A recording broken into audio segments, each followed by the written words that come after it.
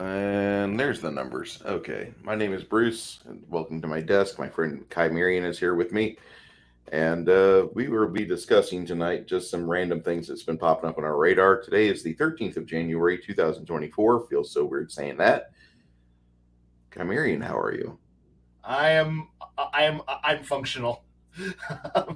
Hmm. Yes. I need to go fetch my mug, and then I can paint. And All right. yeah, I'm sorry. Would you like to start tonight's topic list up tonight? I don't even know what our topics are, but hell, well, let's roll. I will roll with it. Yeah. Yeah, I know it is 100%. Happens. Deal with it, Jeremy. Yep. Yes, go ahead and start a topic list up. I am fetching mug, so I may have drink. Drink, drink, drink. Yep. Let's see here. I don't have Topics. these mug helmets.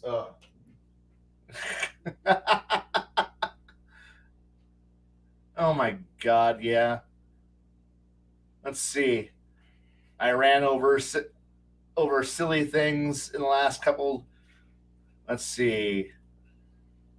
Talked about stealth, moving goalposts, space combat, and in Rift slash Robotech slash Palladium RPGs is crap. Plot a coup against your GM. Yeah. Oh, good evening. Hey, Six Nations. What is the way? I got to ask this. After our last table breakers we had, and while I have a big, huge reverence for the original game and a lot of the stuff, the original modules and shit, and I don't mind running in the original mindset of the original modules, I have a very uh, colored and prejudiced mind with the new school of how things go. So, how would you, if say one of your friends passes, and you talk to him a lot, and he's got a bunch of shit from like the early days, or a bunch of reprints off his printer because he downloaded PDFs like crazy and then threw them all into Trapper Keepers, and coinciding with the friend's absence, now you have an additional 6 hours a week that you have available for whatever the fuck you want to do, Kai. Anything. God, you mean Would you like even would you actually even run sit one? down and run a game, or would you try to optimize time with the lady? I'd probably run a game if I got a chance to actually. Honestly, right now I'm sitting on way too many ideas and not enough group to play to run them in my local area. Okay. What? Wait, wait, wait. What happened to Peoria? Why is Peoria not the fucking gaming capital it was 12 It is years ago? okay. It is, but you gotta be in certain. One, I think there's like two reasons. One, there's a lot of game stores in our area, and they're always packed with groups. So if I wanted to actually go out in public and play with randos, I can find a group whenever I wanted. But the thing here is that I I know I've ragged on other people for, hey, we're all getting old. We don't want to go out and be out in public. But I only have one standing open invite right now to go join another group, and that's on Thursdays. And I'm doing table breakers, so I can't go do that game, which is a crackpot, weird, great player. He's crazy. He's a young guy, and he's got a lot of weird ideas, and I really wouldn't mind playing it. But I like it. Like as much as he's a cool guy, I kind of like the group that we have on Thursdays a bit more than that. Yeah. So the only way I'm joining that group is if somehow you and Baron and everybody else dies, and I don't have a stream night anymore. And so I'm dedicated to the Thursday stream, and every and I have Wednesday nights free, and I don't want to stream during that. Like as much as I want to do, as much as I like watching Jade run his thing, I don't want to join in because then I just feel like I'm just doing table breakers 2 nights a week. Yeah. and I don't want to do that.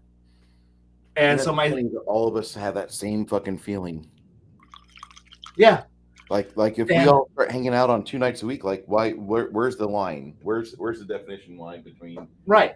And yeah. I want to I like gatekeepers, but man, I want to actually play a game. I don't want to talk about game. I want to play a game.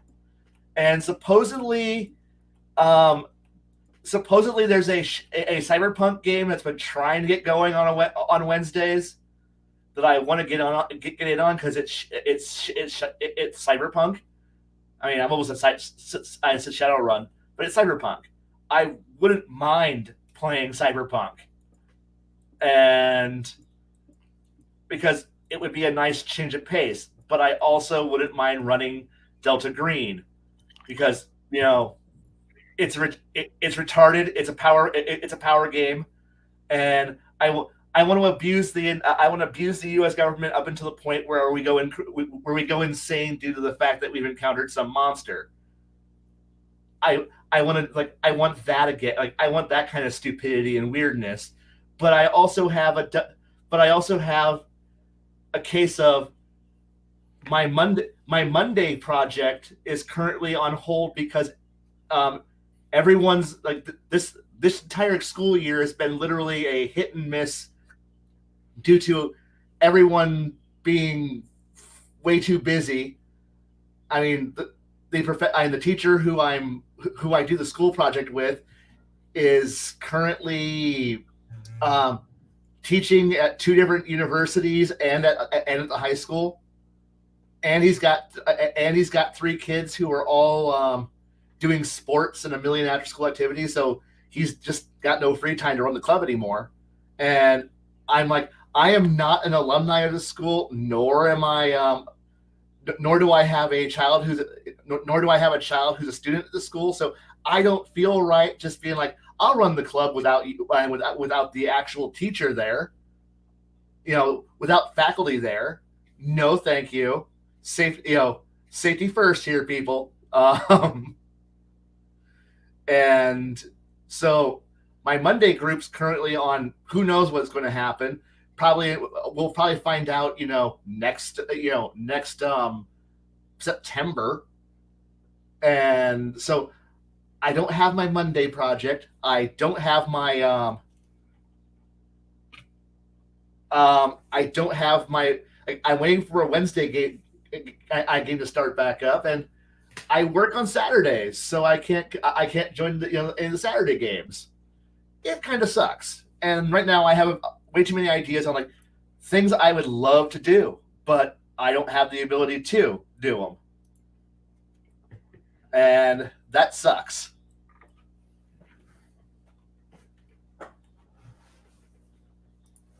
You need to get you more time during the week so you can have your head back where it belongs in your happy place. Right? GMing? Yes. Because I do too much theory crafting to be not doing anything, to not be torturing the hell out of some players.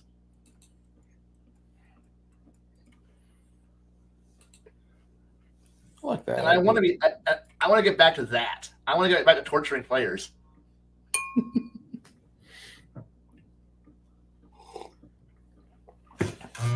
I had a pretty interesting night tonight with the party.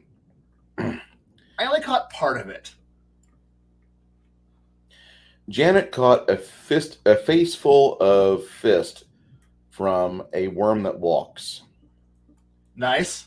And so it basically started to implant her, and she didn't do well on the saving throw to resist things, and so she rolled so poorly, you black out, dude. You fall right the hell out. You have no idea what's going on. You're out. Yeah. Move to the rest of the party. The rest of the party, she's been gone a while. Let's go after her. Oopsies. And they get there and they're too late. What they did to revive her though was pretty smart. They did some smart play. Is it the quote unquote the right way to do it? No, not really.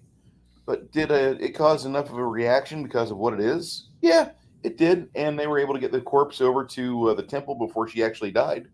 So you owe them 600 gold.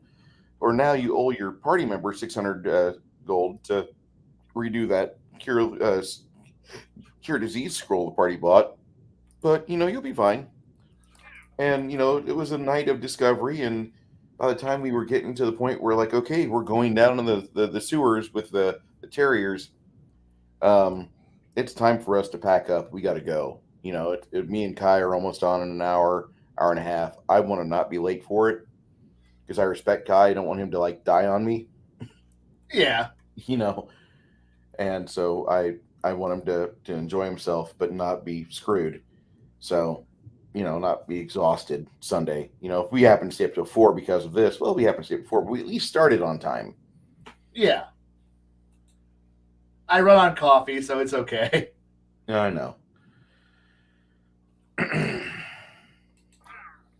We need to be millionaires. Buy all that free time gaining. Yeah, I know, right? Yeah. I made all the money. Actually, right. I made all the money that I could ever want in my early 40s. Hint the desk. Okay. I want to be able to paint it all and get it ready for paint. I don't know if I'll be able to do that. I might die of old age before this desk is finished. And hey, that's a goal. Yeah, it's a goal. There's my dwarf focus. If you like the old focus from the Athos dwarves, for those of you that play Dark Sun, dwarves of Athos, if you remember, they could go forth and focus on something, and for a week they'd have bonuses because they're building towards their focus. And if they succeeded, they would get rewards and such. And if they failed, well, it was a good way for the GM to just fuck that player character for the next how long he survives. Yeah. God, I haven't played Dark Sun in a really long time. But then again, that was another one of those settings that fits into the one bad GM can ruin an entire time. One bad GM on that can fuck you out of that entire campaign. From ever getting a chance to play it again and have anybody else ever go, hey, y'all want to play some Dark Sun? And then have like all the people who remember the last time go, no. And then we all just kind of go, yeah, that was probably not a good idea. Let's never do that again. I just wanted to like Dark Sun, and it never happened. It has a great theory to it. It just never quite works for me. No. And I'm not talking about like, well, when they put the box set out, the second one with all the greenery, but you can't get there because there's a mountain range. That just kind of took all the sales out of the game. And I'm like, run a game as originally as it was, where it's a blasted world and there's no greenery anywhere. The druids are fucking horribly fucking pissed, and like they might have fucking mental problems because there's no nature.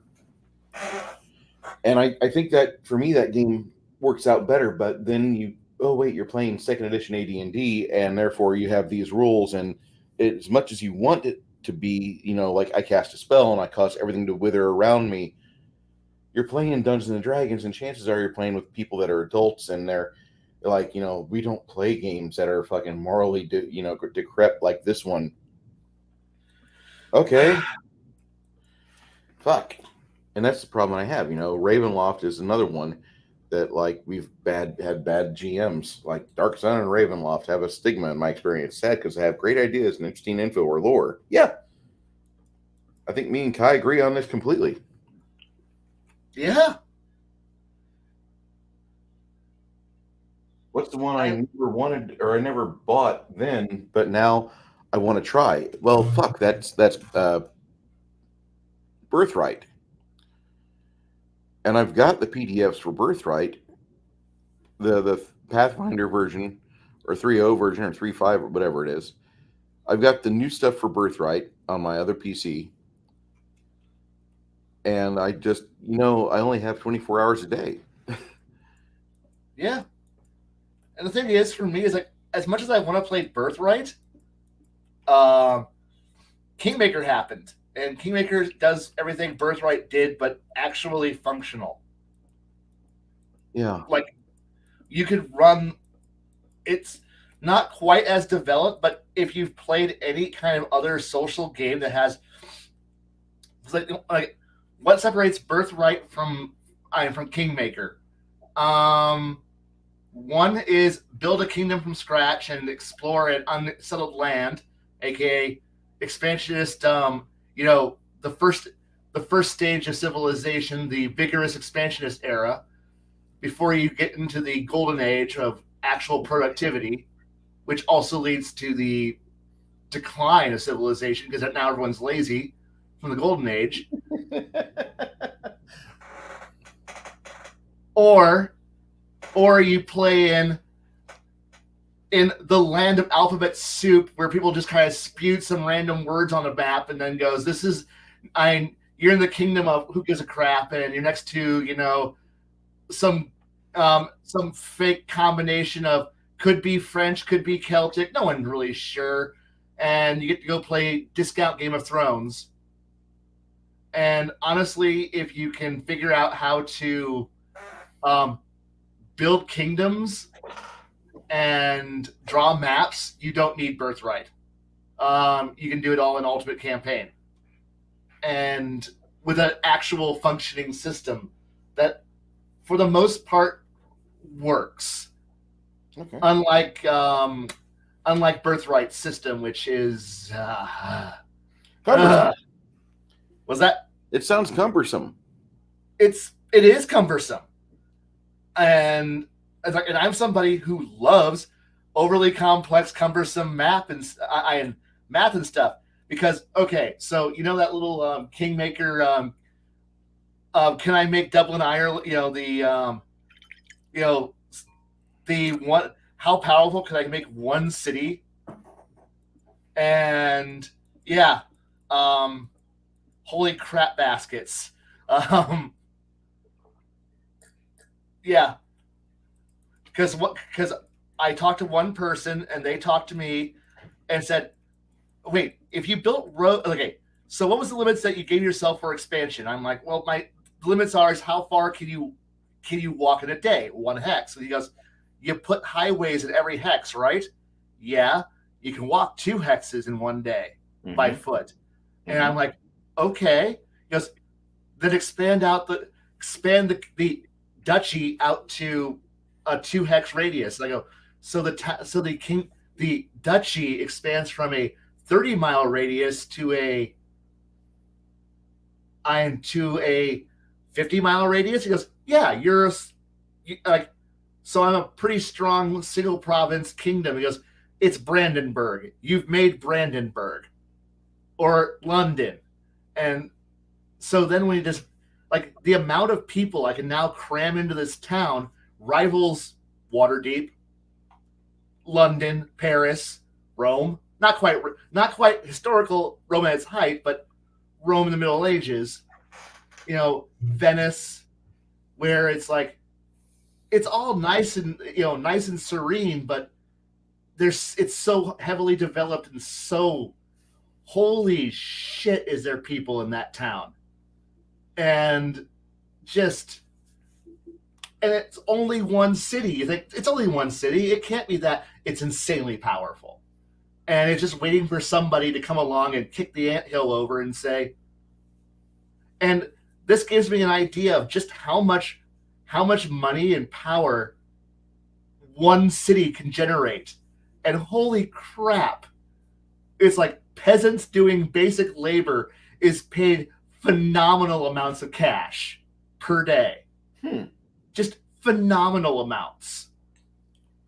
And when I mean phenomenal, I'm more meaning along the idea of, basic peasant is earning 5 to 8 gold a day doing basic shit. And I'm like, wait, the fuck is, and suddenly it's and you know how when I was listening to your guys talk, and I'm sitting here going, don't say a word, Blaine, don't say a fucking word. Because yeah, we got paid all this money, and I'm going, chump change. You need to go to a real city and see how much money you get. like, I will pay you 400 gold. And at which point, somebody's like, nah, I ain't fucking going down there for 400 gold. But nah, fuck you. I ain't going shit. Like I won't wipe my own ass for 400 gold, asshole. But it's like, I make that in like 3 weeks, dude. Doing what? My job. I'm an alchemist. I'm a paid professional. I don't fucking do that shit. But we need you. And at which point it's like, I'm going to pay you. No. That doesn't even cover my living expenses. Pony up some real money. What? You've got the money. I know you've got the money. Pony it up. Or what? We don't fix your problem. Wow. And yeah, because I wanted to know how much because I wanted to know how much I could actually, how fast I could make a sword for cheap. That's all. And this is where my thought experiment ended. And then realizing Birthright and Ultimate Campaign are both horrifically flawed systems that just what level of flaw do you want? I forgot what campaign it is. It might be. God damn it! Was it last week where one of the players added like a glamour to their appearance, and so whenever she'd sit down, she appeared like she was standing up, tapping her weapon in her hand and beating it into her hand, just standing idly like that, and so like it would appear right where she's at, but when she sit down, that image would take over, like she was a malfunctioning Bethesda project. That's kind of cool. Like, I think that was last week where I did that to Janet, and Janet was having all these glitches happen with the glamour, and Todd was the name of the illusionist that gave her that, and his entire catchphrase was, "It just works." It just works. It just works. I love Todd Howard. God, he's a fucking meme machine, is what he is. He is a meme machine. But we play his damn games. Yeah, we do. God. Why? I don't know. But we all do. I don't know why we play his games. I really don't know. Because deep down, we like the idea of having a free roaming game of actual adventuring, and we don't even care how flawed it is, just because we want to be able to go. Everything these days is so heavily scripted, and you get little itty bitty boxes of procedural generated hallways and little areas that you can't go off the beaten path, and then here comes a game that where you get, oh, here's your virtue point rating, and here's your baddie point rating. So thank you, BioWare games. And everything you do is all about trying to, figure out how to, whatever. These are games of, fuck you, I don't feel like going there that day, and you can just wander off. First 5 minutes of the game, you wandered off. But aren't you going to do the main plot line? What main plot line? And then you're gone. And everyone's like, isn't the hero supposed to save us? No. And you run the fuck away. And I love that. The games are glitchy as fuck, and they're honestly just mod platforms for people to, play dress up and ride horses. I mean, that's really all these games are, is a chance to just, play manly dress up with swords or guns. Whatever. But all I know is, I know this because I've seen what the top rated mod packs for each game is. It's always hair and clothes. So obviously there are thousands and thousands of people who want to play dress up better. And that's okay.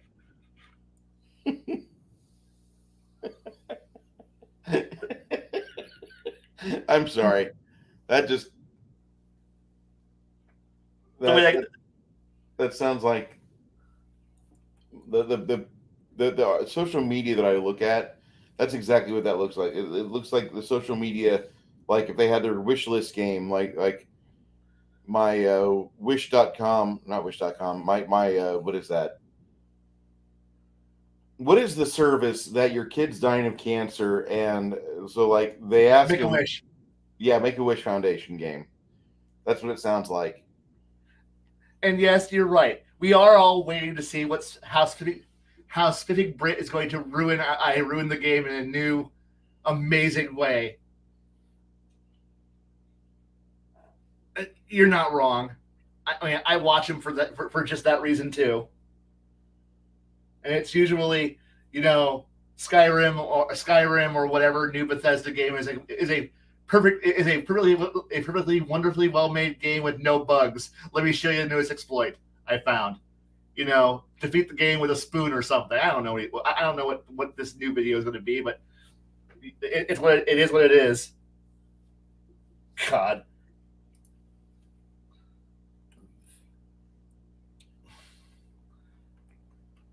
It's either going to be him or it's going to be Feedback Gaming doing it. Just pick your flavor of poison.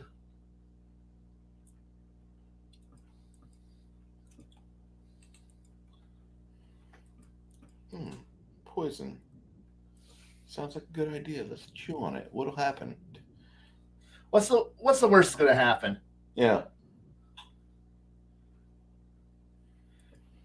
And I know I'm just sitting back and waiting for a chance to, someday I will get a chance to, the thing I'm running into these days is that I got so many of my friends who are, old, like me. And we all have this thing known as families. I don't, but they do. And I can't really go out of my way and say, dump your parental responsibilities and come play a game of Star Wars D6. Come play some Traveler with me. Come play some L5R. And have them go, I would like to, but I have kids. At which point I'm like, forget your kids. Just for a little while. The wife would kill me. Let her play too. And at which point, like, no. And I'm sad. I sit there sadly going, oh, make sad GM noises. And go, well, someday you'll have free time. And he's like, yep, when my kids go to college. And I'm like, but we'll be old and tired at that point. And he's like, yes, we will. And we'll have fun games then. And I'm like, yeah, we'll have fun games then.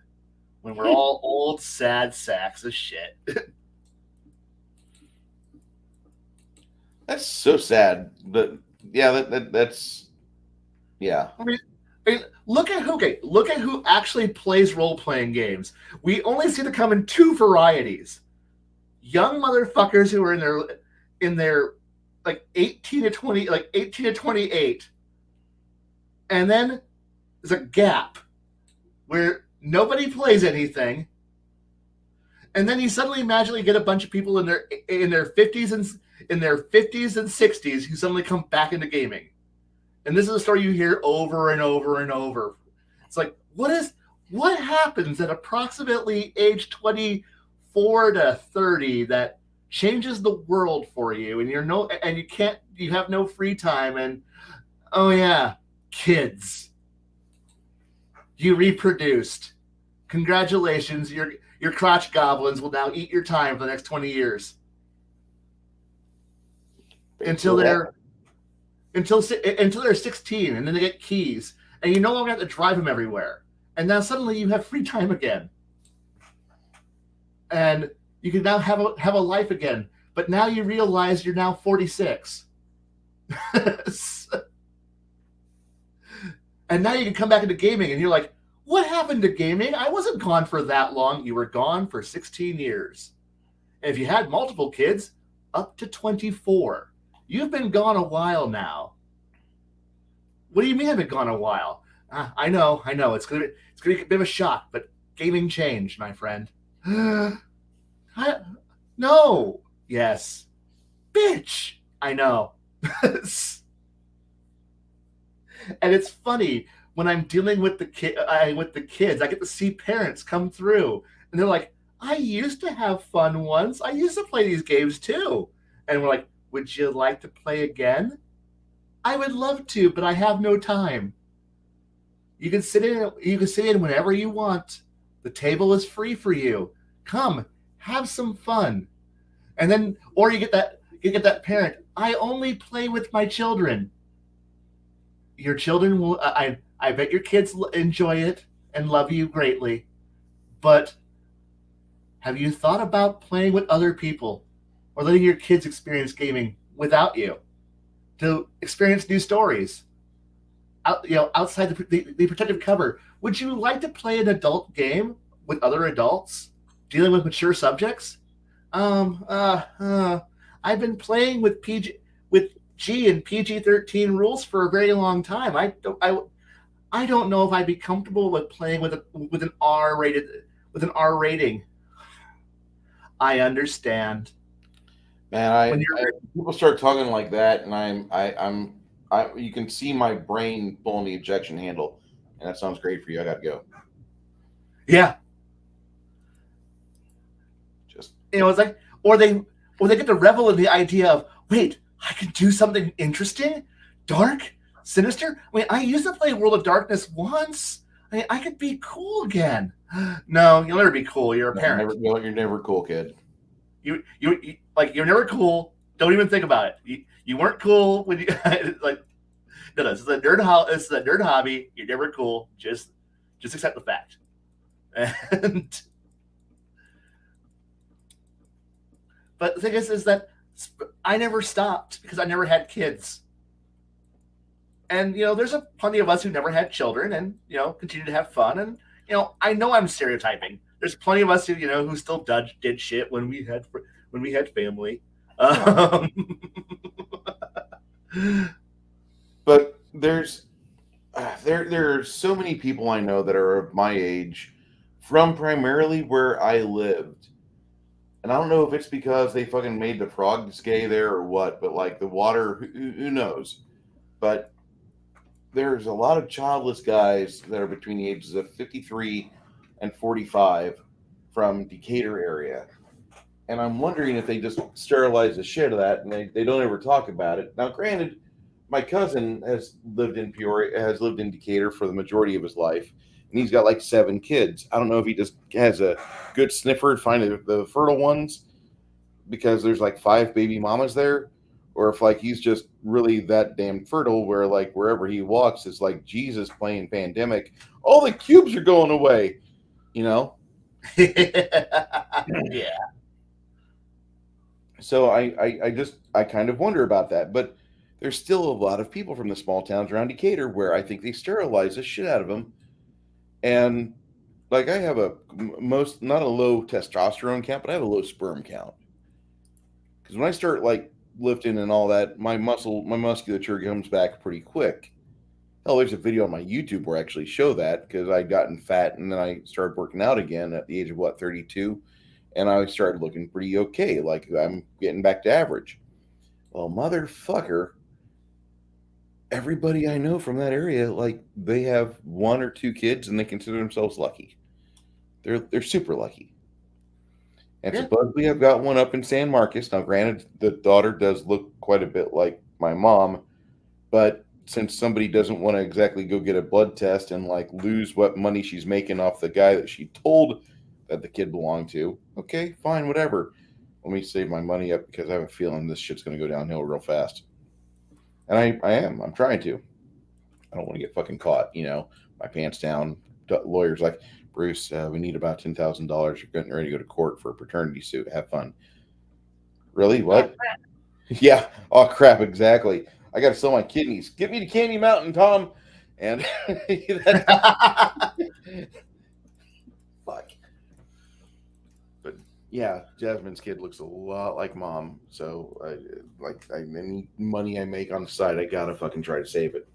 But she's got some guy bamboozled thinking that's like her kid, and you look at him and you look at her, and it's like, I don't see it. And I look at her and I look at her mom, Jazz, and I'm like, I don't see it. I look at my I look at Olivia and I look at my mom and I'm like, oh God, that looks like a fucking twin. That looks like a fucking, like my mom, like at the age of 62, just like ovulated out of like some strange, like time and space continuum fuck up. And like a poor Scotty caught in, the teleportation relay, out comes Olivia and it looks like mom. Let me save my money because this is going to cost me in the long run. So Yep. that's what I'm doing. Good God. But that's like the only time. And that was like right after I took a fucking, what was that? There was a product that I took out of Corpus Christi, and the guy that was making it was, he had a legitimate storefront and everything. But if you've ever seen how like military weapons are made, Yep. like a lot of times it's not quote unquote at a factory. Like if you buy like a certain type of rocket launcher, you're driving out to the middle of the desert, and there's a guy with like 5 or 6 buildings on his property, and you see like activity going on in one, like where he's doing welding and like getting all the materials encased within the warhead, and you're like, is this where I'm supposed to be at? Uh-huh. Yep. What'd you expect? Somewhere nice like a Ford plant? Come on, get back here. Get your flatbed back here. We're gonna winch this shit on there. Oh God. Oh fuck. Me and my hazmat. Damn it! I'm gonna die. I'm gonna die. This is gonna explode on me when I get on them New Mexico roads. Fuck me. And that's my entire thought process. I was doing that, and like, no, I lived, but there's some producers out there, like when they do manufacturing, like they are literally bare bones manufacturing, and it's great.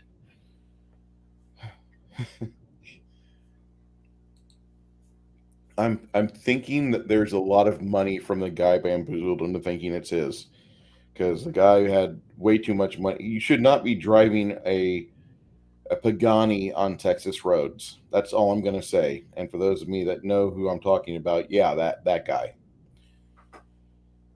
San Marcos lawyer, practices in Austin. Dumbass. Hey, Janet. Hello. Am I reading through here? Oh.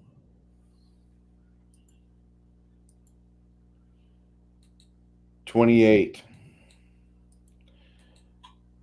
Duh. Hey, Janet. How you doing? Janet had a lot of fun tonight. Sounded like it.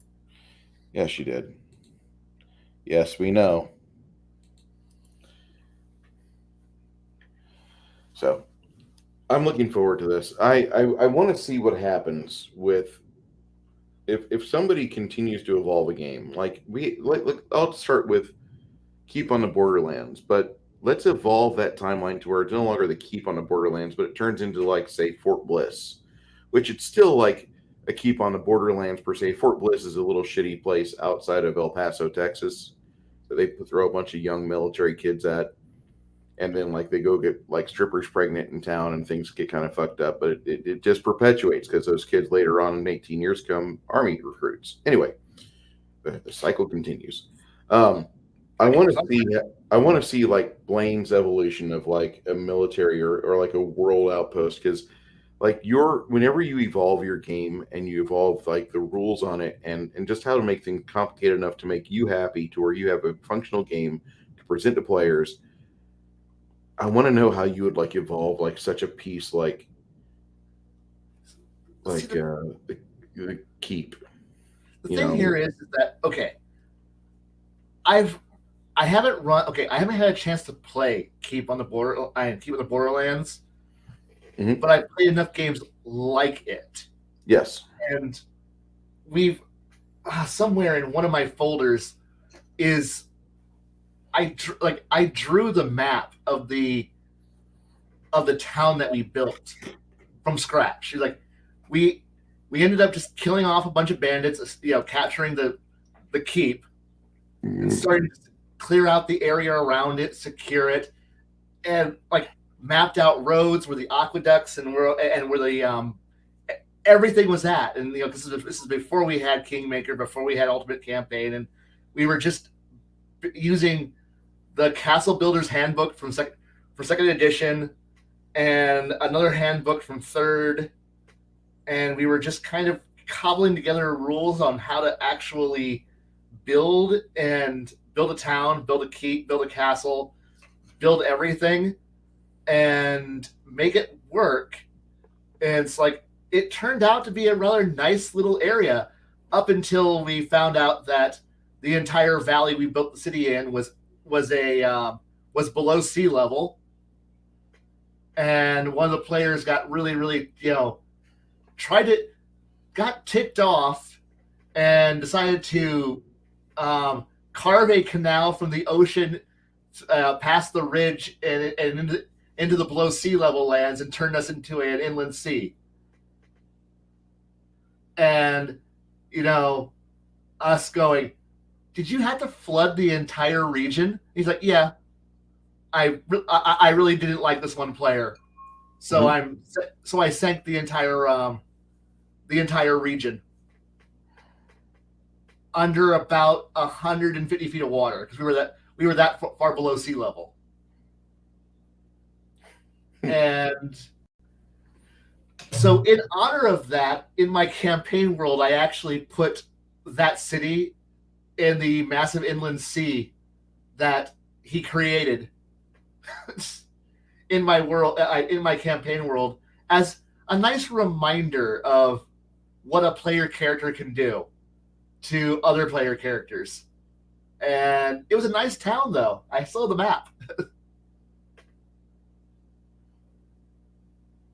But now you can sail a boat over sunken cathedrals and sunken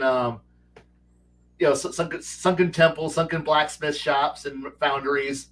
It was a good growing industrial city. It could support a lot of things because a lot of players were investing time and energy into it. But players betray players because the only people who are actual real villains to player characters are other player characters, because real villain, the GM will pull punches. Players don't. Players do not. Not really. No. If players want to fuck over other players, they hit hard and hit with everything in the book. And GMs are like, I gotta play fair. I want to make an interesting story. Players are like, fuck no. I'm going to make sure that there's no trace of this left when it's over. And I love those kind of players, but it's one of those moments of just sheer joy that it was a fun. The problem here is that no matter what I would want to do in my head, it would come down to what the GM allows us to get away with and allows us to build. How much time are we allowed to play in? How much, what's the pace of the game? What's occurring? If we have, weeks and months to build, oh dear God, you can do anything you want. Like if you give us like 6 months of cash income and time to build, you can do a lot in that amount of time and then get the balls just snowballing forward. Once you have enough money from adventuring, especially if you stay small, like really small, like 10 hexes small, you can do a lot with a small amount of cash, because build points only cost 1,000 gold at that point, and suddenly that 56 build point castle is affordable because it's only 56,000 gold to build a cathedral. And you're like, a lot of money. It is, but it's not compared to what it would cost if we were an empire. It's cheap, and it's fun watching people who looked at the engine, and then you got some players who are like, I want to build the biggest Mongolian style empire ever, where it's just vast tracts of empty steppe, and I'm like, that's a horrible idea. Stop expanding. Stop expanding. No, I must claim all the land. Stop expanding. Why? Because there's leadership roles and stability checks that are based on how much land you control. And if it's just vast tracts of nothing, your authority doesn't, your empire collapses due to just being stupidly big, and there's no central authority that's running everything. And what was that? I'm thinking about something here, and if I derail this, you can stop this conversation and board it. Yeah. But what if Kingmaker's an all right idea, But really, that game is kind of fucking stupid It in the is. way that it assumes the players are going to go into an area that's lawless or contested, and they're going to start sacking things and generating money by colonizing. And then they're going to give it all up for the grand idea that they're the government, that they're the ones that do this. Mm-hmm. I don't see it to where 90% of the players that play Kingmaker would actually want to be government. I seriously think that they would want to stay as private investors sacking money into something, and they would be like, listen, we're trying to tame this area. We should allow others to come in here and help tame the area as well. But then you have competition, and you have people building various structures and operations locations in a town, but they're not really the governing authority, or they're not wanting to. They don't have all the time in the world to do that. That's why you have to start delegating and bringing in NPCs, or having a GM that can run 3 or 4 groups in a week or a month time, to where everybody's they're turning their build orders and bid orders, and for 2 years the game runs like butter. The wilderness is getting settled. The kobolds are getting beaten back. The orcs are getting slaughtered, and there's a bunch of orc skulls above the gate. And then, like, something happens, and the game changes. And now the disparate band groups, the mercenaries, that the players are part of little mercenary bands. So, like, this table is this mercenary band. This table is this mercenary band. Now, all of a sudden, like, somebody starts playing diplomacy.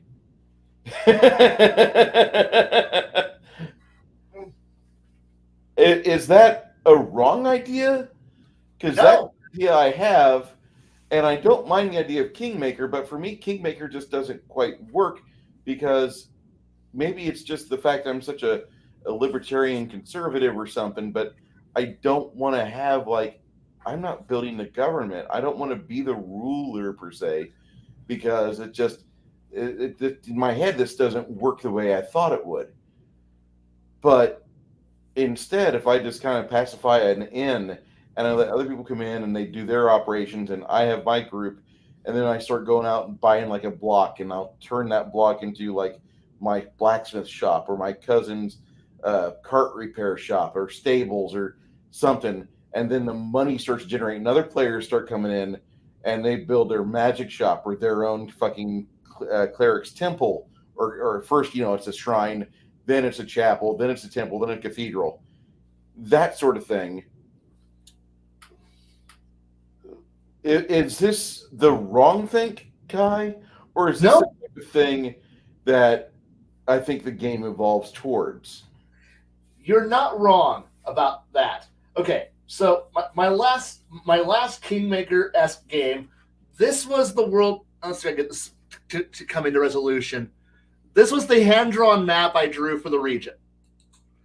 This is the greater like portion of the continent that they were dealing with.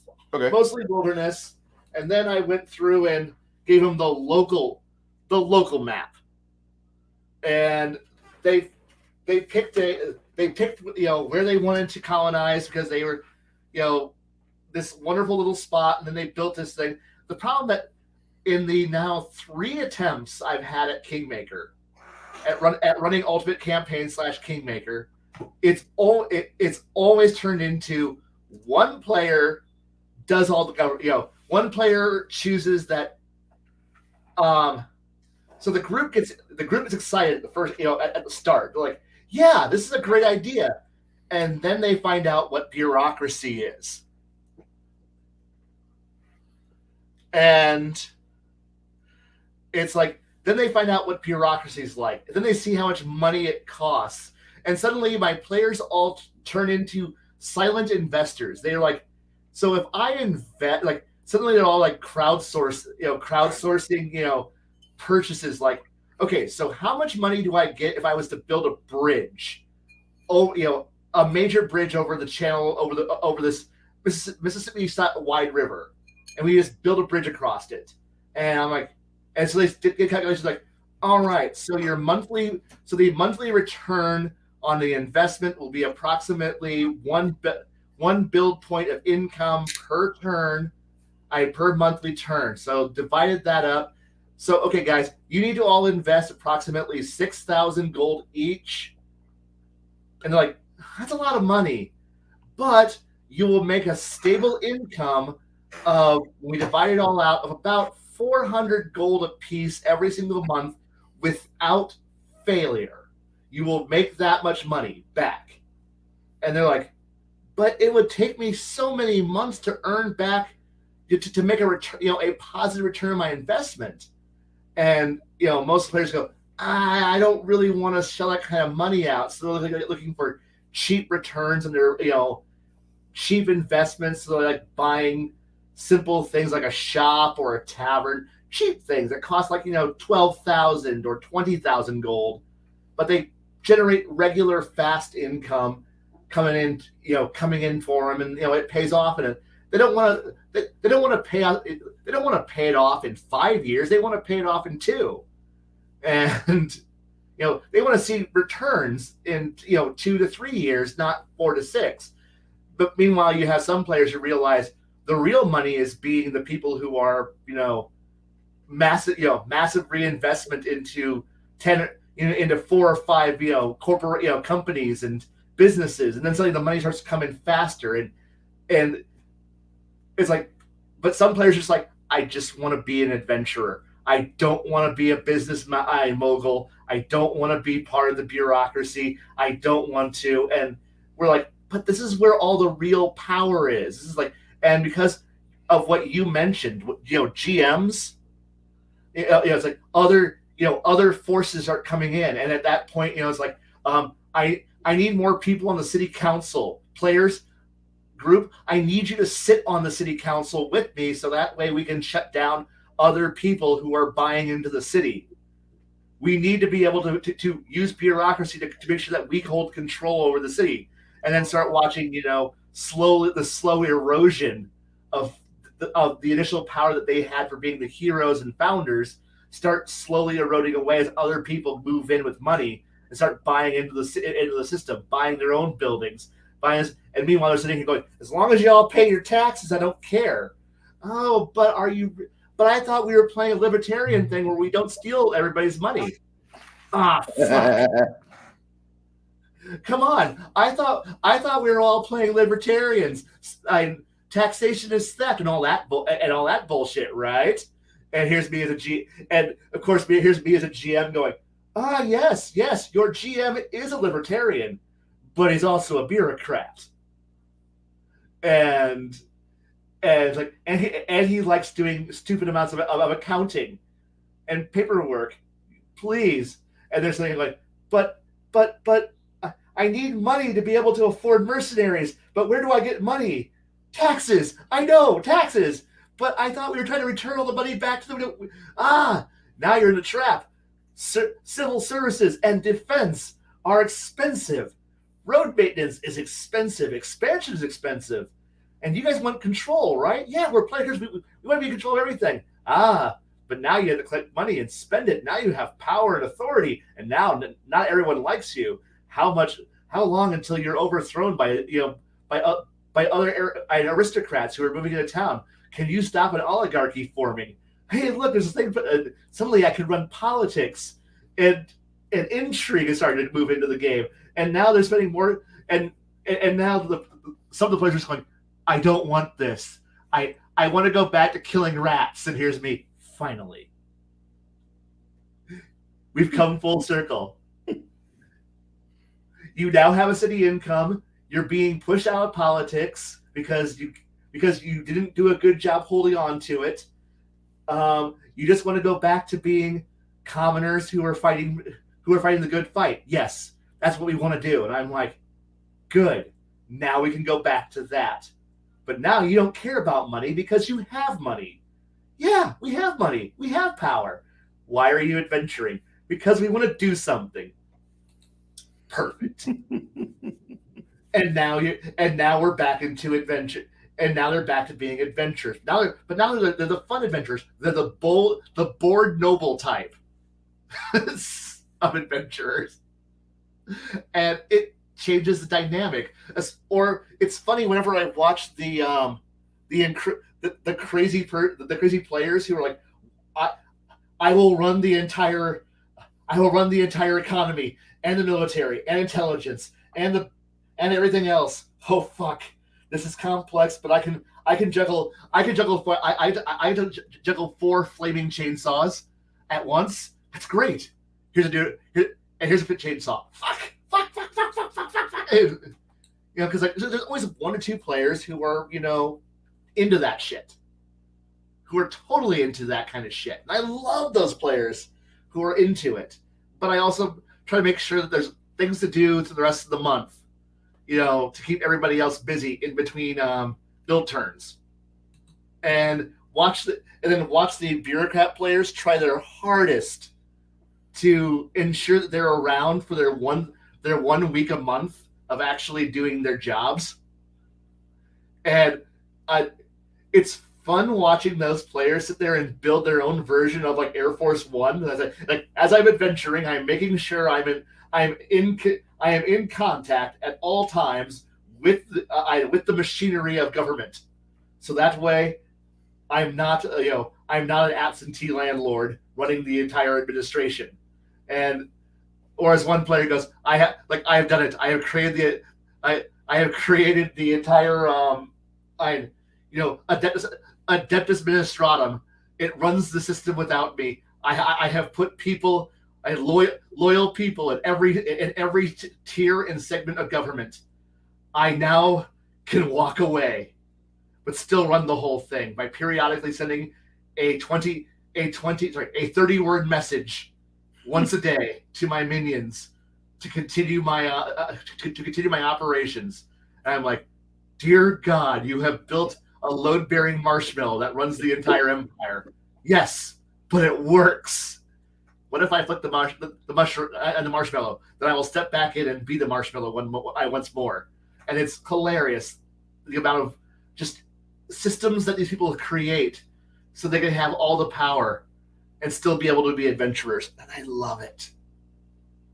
But the problem here is that I've only got to play a character like that once and done it well, really well, to the point where if that GM was to call me up and say, I need you to play this character again, I would be able to it would take me like 2 seconds to get back into character, and then be like, all right, what's the problem? And then start marshaling what resources and materials I have to take care of said problem. And because I loved doing it in the background, everyone else is like, I like power. But I'm a bored French or English noble. I don't really give a shit. As long as everything works and I can do my pet projects, I'm not really going to develop my resources. I already have everything I could possibly want and need. I mean, sure, I can, and here's me going, everything must be planned out to its literal, everything's planned. The economy's planned. Everyone's jobs are planned. If anything goes wrong, I will fix the problem. And everyone's like, what do you do? They're like, I don't do anything. Bullshit. I'm not gonna tell you what I do. I'm not your daddy. I don't need to fucking take care of you. But you're the party doctor. You're supposed to take care of us. Yes, I will put a Band-Aid on you, but I'm not fucking holding your hand. But are you going to help us? Yes. When you need help, I will help you. But until you need help, but how do we know if we need help? You don't know if you need help. You're retarded. I'll know when you need help. And then I'll save you. And they're like, okay. I'm like, plus you're all big, strapping combat wombats. You don't need me. In fact, you played this entire campaign, and I haven't used my medical skill once. And they're like, what do you do here? I don't know. I was assigned to you as your combat medic, and I have not done shit. Because most of you actually are smart at combat. Not smart at anything else, but you're smart at combat. And you're all playing nobles, so you all have jobs that none of you do. Excuse me while I secretly build an entire organization in the background. I'm going to have fun. But the thing is, I had a GM who was cool and knew how to make all of this shit interesting, how to make politics interesting, how to make, thing is that I had a good GM.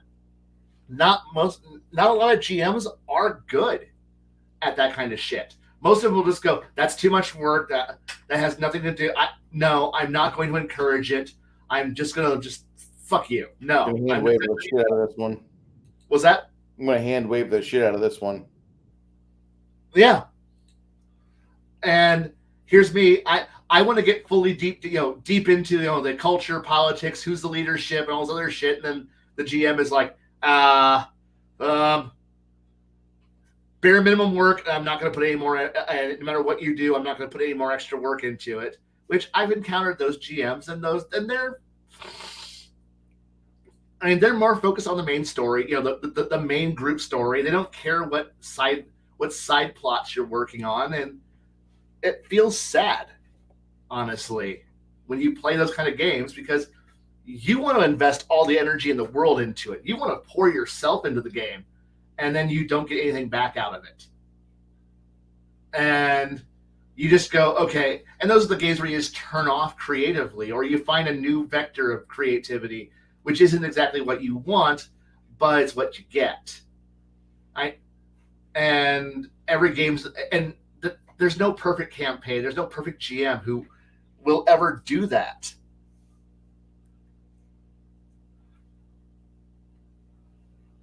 Yeah. I have been that guy wandering around receiving with an empty box, but don't worry, I'm level 20 dude. Don't worry, I got this shit. But then again, I'm also the kind of player who doesn't like going all out. I don't. I like using I hate going all out. At all occasions, at every turn you got to go and pull out your ultimate attack and then beat people to shit. I don't.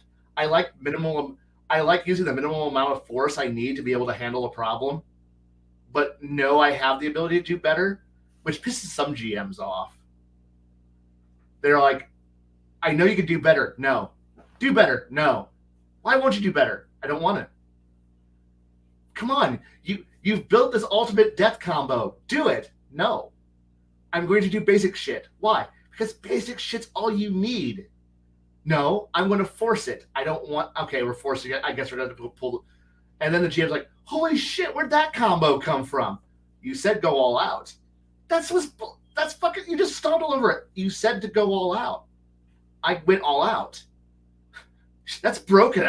Fuck that character. I don't want that. I mean, that's why I don't do anything all day. That's why I sit in the back and don't do shit. Because you get pissed off if I try. And so therefore I prefer to sit back and go, no, I don't want to try. I don't want to be amazing because the moment I try, I get told that's broken. Fuck you. Game's unbalanced. Fuck it. I'm ending this campaign early. And I'm always caught perpetually in a catch-22 of if I know the game engine, I'm going to build a good character. I'm going to play smart. And then the GMs who aren't capable of handling it are like, fuck that character, fuck that class combo, fuck that feat combo, fuck that attack combo. No, bullshit. You can't do that. Never again. Fuck you. And you're just back to playing. So what am I doing here again? Am I having fun? And so I just go back to, I make really, really powerful characters, but I sit in the background and just throw cards in a hat. And it's like, what are you doing? Killing time. But there's a threat. I know. Don't worry. You all can handle it. Well, aren't you going to think? No. No, I'm not. I don't want to. It's also why I make characters who can't fucking do shit, and get pissy about, and this is on me. I understand it's on me. It's like, oh no, I'm not making like I want to play a fun character that you're not going to yell at me if I play my character, and it's like it's why I'm very picky about why I don't go to the local game stores and go, can I play in your game? Yeah, but here's all the restrictions, and you're like, okay, fuck it, I don't want to. And I try to work mine. What was that? Too many restrictions. Too many restrictions. Well, they don't know me. I don't know them. I'm just some rando who walked in off the street. They don't know who I am. And I'm not going to sit there and go, here's my CV.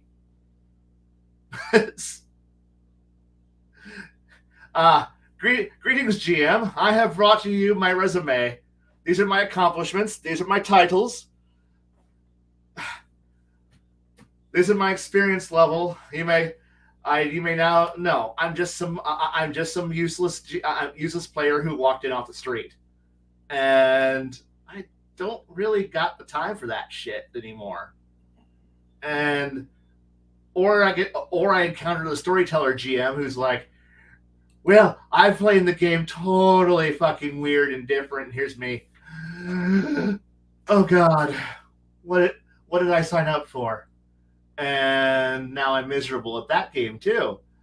And because I honestly, you've seen it now in Table Breakers, where I misread the room every single game, every single campaign. Make a character, I make it wrong, or I misread the room, and I play the wrong character for every game humanly possible. It's just how I fucking, it's the malfunction in being a player, because no GM ever tells me what they actually want. They just say, make a character. You're good at the game, make a character. Just play what you want. And then I do.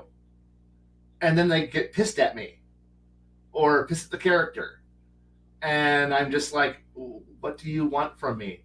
You said make a character, make a good character. You even liked my character, and now you're going to shit all over it. It's like, fuck. It's like, or I make a character who's too close to being an actual person, and then I'm told, no, you can't do that. And I'm like, why can't I? But I know I'm a hard player to GM for. I accept that. It's, like I said, it's why I'm very picky. Yes, I want to run Exalted. I would love to play Exalted. Actually, I would prefer to play, not run, but I can. The problem here is everything I want to run, everything I want to play, I can run. And I don't trust anyone else. I would kill to play Delta Green. I would kill to play G.I. Joe or Transformers. But I know no one's going to run those, which means the only way I'm going to play those games is if I GM it. The problem here is that I don't know very many people in my area who are G.I. Joe and Transformers fans. Or I do, but they all live in a different city right now. They all live in Bloomington. And they wouldn't, and I wouldn't be able to go play with those guys anymore. So I don't know anybody local who will indulge in my love of G.I. Joe and Transformers. Nor do I know a lot of people who are interested in government overreach simulator. I don't know many people who want to play. Like, I have some people who will play BattleTech, but will they play MechWarrior? No. I would love to run heavy gear, but God help me, I know 2 people who know heavy gear or Gear Creek to be able to play those games. Legend of the Five Rings, holy shit! No, I love it, but no. And Twilight 2000, yes, I would play this, but how many people are ready to run/play Twilight 2000? Let's escape Poland, guys. Be honest about that game, because that game has nostalgia vision in it so bad. Everybody says, man, I love Twilight 2000. We're going to play it. We're going to play Twilight 2000. We're playing Twilight 2000. But the engine is terrible. And the engine's horrible. And then when you start getting the combat, you thought that the game itself was kind of bad. Wait till the combat starts. It does. Then, it's terrible. Like I thought like, oh, what's a overtly complicated game where there's just too much die rolling. Blaine, quick, what is it? Rollmaster? Okay, let's multiply that by 3. There's that's what you need for Twilight 2000. I would rather sit at Tabletop Simulator and while I'm playing that over the interwebs with people that I don't know, I'd rather be unboxing my Twilight Imperium 4th Edition campaign game Playing that. and get that ready for play than play Twilight 2000, because Twilight 2000 is just frustration between two covers. It is. It's a really neat concept. It's got a great idea. There's some fantastic concepts in there. There's some good lessons for 91 or 91 Bravo. There are some good lessons for 91 Bravo in there, but do not play that game, please. It's like I would probably like, but if I was to play it, I'd probably run Merc 2000, which was the mercenary version of the game. Not the not end of the world version, but I like the idea of it, and it was a fun platform that could be used to rape it for all the information humanly possible, and dump it into something else, into an easier to run game. It's like, so like I said, games I would play, but I'm not going to. I mean, hell, as much as I love Traveler, I'm never going to play Traveler because the people who play Traveler are old and have insular groups you can't get back into. And I don't feel like and while I would enjoy running it, I don't want to run it. I want to play these games. I want to play Frustration Simulator. I want to play. I want to play Planet of the Week with 1 week with 1 week detours as we jump around and complain about how fucked the Imperium is today, while dealing with the inevitable. You've encountered the fucking some weirdos on some backwater planet. I want to do that shit. I want to just goof off in the greater universe until the inevitable civil war that will break out in the Imperium, because there's always a civil war breaking out in the Imperium, and you're always caught in it because we're always playing at the end of the Third Imperium. We never start in second. We never deal with the first. It's always the third. We're always in the Third Imperium, and we're always at the tail end of the Third Imperium. So we're always there going, we're happily at the end of the. At which point you hear the on the EAM message being broadcast. You're like, what the fuck was that? And like your 3 players who are all playing ex-Navy or Marine Corps brats going, oh shit, something just went wrong. Do you know exactly what happened? No, I don't have the actual code book that translates what was just transmitted, but shit just got real. Let's bypass the Imperium for the next 10 years. What are we gonna do for 10 years? I don't know, but we're not going forward. Oh, okay. I see. It's that bad. Fuck. Why does it always feel like just a garbage fire? That's my question. It's always a garbage fire. It just feels like you're there watching just a complete. I'm going to watch this dumpster catch all the other dumpsters around it, and they're all going to incinerate, and that's always what it feels like. I think the biggest problem there is because of the way the game always starts. You're always caught.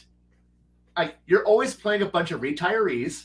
You're never playing anyone who's made it, because thanks to the wonderful, wacky world of character generation, you're all playing a bunch of scarred, disfigured, broken individuals who are in their 30s to 60s. What's your MOS, son? Mobile infantry. Mobile infantry made me the man I am today. And then the legless bastard pushes his chair off to take care of the next recruit. That's right. And that's standard Traveler right there for you. Or you got like, yeah, are you a merchant? Sure am. What did you do before you were a merchant? I was part of Imperial Intelligence. I worked as a this and this and this. I taught I taught school for a couple of years, and now I'm back to just selling bologna cheese sandwiches over the out here the periphery. But don't worry, I have this. You pull out some kind of horrifying death ray missile launcher. Where the fuck did you get that, Imperial Intelligence? Fuck. How are you better equipped than our Marine? I don't know. I chose my gear. I got my gear better than him. That's all. Don't ask too many questions about the 4.5 million bad enemies I now have. Oh, okay. And you? I have a con score of 1. I am a barely functional being. They lower my mech out of the bay, and with it, the iron lung attached to the back. I am a corpse riding in this battle mech. If I take any damage, I will die. Excuse me, but I am a mighty warrior.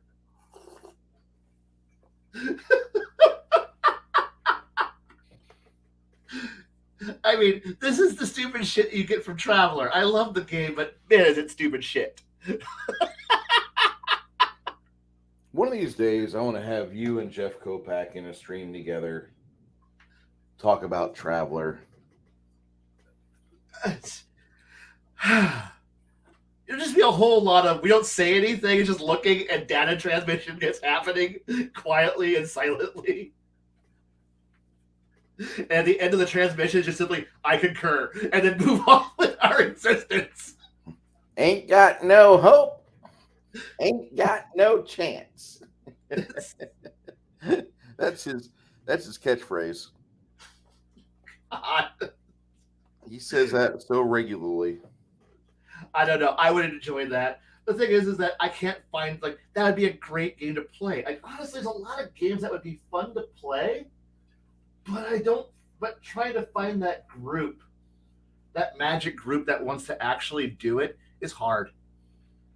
I'm really happy with tonight's gaming group, this alpha testers I've got. I'm not saying they're in the chat right now, but like, they're not forcing me to say, all right, we're going to go to a big deep dungeon and you're just going to plow away at it until we find a big magical monster at the end and like all the treasure is yours.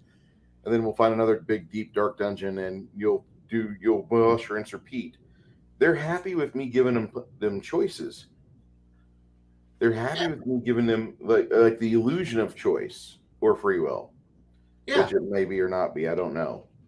And the thing here is that most groups are actually decent. I guess it's more, I don't want to take the chance right now. Like with little free time I've got, I don't want to waste it. And that's what it comes down to is I don't want to waste what little free time I've got. And I'm sure I could probably make new friends, join new groups, or I could, God help me, at one of the 4 gaming stores in the area, plant my flag down and say, I am a GM, come game, and, enjoy whatever the fuck who shows up. Or not. I mean, but at that point, I'm taking a chance, and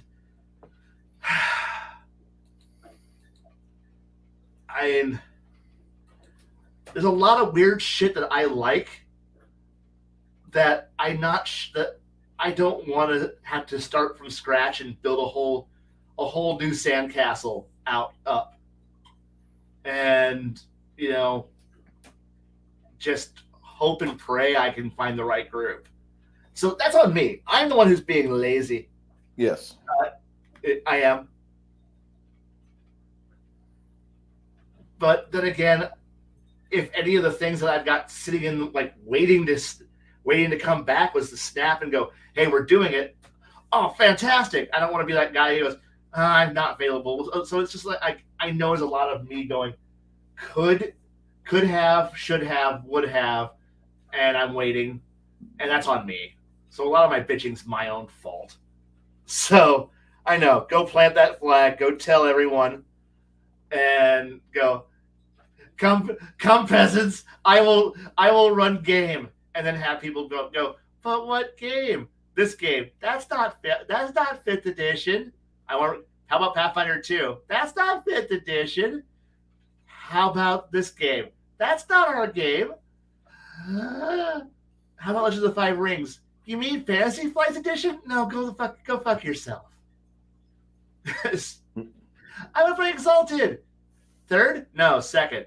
Oh. Third? Oh. And just sadly sit back and go, okay. So, everyone, would you like to play Mage the Ascension? No.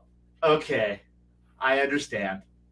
Nobody wants to play Mage the Ascension, except for approximately 20,000 people scattered across the entire planet.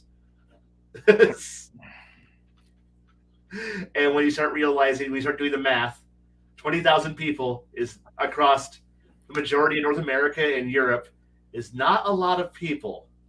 No. Your chance of finding another Mage the Ascension player in the wild, in person, is hard. Is fucking impossible. Like, but when you find that one person, you're like, "Greetings, fellow Mage player." So,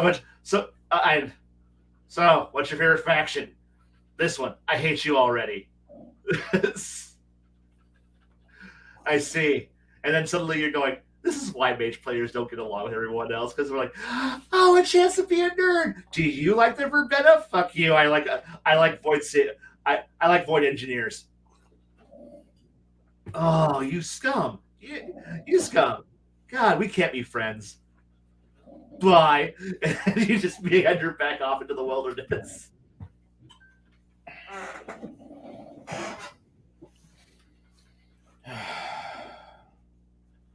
Man. Sons of Ether are fun. They are fun. God.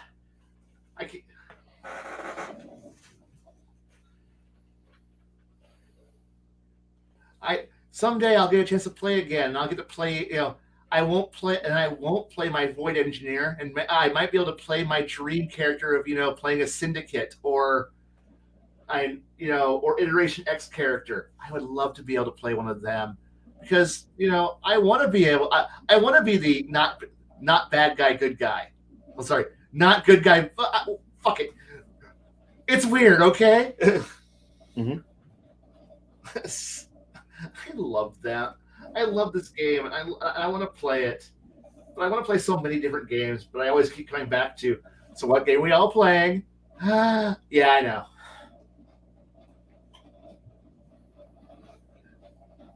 Or deep down, I might be able to someday get somebody to go, we're going to play some Star Trek. We're going to play some Homeworld. We're going to play some Macross or Robotech. And here's me. Homeworld could be such a great fucking game. In theory, just based on the knowledge I have of the video game, it's rich. It's really rich. I have the role-playing game. Do you like it? It is amazing. But it is an odd, weird game that really needs you to have players who are invested in the actual homeworld lore to be able to actually play the game right, because it's like they go in depth into all the kiths. So therefore, if you're playing someone from Karak or from Higara itself, you're part of a kith. Congratulations, it's in the culture. And there's enough variety so you can be whatever the fuck you want to be. And there's weird mysteries out there. You can play a Vager. You can play a Taidan. You can play, hell, I'm not sure. Let me check. I don't think you can play a Bentusi, but they're in the game. In case you want to deal with the Bentusi. Let's see here. Let's see. There's the 6 main kiths, the history of Higara. Gives you all the briefings of what all the kith, what all the actual nations were all like beforehand. what it was like pre-exile, post-exile, who hates who. So yeah, okay. Other races you could be part of in this game: Tydani, Tyrannic Raider, be from the I be from Kadesh, deal with the Bentusi, parts of the Galactic Council, or dealing with with the progenitors. And so this is like, and there's also hints at the Beast from home. I Beast. There's like it's like there's so many things that if you want to play and deal with this, you could actually do it. So you can actually, and the thing is that so there's your character, and then because this is homeworld, inevitably the spaceship you're part of, you're on board of, and it can actually be modified and grown. Like it doesn't have to be one of the stock ships. Talk about homeworld, the actual role playing game. And yeah, congratulations. It's a Modifius game, but it's a beautiful game, and it's like getting access to certain weapons, getting access to certain equipment. Like all the homeworld weapons are in the game, so you can get start out with start the adventure out going out in a destroyer and slowly modify the destroyer off the baseline and turn it into the ship that you want it to be. And I'm like, that's cool. I like the idea that the ship evolves with you, because it takes a whole lot of those, like the idea of you're on a journey, no matter what you're like. If you're recreating the actual Exodus, the actual Exiles flight to Hagara, or if you're recreating fighting the Beast, or recreating the pursuit, the pursuit for the hyperdrive cores to fight the Vaegir, the Vaegir hordes, or bring down the Titanic Empire, or dealing with all and the thing is, there's adventure hooks for everything. So it's like, if you want to go, I want to know more about the Guidestone. Okay, mounted an expedition. Now you're part of an expedition that's going back to the burnt out home, to the burnt out ruins of Hagara, so you can actually try to find, some remnants of, that might have survived the firebombing of the planet. Good, go do that. I want to explore some of the vast wrecks that are all over the galaxy. You can do that. I want to go. I want to see what's happening in the Tydani Empire. Well, the currently fracturing Empire Republic, and deal with that. And now you got political intrigue and spaceships. Holy crud muffins! This is a great game. If you're into the lore of this galaxy and want to make it yours, oh heck yeah, go with it. Like, if you've ever wanted to go, but I don't want to leave the system yet. If you're going through the junkyard and you want to go, I think I can avoid the junk, this thing for a little while longer. I want to go see what this massive super carrier galactic mega wreck is. I want to investigate it more. You can. Why? What's stopping you? Not the video game. It's like, now you can actually do this. It's like, and who knows? Along the way, you might get access to other resources, bring in other ships, because the game actually has resource points. So if you brought along a resource miner, and mobile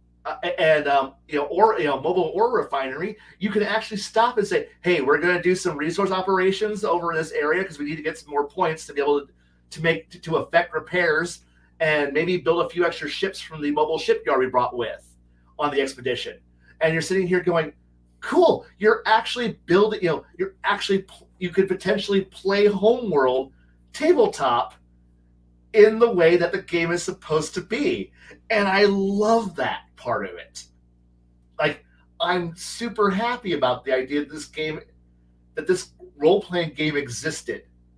It exists, and it is doable. And it's a beautiful, and like, I'm so glad that I have a book that I will never get to use, because finding other homeworld players is hard. maybe not so hard in a few months when Homeworld 3 finally hits, if the game is good. But it's there, and I'm so ready. I don't care. It's a nice book to sit back and read and go, I want to know more about the Exodus. I want to know more about the Exile. I want to know more about each of my favorite little groups. Everyone's got a name now. Everyone's got so if you were a big fan of Desert of Karak, if you want to play in that era, you can do it. And it's like, why would you want to? But hey, if you really want to deal with the high religious desert combo, but you want land aircraft carriers, it's there for you. Play it. I know I've enjoyed it, but it's there, and I really would just enjoy doing more with it. But I also but it sits there as a reminder of there are great stories that I can tell and play and do that are just waiting for somebody to show interest.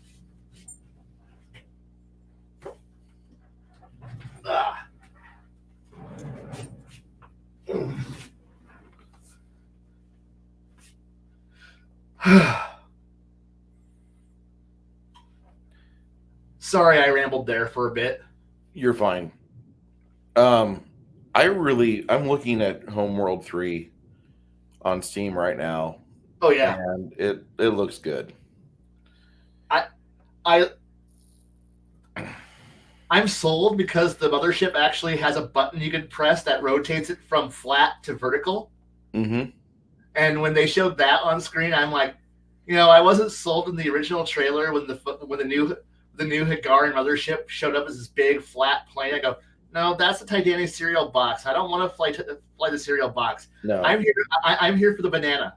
And then the next trailer shows, and we have this button you can press. Boop, and the ship goes vertical. And I'm like, there we go. I'm sold. Yeah, I really liked the game, and the first game was really fun. Mm-hmm. But I never got past the first game. I never beat it. It whipped my ass. It's a hard game. It's a hard game. Yeah, and I should have got a Brady Games hint book, but I didn't do that. Oh well. Yeah, I might buy it again and try it now with the new system and the new way I do stuff, because Age of Empires, the first one, is a lot of fun now as a almost 50-year-old man. And it's different when you're 20 and you think in 2 dimensions, and now you think in 3 because you've played a lot of games since then. The only thing I'm going to say is that the original Homeworld doesn't exist anymore, unless you have the original game. Because when they remastered Homeworld, they used the Homeworld 2 engine, so you can play Homeworld, but it plays a bit differently than its original incarnation. It's actually easier.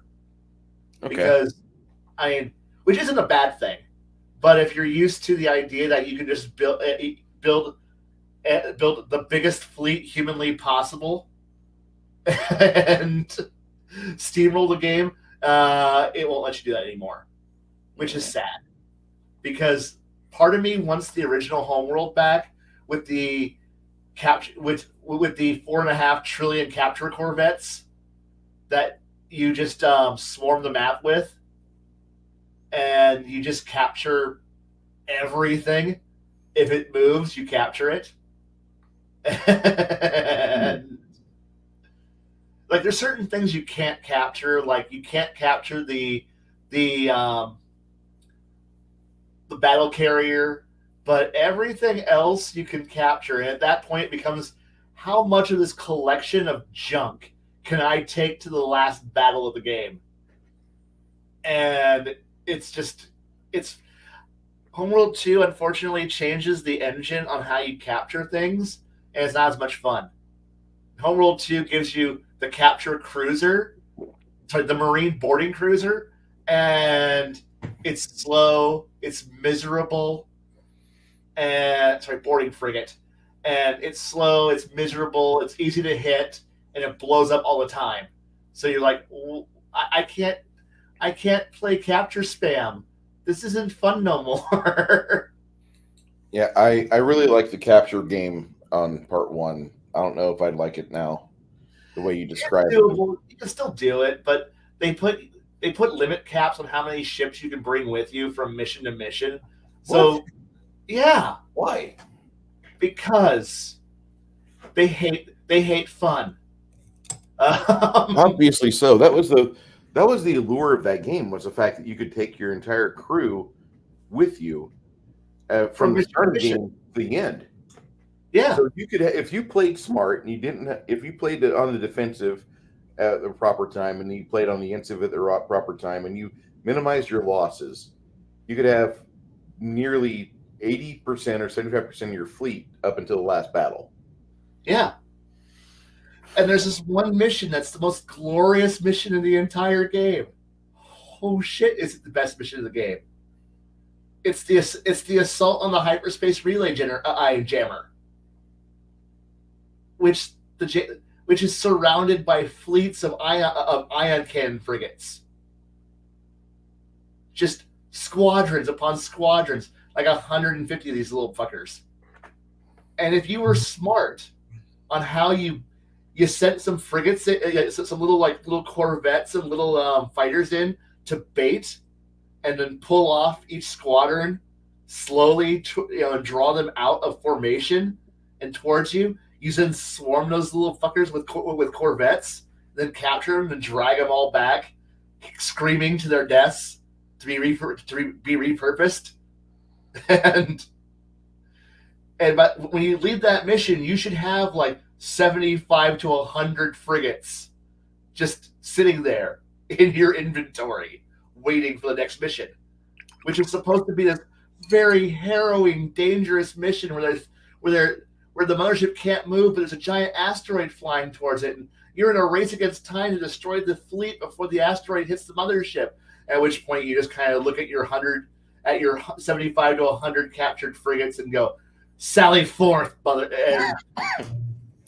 And then the fleet moves forward. The two cruisers the two TITAN heavy cruisers that are guarding it are like, we're a serious threat. No, you're not. As 100 beams slash through its hull, and then it explodes, and then you watch all the frigates reconverge their beams to the next cruiser, and then it evaporates. The destroyers evaporate. You lose a few frigates, but it doesn't matter. You've killed everything. And now you just have the fleet then move into formation and then blow the asteroid up, and then you go on to the final battle. It's the most beautiful moment you could ever have.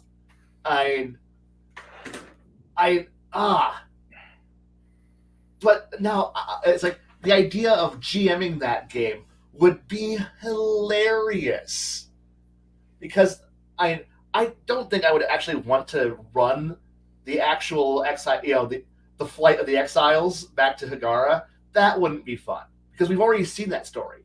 We already know how that story plays out. And I don't really feel like having Adagio for strings on standby to go, because if I was to run Homeworld and run the campaign, and then it's like, welcome everybody we're going to do the hyperdrive test. At which point everybody goes, we already know what's coming. Here's Tyrannic Raiders.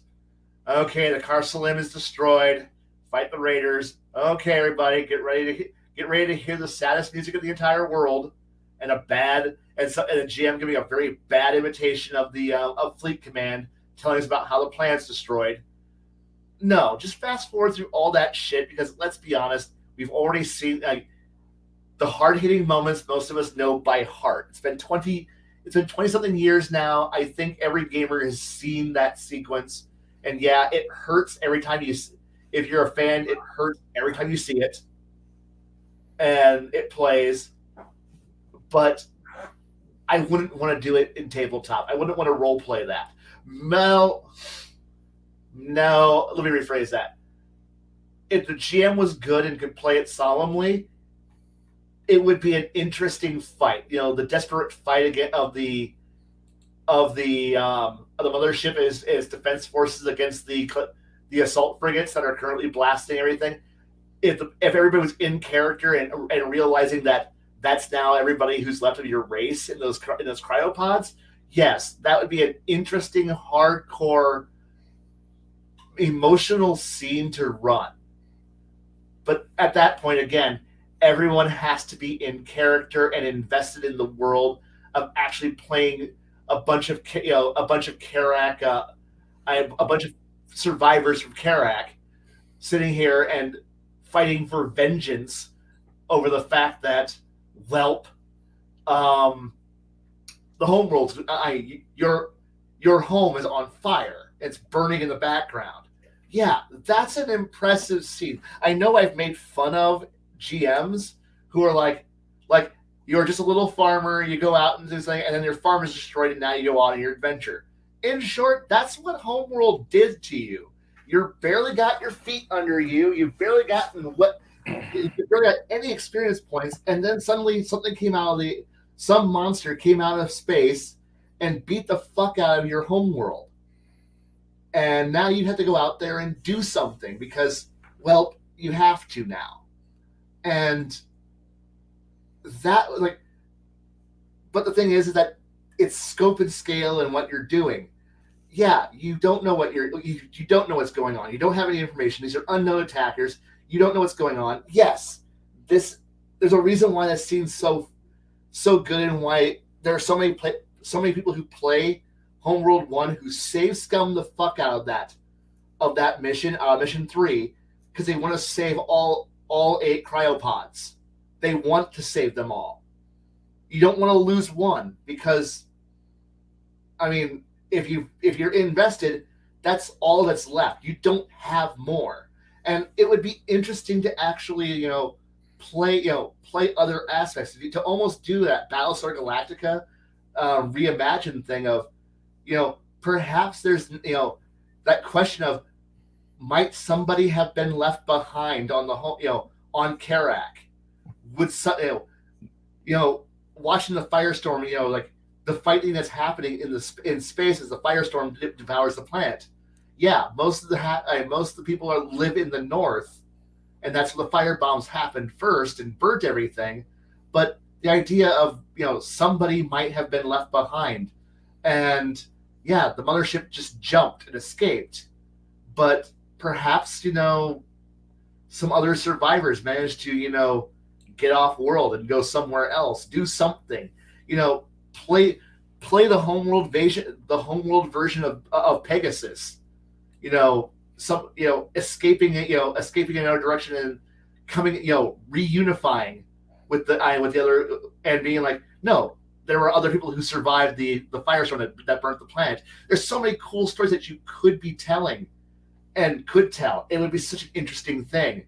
But then again, I mean, there's just so many fun other things, especially when you realize that the gardeners of Kadesh are literally your people, but they've spent thousands of years in 0G, so they're not quite your people anymore, but they're your people.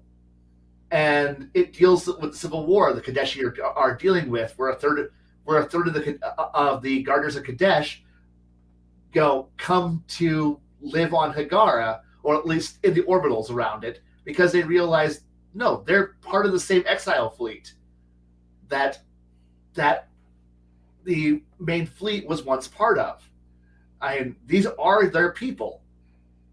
They should join back up. And there's so many cool stories. The galaxy's so interesting, and why must I be constantly playing in the end of the Third Imperium? Or, hey, we're gonna play some sci-fi. What game? Star Trek. Okay, I can live with that. Star Wars. No. Well, it was once in a game, Star Wars. Yes, but if it's anyone else's Star Wars, no. I don't know. Actually, I kind of would actually like this. I hate the D20 Star Wars game that WotC put out, but it had one concept I liked. Because every role playing game's got one salvage salvage mechanic, and I like the idea that crits don't do bonus damage; they do con damage. And I'm like, I like that concept. I like the idea that that you could die from a really good hit. You know? But I've got 400 hit points. Nah, he created you. You died. What? Your con score was low, man. I'm a high level character. I can pew. So on the remastered, according to Steam, as a bonus, you receive free access to Homeworld Classic and Homeworld 2 Classic. So are those the basic games not done in Homeworld 2? The remaster gets you better graphics. Okay. I don't want to play better graphics. The graphics in the first game were great. Yeah. So they got Homeworld Classic on here, where it looks like the original game. Yeah. It Okay. plays like the original game. Is it the original game? Does it have the capture properly done or no? Yes. Okay. It's fun. Okay. That's all I want. It's a good game. It's a good game to kill some time with and enjoy. Plus, the narrator is the best narrator I've ever had in gaming. It's not just a narrator that's good.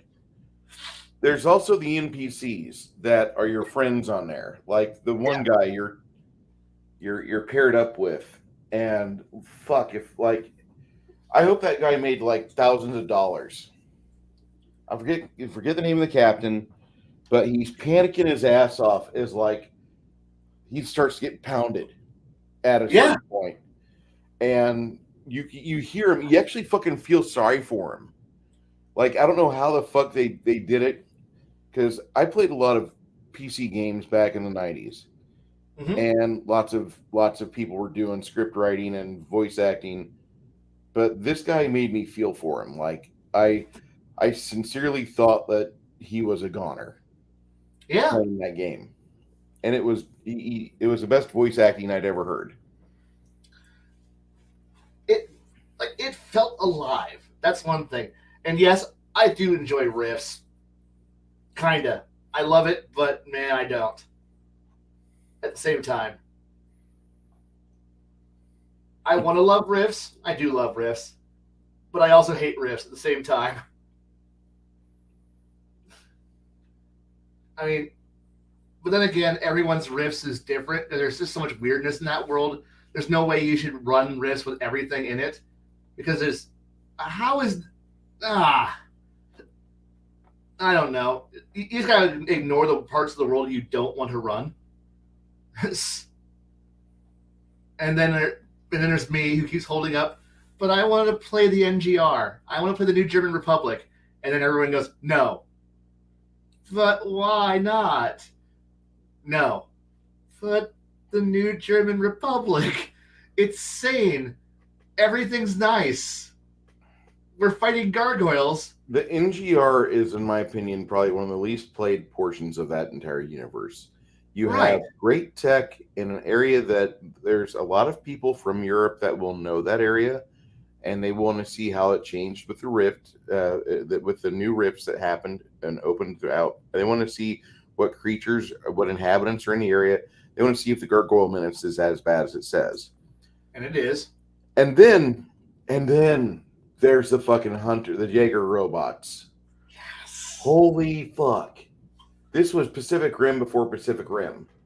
This is actually how you do mech versus monster fucking combat. And I know, it's so good. A skilled GM will take it to the limit.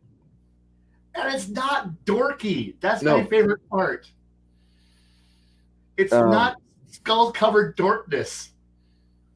No, so and Japan's cute too, but I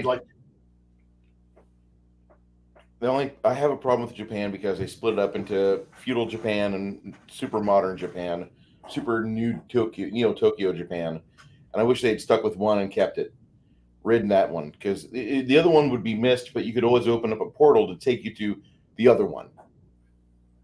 I love that book for three reasons. One, submarine glitter boys, the aquatic glitter boys, they're cool. Enlightened mecha dolphins,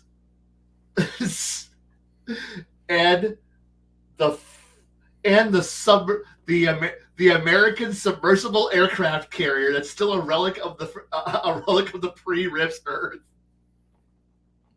That's still out there doing stupid shit in the ocean. And I'm like, that's my baby right there. And that's what I want to play on. That's that thing. What? The underwater super death carrier? Yes. Full of American battle mechs and shit? Yes. I want to play the last message of the United States of America being awesome underwater in an aircraft carrier. Yes. A submersible aircraft carrier. Yes. Like, me and Bill Helmbacher argued about why they even wrote about that. Because we got drunk drinking Plank Road Brewery beers, Red Dog and Ice House, talking about why they needed a submersible aircraft carrier. And then we just figured out finally, like, okay, well, we just need someone for Captain Nemo to have in this new retelling of the 20,000 Leagues Under the Sea bullshit. And that was it. That was how we rationalized it. Yeah. But then again, I also like the Mercenaries Handbook for Rifts. That book was amazing. It's like, of all the books I kept from Rifts, which was almost none of them, I kept the the Mercenary Guidebook, because it allowed you to build a mercenary unit. Yeah. And it was unit building. Awesome. Also, it had, the wonderful super weapons, all the weird mercenary weapons in the back that were just way too overpowered and awesome in it. No, the overpowered didn't come out until C.J. Corella wrote South America. Yeah. And I loved the Russia books. But the thing is that when you saw how broken, overpowered, and weird ass nasty Russia was, you're wondering how the fuck did the gargoyles in Germany, man, in Poland, not get run over and destroyed by these assholes? And it's like, when you start putting together all the world books and assembling what the world looks like, the more you realize, how the fuck is anything actually still a threat to humanity? It's not. It's not. It's not. Because everything gets, the power creep in the books keeps getting nastier and nastier. And that was the big where it's like Rifts. Like, it was like pulled out and put together in such haphazard fashion that, like, every book was a little bit more power creep. And then here's World Book 11, Coalition War Campaign, and boom, big spike for fucking Coalition. And it was just fucking crazy. Like, the Coalition wasn't really supposed to win when you buy the Rifts basic book. You don't really get the feeling they're supposed to win. They're supposed to have, like, their part in the Midwest, but they're going to get encroached on by the fucking Appalachians, the fucking vampires from the South, the bullshit in the Great Plains. It's not Coalition territory. And then you got the traitorous bastards in Quebec. No surprise, Trudeau's up there too. And all this shit is going on, but you didn't get the feeling Coalition should win. But then here comes the military-industrial complex that fucking Dwight Eisenhower bitched about, properly so, in Book 11. And now the Coalition War Campaign is on. You had a little glimmer of what the fuck was up in Book 10 when the Juicer Uprisings came out, and they talked to you about juicers from the Coalition. And they're like, yeah, we'll let your family of 4 in, but you got to become a juicer. I know. I loved those books. I played them. I enjoyed them. But being the GM, see, it's a problem. Again, we're coming back to, I'm the GM, I never the player. Yeah. And I want, like, and it's like, excuse me while I get to use the full might of his fully armed and operational Coalition. And I know that the NGR got an update and in a later book, and I know other things kept on coming,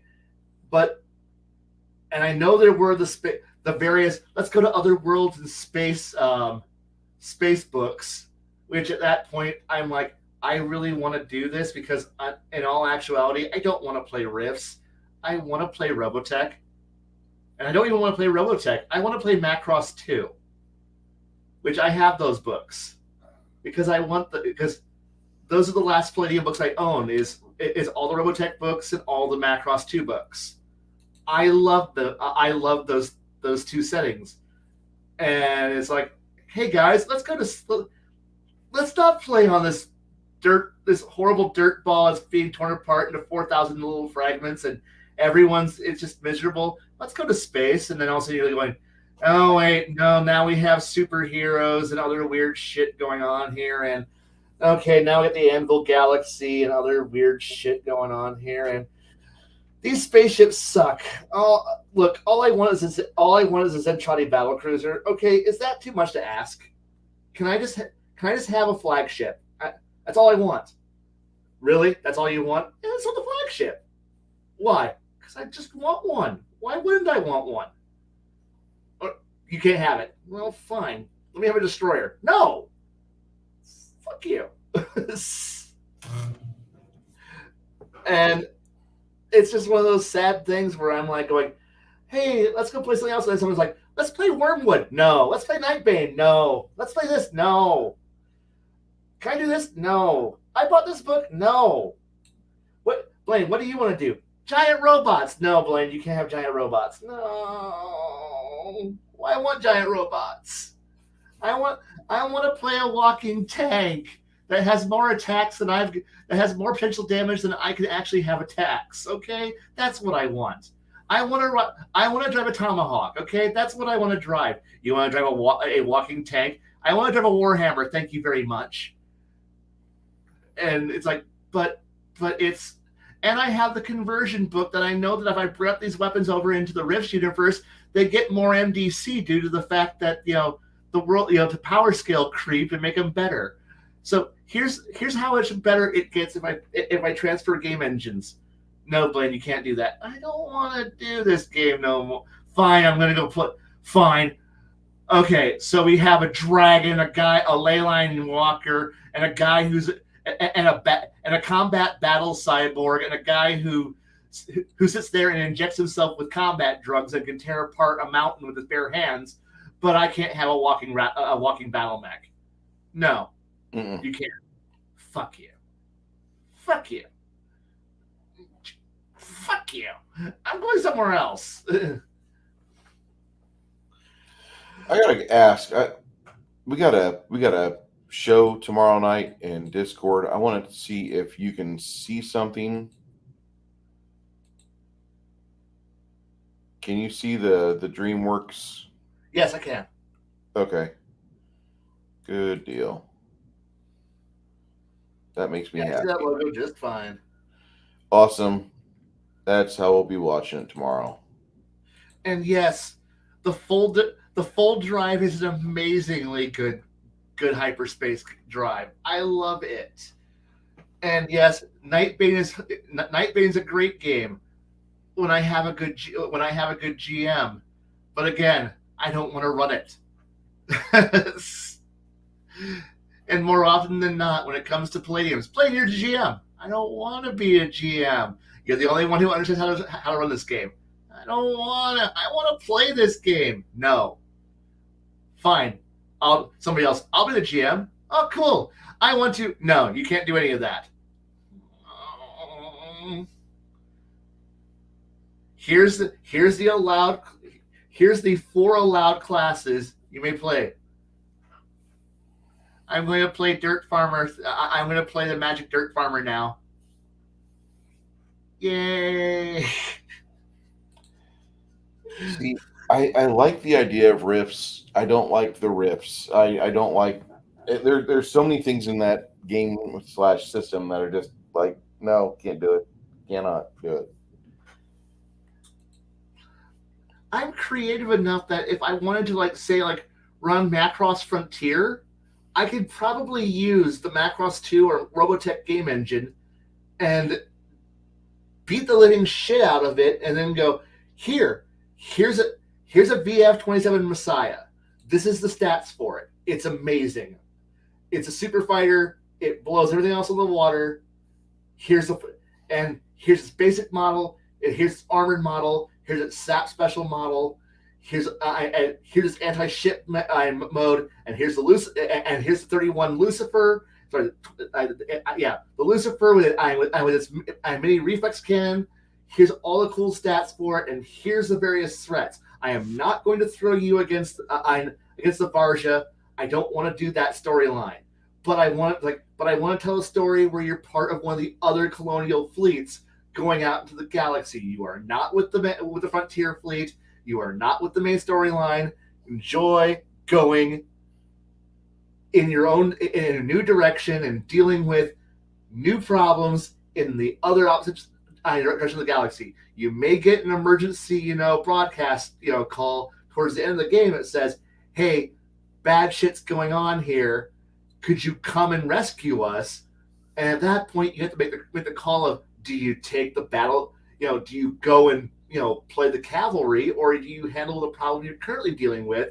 With the fact that I wouldn't mind running that kind of story, and I'm never going to touch Macross 7. No, that's a horrible game. No, nobody's playing guitar in a transferable battle mech. No, fuck you. No, 7's out. I wouldn't mind letting someone actually, I wouldn't mind trying that one. I want to do Plus. Plus would be fun, or in the After Effects of Plus. I think the After Effects of Plus would be great. Yeah, I've seen that movie enough. I've seen that 4-part series enough to really enjoy the possibilities of what could happen in that world, especially Plus, with that giant fucking mech there in Neo Tokyo, just waiting for some AI to be like, "Oh, look at this tool, it's mine." I know, the one, yeah. And the thing is that if you if you watch any of the later series, you do see that the YF-19 does become a mainline production vehicle, and it is a VF-19 in later series. So it is a production vehicle. Hell, Max Sterling still shows up, and he's in, it's one of his fighters. Holy shit. Yes, I like that. But I also wouldn't mind running, a Robotech Expeditionary series where you get to deal with the after effects of the Invid invasion that's happening everywhere else in the galaxy, and I wouldn't mind doing that, or the attempt to figure out what the fuck happened to the SDF-3. I wouldn't mind running that story. I wouldn't mind doing all of this various shit to make the game as cool as humanly possible. I like space. I like giant robots. I like transformable fighters in space. I like more missiles than you need to take a stick at. I like the missile massacres. I like the flying circus of missiles. It's just what I like, and I can make it interesting. I can run a UN space civil war. I can run trying to hunt down the last remnants of Zentradi rebels that are leftovers of the fleet. I wouldn't mind doing all of these stories. Hell, in the opening sequences of Plus, you do see that they're still killing rogue Zentradi battle fleets. Hell, or if I want to pull from 2, the Marduk invasion fleets, which are just simply the Zentradi Fleet 2.0 with some more spikes attached to it, painted purple, or pull some elements from Do You Remember Love, and and actually portray the Zentran and Meltran fleets as actual separate fleets rather than the TV series where they all just flew the same ships. Yeah, no, give some actual character depth and interesting. Have some fun with the setting, and show that there were other fighter platforms that were put out, and show that the fleet does just evolve. Or if I'm going to go with Robotech, yes, Shadow Fighters are the Cyclones and Shadow Fighters are great ideas, and playing with the REF, not with the 3 fleets that go to Earth and die, but still with the actual REF that's actually out there dealing with the fleet that didn't go to Earth. It's like there's the novels and the comic books were really good about expanding what happens there, and then there's other other movies that were put out. They weren't that great, but they were still good. They gave you options on what to do with the story. And God, it's so much fun. And I love it so much. And like, I have the source books, you know, the idea of just everything that you could do with it. And then it's like, God, it's so much fun. And then just being told, no, you can't, we're not going to do all that stuff. And I'm just like going, why? Why not? It's like I want to. It's like I want a player to play the diva. Yeah, I want somebody to play a Sharon Apple or the head designer for Sharon 2.0. I want somebody whose song can either stop a war or slow down an invasion. Because if that's a setting where the bard actually can fucking do something. Excuse me. You obviously haven't played a lot of Shadowrun, and as much as I hate saying that, because Shadowrun to me is a pox on the gaming world, it's just it's a neat idea ripped from Gygax, Tolkien, and fucking William Gibson, but It's got a shitty fucking system to it. No matter what edition it is, it's always like dragging your dick across a cheese grater that freshly got released out of the Ginsu factory, and you end up hurting yourself more than enjoying life. Trying to enjoy this. Shadowrun is best played any other way. Just forget Shadowrun and forget their god-awful history. Every time I've cracked open a Shadowrun book, I've always got the bad luck. I open up the page that espouses the Marxist ideology of the fucking creators. If only American humans could understand the troubles that the Seattle-based elves of the Greenlands experience. These poor elves are just wanting to be in touch with Gaia, but capitalism always gets in the way. Fuck you! Fuck you is right.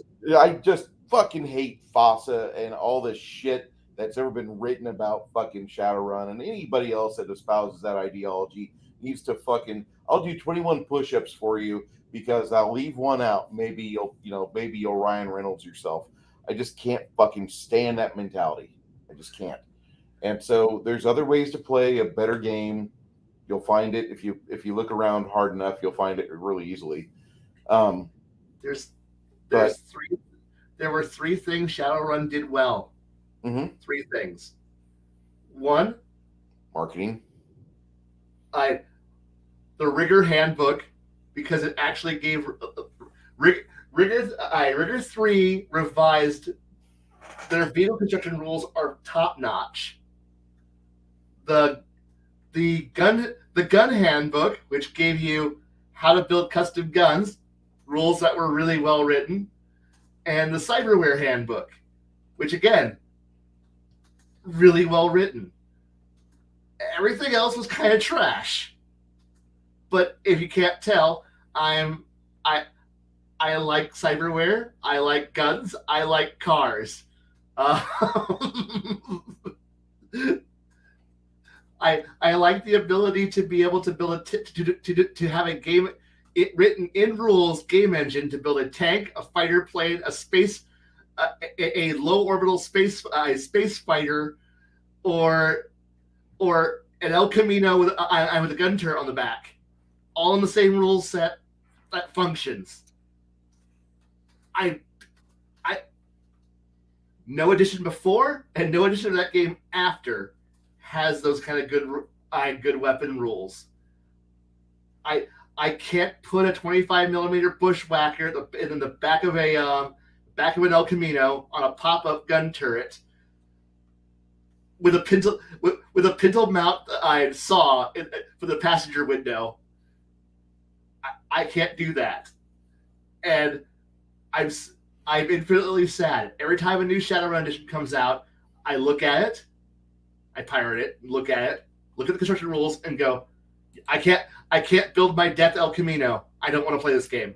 And I hit the delete button and delete the game off my hard drive.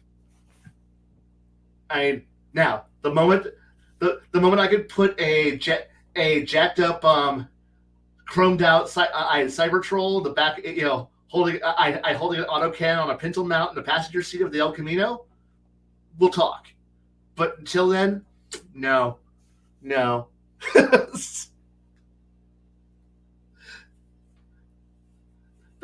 Those are always my requirements. Can I build an armored death El Camino with a pop-up gun turret? If I can't, I don't want to play.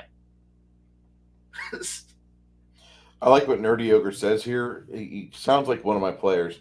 You offer a game with thousands of choices, and you restrict that to 50. Why? Why even play that game? And I hear that a lot. And it's like, listen, you start from this common point, this reference point, and from here you try to figure out how you can make these other ways possible. It's up to you, and if you don't put the effort in, I'm not going to let it in the game. You have to figure out how this comes to be. Enjoy. And at least then I know the options are to get there. You can't start there, but you can at least get there.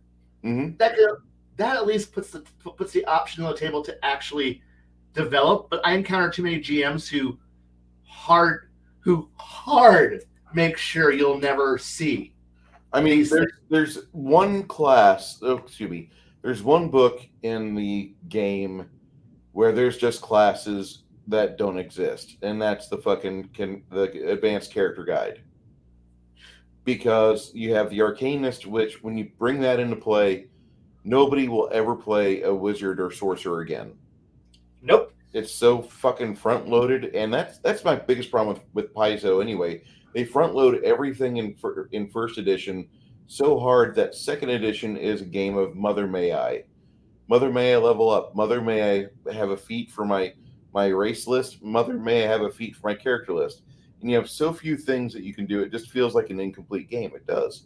I haven't looked at the other books in series. I've looked at the core, and that's been my deciding factor. I'm not playing it. I'm just not. There's no way my players could handle this. There's no way that I want to deal with you. I'm good. And I appreciate those that want to play it. Go for it. But I like what I'm doing with my third edition alpha test. Yeah. I think my players are enjoying the shit out of that.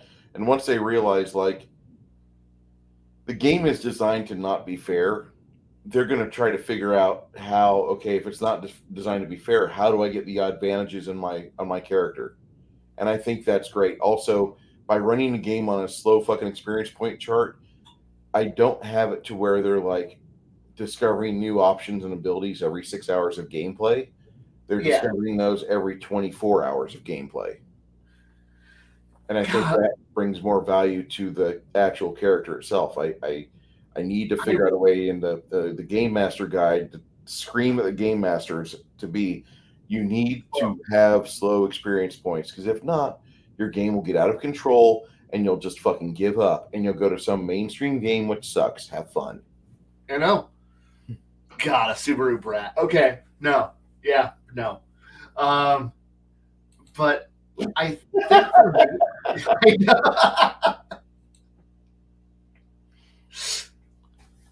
one of these days we'll have to bring in Nerdy Ogre into a panel. He seems like a nice guy. He seems like he's got some things he wants to say.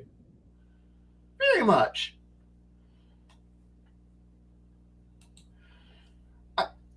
I know I make fun of the bards.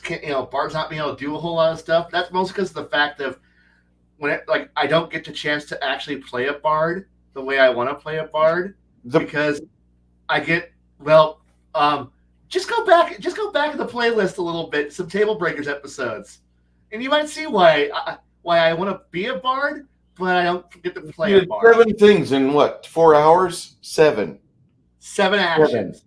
7 in 2 hours. That's all I got to do. And none of them were my actual ID. None of them were actually good. Yeah. I need to go through the first episode and count how many actual actions I got to do in the first episode.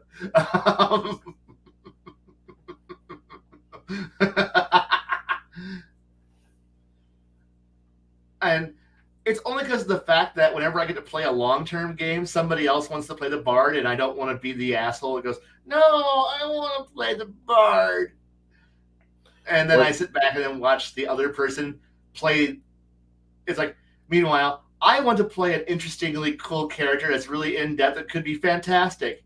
And then I watch somebody play the most stereotypical bard humanly possible, and it's just like, I gave up my chance to play something cool so I can watch somebody else be like, "Hi, I'm I'm the stereotypical shit bard," and here's me. Oh my god, no. Okay, I'm just gonna go play arcane trickster thief now. Excuse me. Why are you gonna? Are you gonna actually do any kind of actual cool thievery? No, I'm just here because I want to be able to do some cool cantrips. Oh wait, we're never going to be in a situation where I can do all my cool manipulations and intimidations and bribery and intelligence gathering because one player has to be a complete and total alpha mega dick and ruin all possible role playing because he has to be the growly lone wolf. I just piss off everybody because I got a chip on my shoulder and I'm just here to just be a dick. And then here's me going, me and the bard are very social characters, and we need to actually have a social environment for our two characters to actually be viable and interesting in the campaign. But you're a dick who gets us thrown out of town every single time, so that way we can get back to what you're good at, which is combat. As I look at the bard player and go, I hate you for playing the bard, but I feel for you for the fact that neither of us are going to have any fun for this entire campaign because the ranger has to be a dick. Why does he have to be a dick? Why does he have to? Why is he starting a fight? Why is he causing problems? Well, he's role playing. Yeah, he's role playing. So, bard player, you want to just sit back here and I don't know, crack open a cold one and just sit back here. Meanwhile, the mage walks over, sits down next to us, and goes, "So, are you being cock blocked out of role playing too?" Yup. So, are we going to help the ranger, do anything? Nope, but we're going to get drug into his problem. Meanwhile, the ranger player, why aren't you guys helping me? No. The three people of the peanut gallery are like, no, we are not helping you.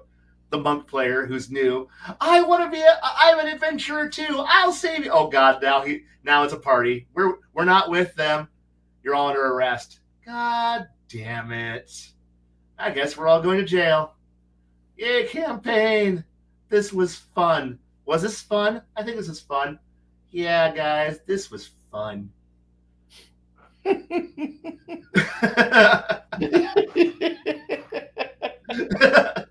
I'm sorry. That doesn't sound fun at all. No. It was great. I had a fun character. I really did.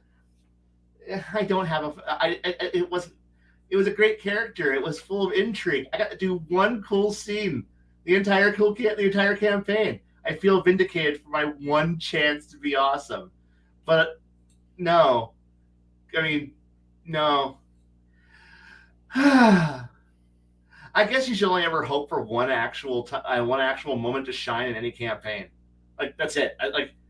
I've come to realize that is all you should ever expect when you play a game. Is just 99% of the game is going to be mundane boredom and following everybody else around, being their babysitter, and then one shining moment to be everything you wanted to be and impress everybody on what you could do, and then you go back to mundanity and boredom and doing nothing useful except for wiping everybody else's asses and making sure everybody has their juice pouch and snack treat for the day. That is all you should ever actually hope to get in terms of happiness and joy from role playing. Is a lot of boredom, and then a minute of screaming, screaming sheer utter terror and awesomeness, and then back to being boring. That's honestly what most gaming is. Most gaming that I have been a player of. When I run, I'm better than this. But when I'm playing, I'm not. When I'm playing, I'm waiting. And I know I could go out there and, be make my moment to shine. But then what happens is that I run into the problem then of the other players of the group stop thinking. Because the moment that anybody shows any form of initiative or intelligence in a group that is a step above what everyone else is capable of doing, everyone else shuts down. Like, they don't have any more free will. They don't have any opinions. Because obviously, they think that you've got the entire plan in your head. You don't. You don't. I mean, like, you don't have a plan. You're just flying on the seat of the pants. You're just going, fuck it, let's go. Let's do this shit. The thing is that everyone assumes you've got a plan. Maybe you do. Maybe I do. But they just sit there and go, I don't know what to do. But, like, we're all confused. But you act like you know what you're doing. You seem like you got a plan. You're going forward. And I'm like going, no, I'm just operating out the basic fucking idea of it's better to do something than to do nothing. It's better to keep going forward and find a new problem and just go to the next problem than to sit back and do nothing. Like, because at least we're going forward. We'll fucking figure it out as we go. But because of the fact that, I don't know, the magical power of a notebook, taking notes, and paying attention to the plan, pay attention to the GM story, because let's be honest, most GMs don't tell a very in-depth plot. The schemes are not very deep. They're usually they're usually a kiddie pool in depth, because they realize most players are not that smart. They're not following along. They're not paying attention. They're not going to figure out the plot line, and which is why most GMs don't have. Yeah, you're right. We need a plan of attack. I have a plan. Attack. That is true, and that's why some of us do go solo. But no, it is just simply the idea that yeah. But if your GM writes down a plan or a plot line, it's not hard to figure it out. Usually, the question is what's the GM's favorite books and or things they're currently interested in? Okay, that's probably where the plot came from. Because most of us are not Frank Herbert. We're not playing Dune, guys. Sorry. We're not playing Foundation. We're not playing we're not playing most of anything. It's usually some pretty simplistic shit here. And it's like, wait, you know what's going on? I have a good idea what's going on. It's probably about 30% this, 30% that, 10% this, and a little bit of unknown video game bullshittery, but we're going to push through it. And like, but you seem like you know what's going on here. This is what being genre savvy and having read a few comic books in my time has proven you can do. Tell a story or see where and then but then you run into, like, again, player paralysis, where one player becomes the domineering force, not on purpose. I don't want to be the domineering force. I don't want you all to stop fucking thinking. I don't want a bunch of sheep. But suddenly, if one player's got an agenda or a plan, either they all fight it immensely and grind it to a halt and don't do anything, or they're just waiting for you to give them orders. And I don't want that. If I want to be the guy, if I want to be an officer in charge giving orders, this is why, Crafty, I don't want to be the captain in your game, because I don't want to be the one in charge. I don't want the responsibility, because most players are just assholes, and they either won't follow the order. Like, it's complicated. It's very complicated. But in short, I don't I don't like unless the players are all willing to follow the hierarchy, a hierarchy where I'm in charge and everyone else is subordinate to me. Then I might do it. But if there's no hierarchy and there's no way to enforce it, I don't want the responsibility. I don't want to have the the the weight of being responsible with no way to enforce. Because I do feel bad about throwing bodies at a problem. I know it has to be done, but I don't want to do it because it is. I'm sorry. I'm at a table with friends, and I don't want to have that barrier wall between me and you and the rest of you. I don't want that because I don't have the entire support structure that allows that to happen.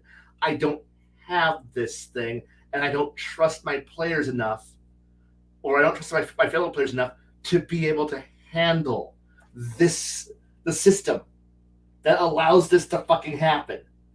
And I don't want to bear the responsibility for when they inevitably die due to one of my plans, because dice are fucking horrible and they're out to betray you and they're going to die. I can accept this, but I don't want to deal with my friends not being able to handle it unless they signed up for it and they understand what's going on here. Certain people I can handle this, and then certain people, but most of the time I don't want to fucking do it. I don't want the job. This is why whenever it's like, hey, we're gonna play a spaceship game, and you're all part of the Imperial military. What do? I want to be an engineer. I want to be down in engineering. I don't want to see any of you. I don't want to deal with any of you, and I want to make sure that you all can breathe and have power. Okay, see you every once in a while. Send the chief of the boat down here, and I'll be able to talk to him about what's going on here, and I might show up for a staff meeting. Fuck you. Come down to me and talk to me. I won't come to you. I'm busy. Fuck off. And no, I don't want it. No, God damn it! Done. You're the captain. Fuck. You're right. Look, I'll do it. Dead player. Doesn't sound right. Oh fuck.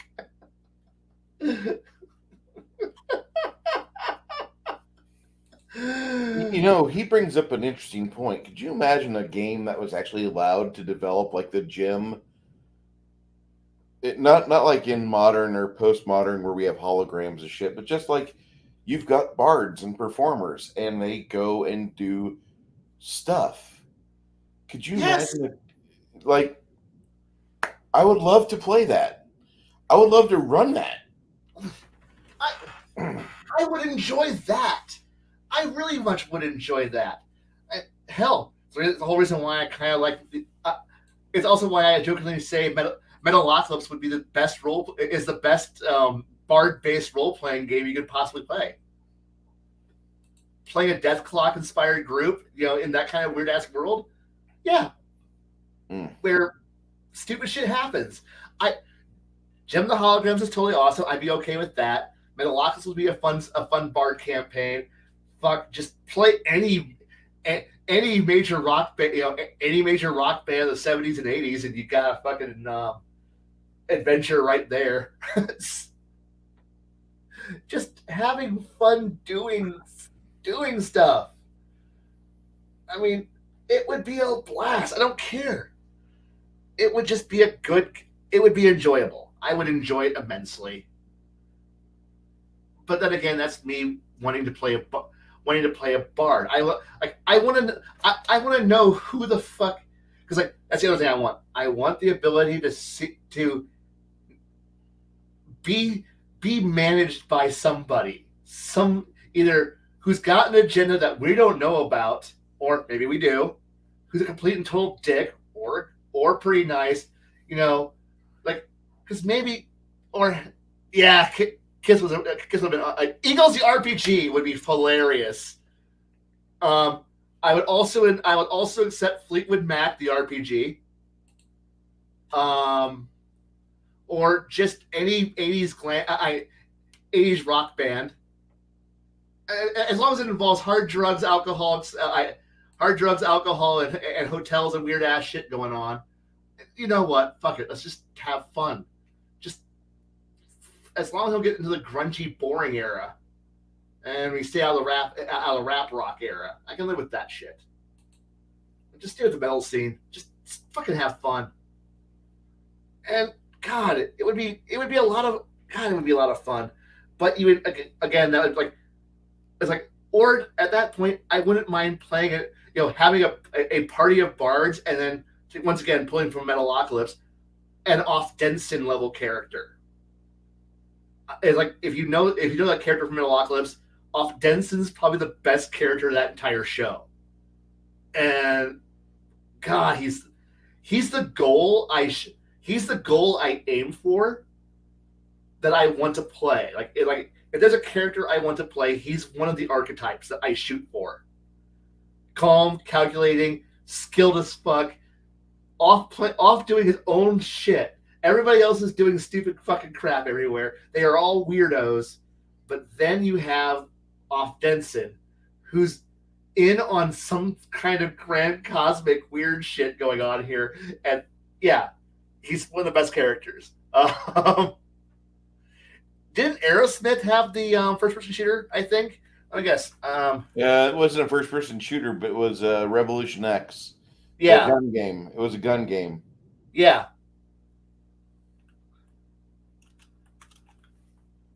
That was a weird game.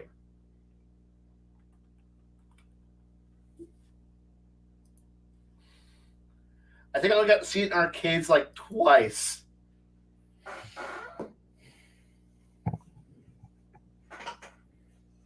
That is weird.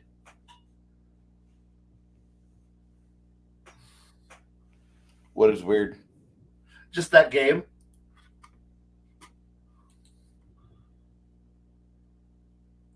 Yes. Like I said, off Denson is definitely if there's a character I would want to play, that's him. That is the character I would shoot for. Just let everyone else be stupid. Let everyone else have fun, and just play the one person who's like secretly in the background, manipulating everything and keeping everything rolling. That's a fun character to play. I'll be honest, it's a fun character to play, or at least the concept.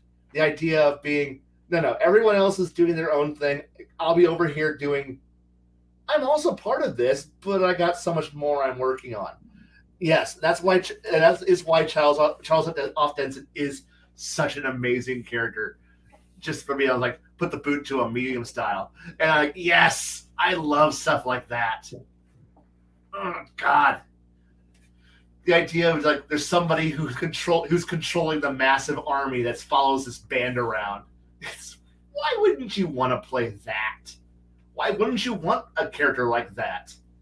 You almost need a character like that in any role-playing group, honestly, because every role-playing group is a bunch of drugged out, whacked out, alcoholic, assholes doing whatever the fuck they want, barely paying attention. You need to have one guy who's the note taker, the bureaucrat, the person who makes sure that everyone's bills are paid, and the one person who's like, when everybody else is fucking around, you've already gone out there and gone, I need 5 rooms, best quality. I have one room stocked with this alcohol. This one needs to be with this.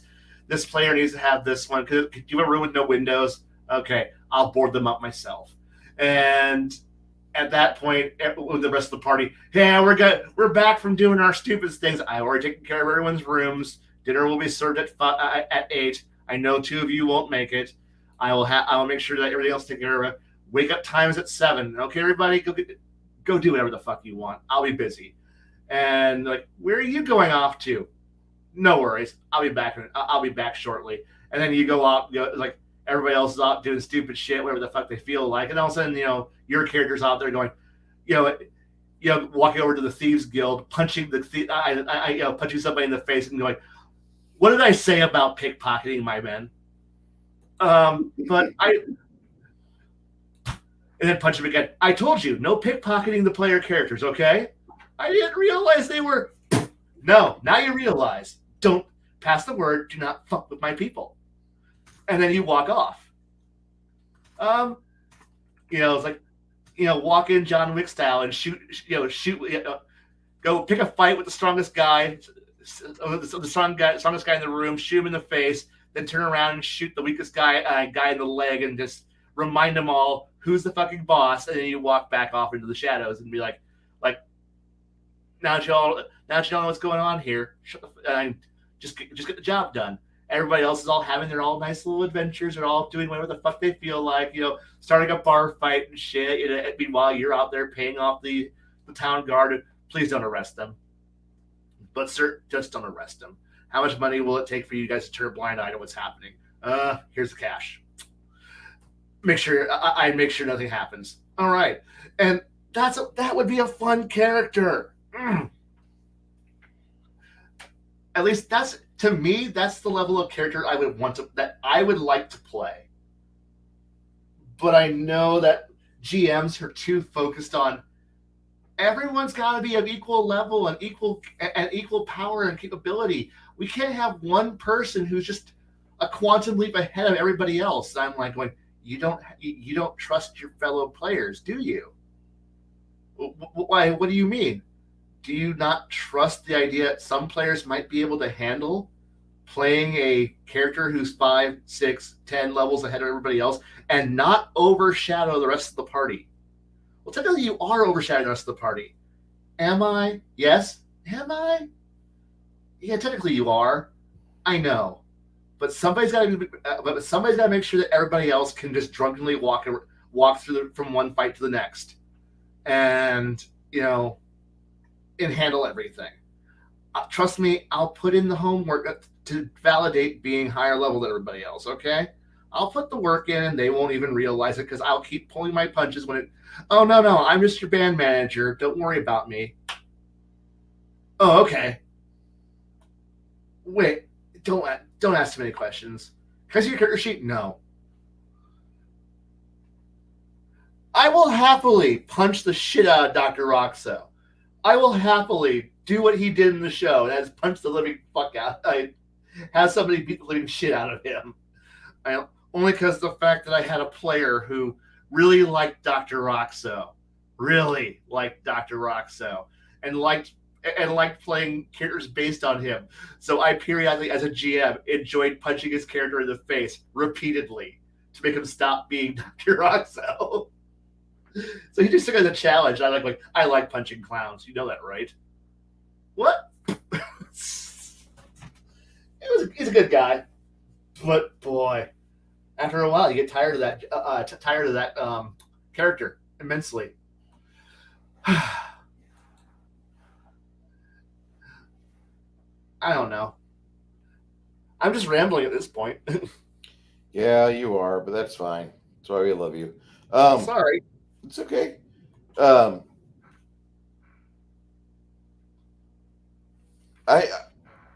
I like the idea of not running a traditional game.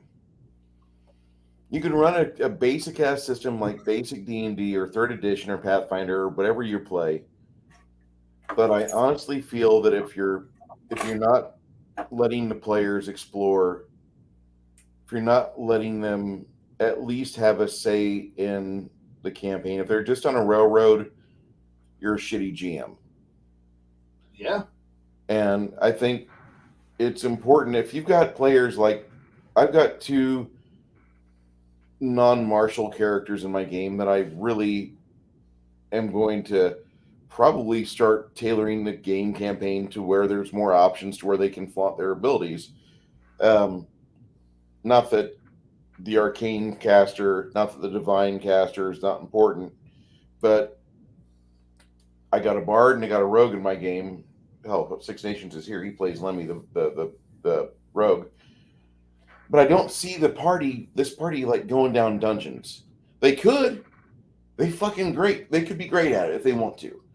Right. But I just don't see like where they would find like the S tier level of enjoyment just by going into a fucking super dungeon and we're going to go fight Orcus. I don't see where that would come into play for them as like the greatest time ever, whereas they could just get into trouble by being on the surface, and they're dealing with like 8 different power groups right now at second level, and they're kind of indebted to one because that group put them through training to be better than what they were.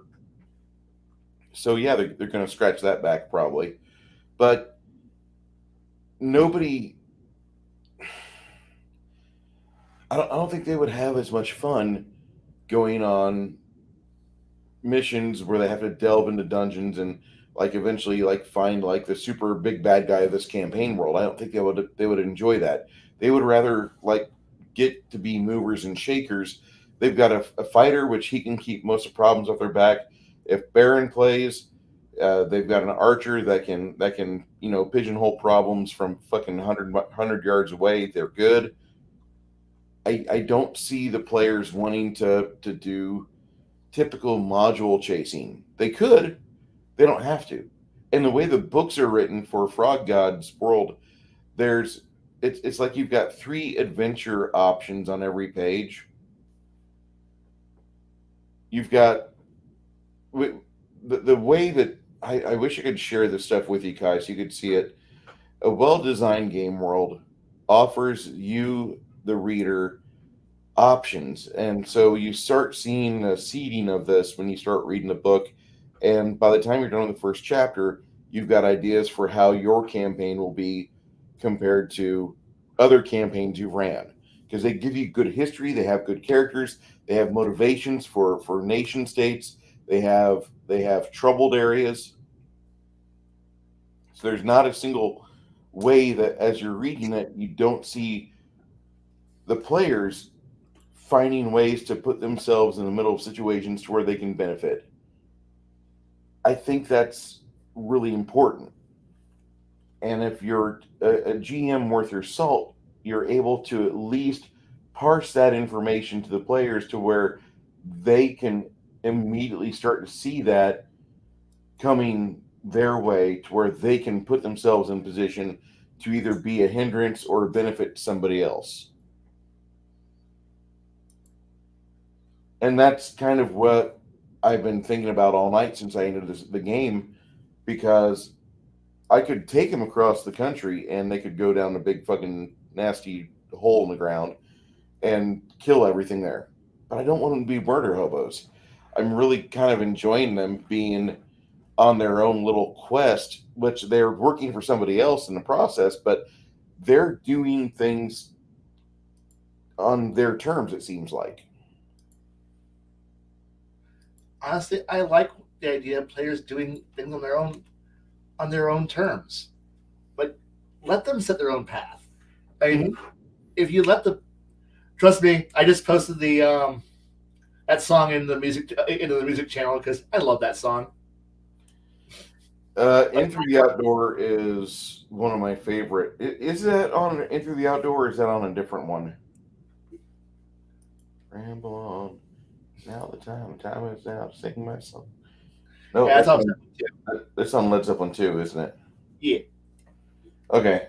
For some odd reason, I was thinking In Through the Outdoor, but that's where Carousel Alhambra is at. Carousel Alhambra is my jam because whenever I was at the radio booth at 100.5 WIMG, whenever I'd play that song, you had 8 minutes and 56 seconds to go take a shit and wash your hands and get back. There's a few. I think when I spent some time over at when it was still Rock 106, I rapidly discovered listening that they had a song block when they wanted to go run across the street and get food. Mm-hmm. And they'd queue up those 3 songs so they know they have like about 18 minutes to go across the street, get food, and come back. And getting to hear J.D. Markley say that was the best moment ever.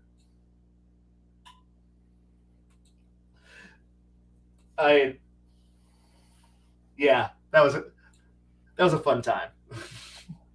I have not been on a terrestrial radio. I haven't listened to terrestrial radio in over 10 years, probably.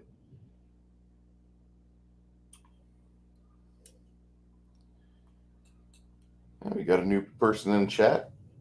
Well, we got a new person in chat, and we got Soy Base Jeremy. This is one way that you don't appear to be a troll. Okay, you don't have somebody post something like this. I don't personally identify as gay, but I support your decision to be in a relationship with a man. Everybody deserves to be loved and happy. Oh, that's so sweet of you. Thanks, fucker. Then the next thing is stated, I'm here.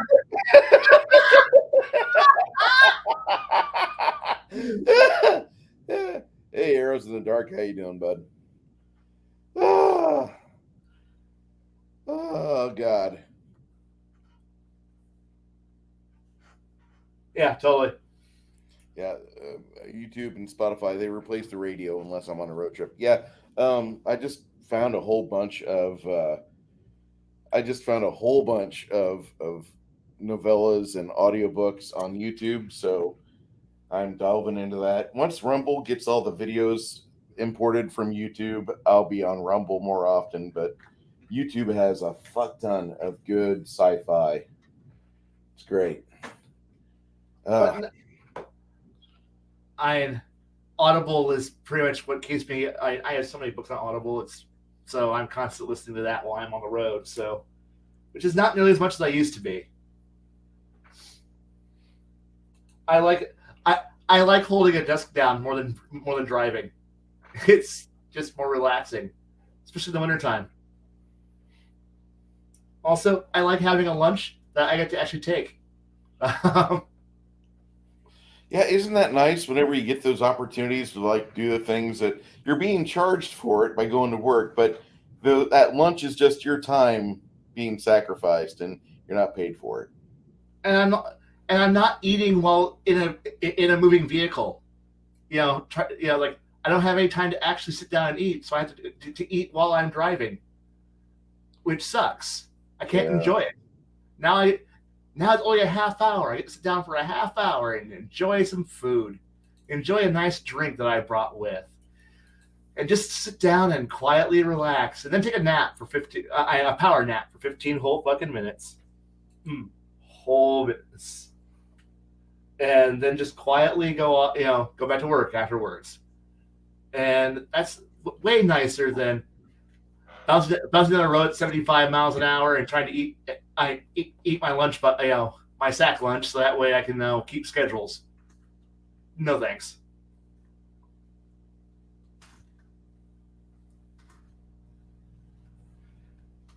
Trust me, we're all weirdos, okay? There's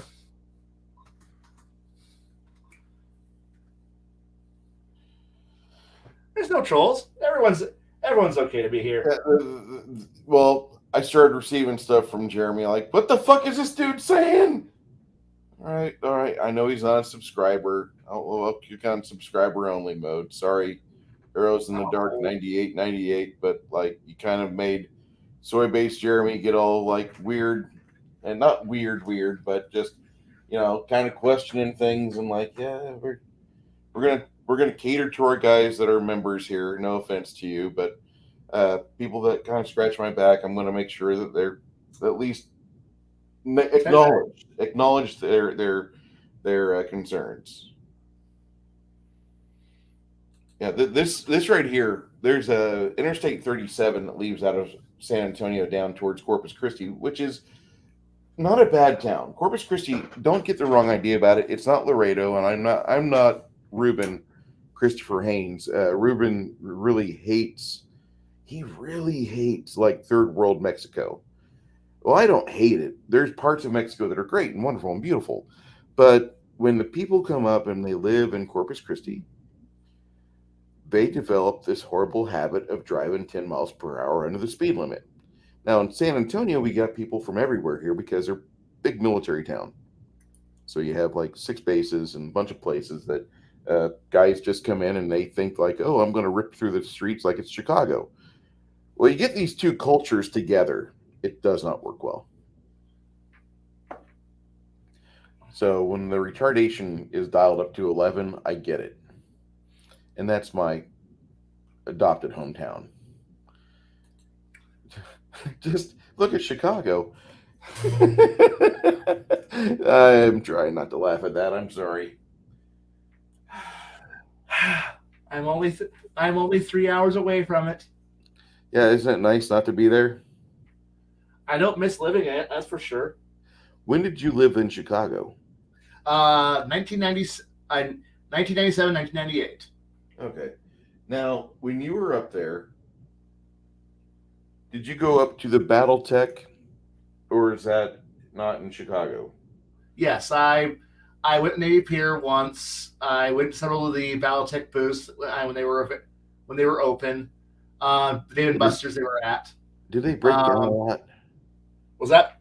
Did they break down a lot? Yes. Okay. So No, I wasn't in the south side. Closest to the south end I ever got was Downers Grove, and Downers Grove is definitely not a bad part. That's like the southwest suburbs, so you're still far away from where everything was shit. Naperville, Elk Grove. It's all one giant suburb. You're just talking about little parts of it.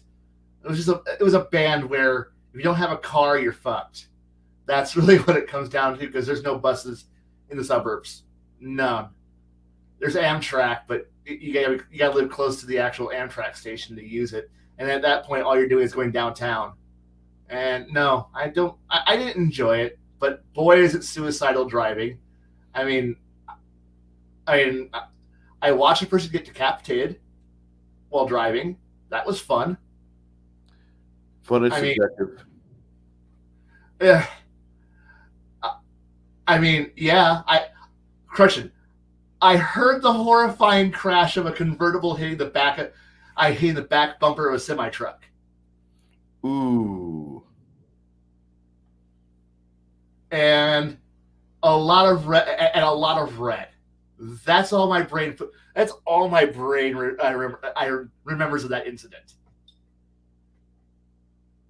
because I was at least smart enough to look away after that. I've been in Chicago enough. I'm good. I recognize it's the capital of Illinois. It is. They'll tell you it's the capital of Illinois when they find out you're from downstate. Yeah. What was that? When Rod Blagojevich refused to move into the governor's mansion, and then took a helicopter ride every day from home to Springfield. Yeah.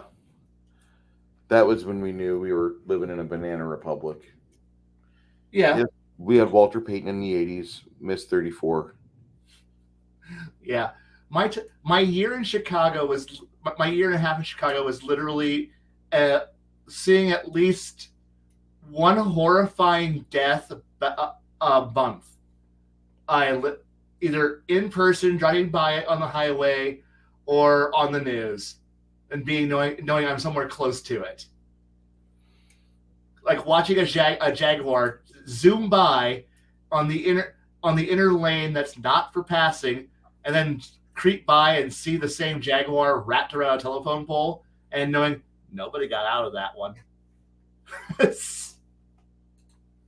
Or being in a traffic jam and watching a car explode 4 cars ahead of you.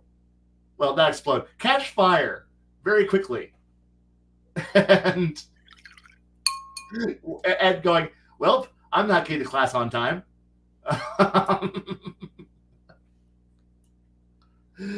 Just the weird shit that you knew was happening, and you just kind of just live with it, going, "This is a normal day. This is a normal day in existence." When I lived in Peoria and I had to go up to Chicago for work, I just have to say that it felt like I'd been teleported into the Mutant Chronicles universe. Which I don't know if did you play a lot of Mutant Chronicles, or do you know it? I know of it. I never had anyone to run it. It was just one of those games where somebody might run it one day, but I think we were too busy playing other games to play that. let me just say that Mutant Chronicles was scary. Not exactly a family friendly game. It wasn't really horribly bad. It just had a lot of like, Riffs talks about in the start the inside cover of every Riffs book.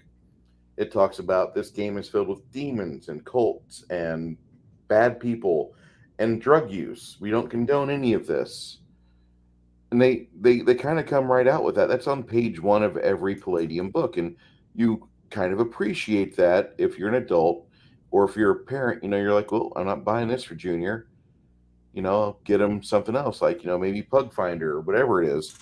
But they would tell you on the inside of every Palladium book, like this is your disclaimer. We have these things in this game. If you buy it, caveat emptor. If you use it as we describe it, caveat emptor. So you have that, but then Mutant Chronicles takes that and they ratchet it up. Not only do you have demonology and you have all sorts of stuff, but like the end of the world is bound to happen in this game. Yep. And the first two Seals of the Apocalypse they made adventure modules out of. And they allow you to experience that if you so choose. And there's a really good set of modules and fanfic on the web, or used to be, where you had the opportunity to try to stop these things. You probably wouldn't be able to, but you had the option. And that was one thing about Mutant Chronicles I really enjoyed as a GM, because it gave you the worst possible scenarios and it showed you how to orchestrate it to where you could play it at your table. And in the 90s, everything, I hate saying the 90s were so edgy, but the 90s were edgy. They were gloriously edgy.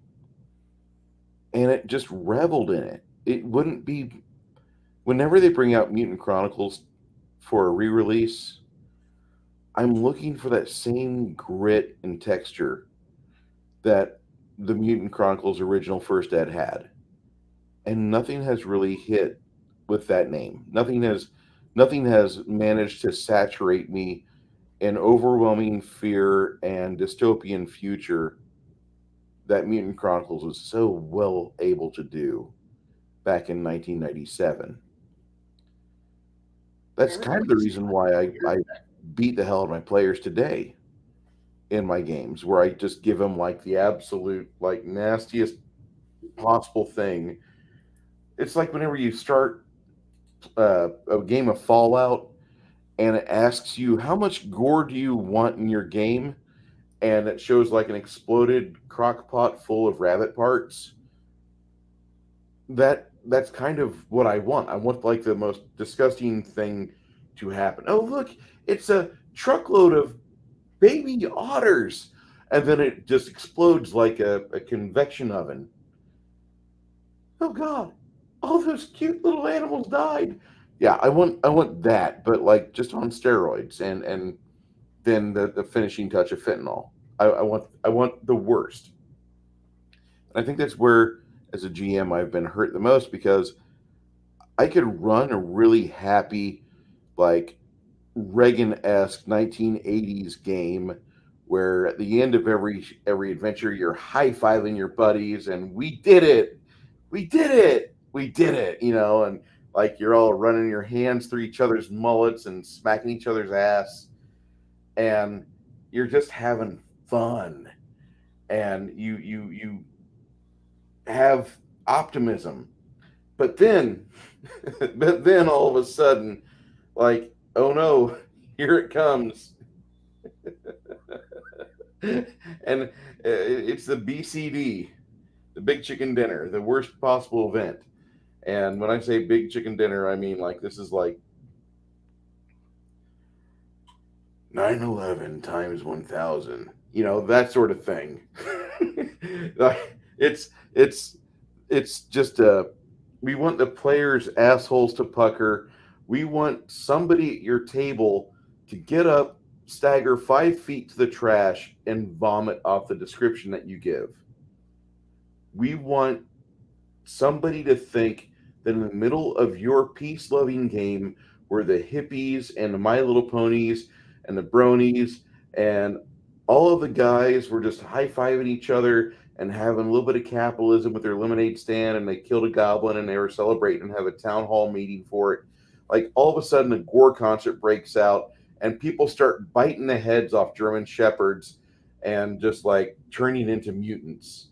I want the most obnoxious shit to happen for my players because they play role-playing games so they can continue to function normally in our society. We want them to just have the most 0 to 10 experience, like ramp up, give them all the intensity, and then when the game's over, the game's over. You can go back to your normal life. You can get stuck in traffic. You're not homicidal at a Walmart because people are walking too slow with their fucking shopping carts. You're not upset because a school bus on 150 is driving 20 miles per hour in a clear day with no rain and not a cloud in the sky.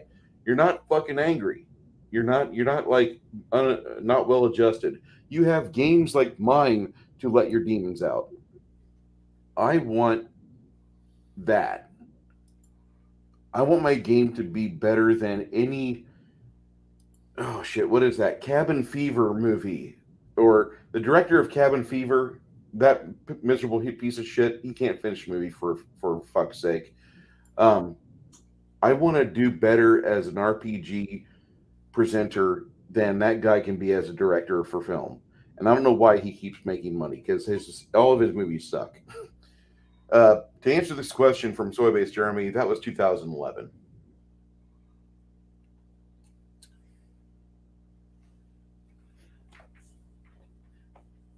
I thought they could fly. That's Yes. I swear they could fly. I remember Johnny Fever. I remember that. I remember Howard Hessman. I remember this. Yes, yes, Arrows in the Dark, 98. Rabbits are so yummy. Better than chicken. I loved it. It was much better than Cats. I'm going to see it again and again.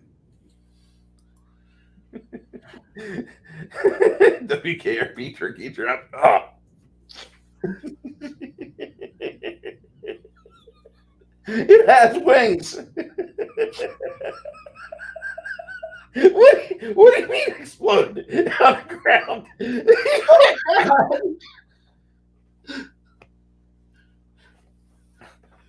Oh, I love that scene. This is I love that show, but that's just one of the iconic ones. Oh. Yeah, I think we both kind of want the same thing in our games, Kai. I think what the desire is if we're the GM, we want to entertain the players, we want to get them back in the seats next time.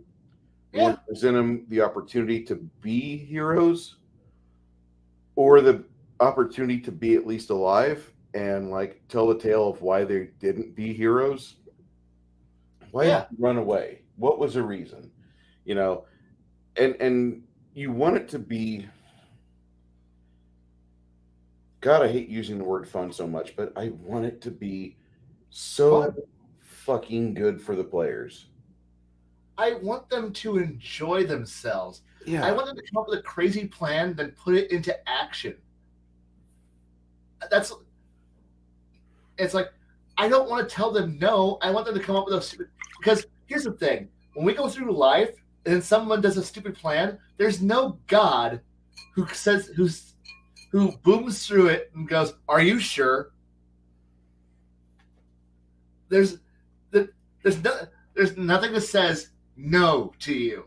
There might be laws, rules, society, common sense, other people who are telling you no, but in reality, there's nothing to stop you from doing something stupid. After all, Florida Man exists.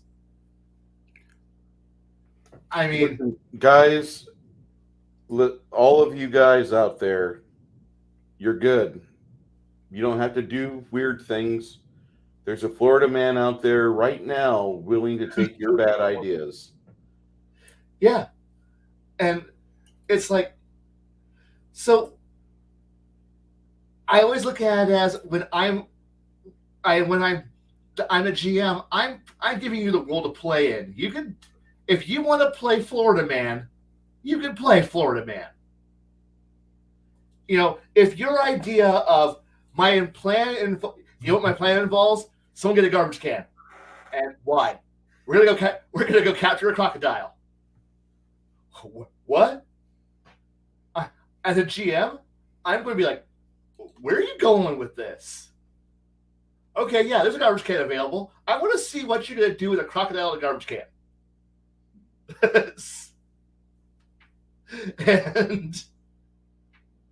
and it's like, at that point, I want to see what crazy shit they're going to do. If one of my players goes, okay, so what?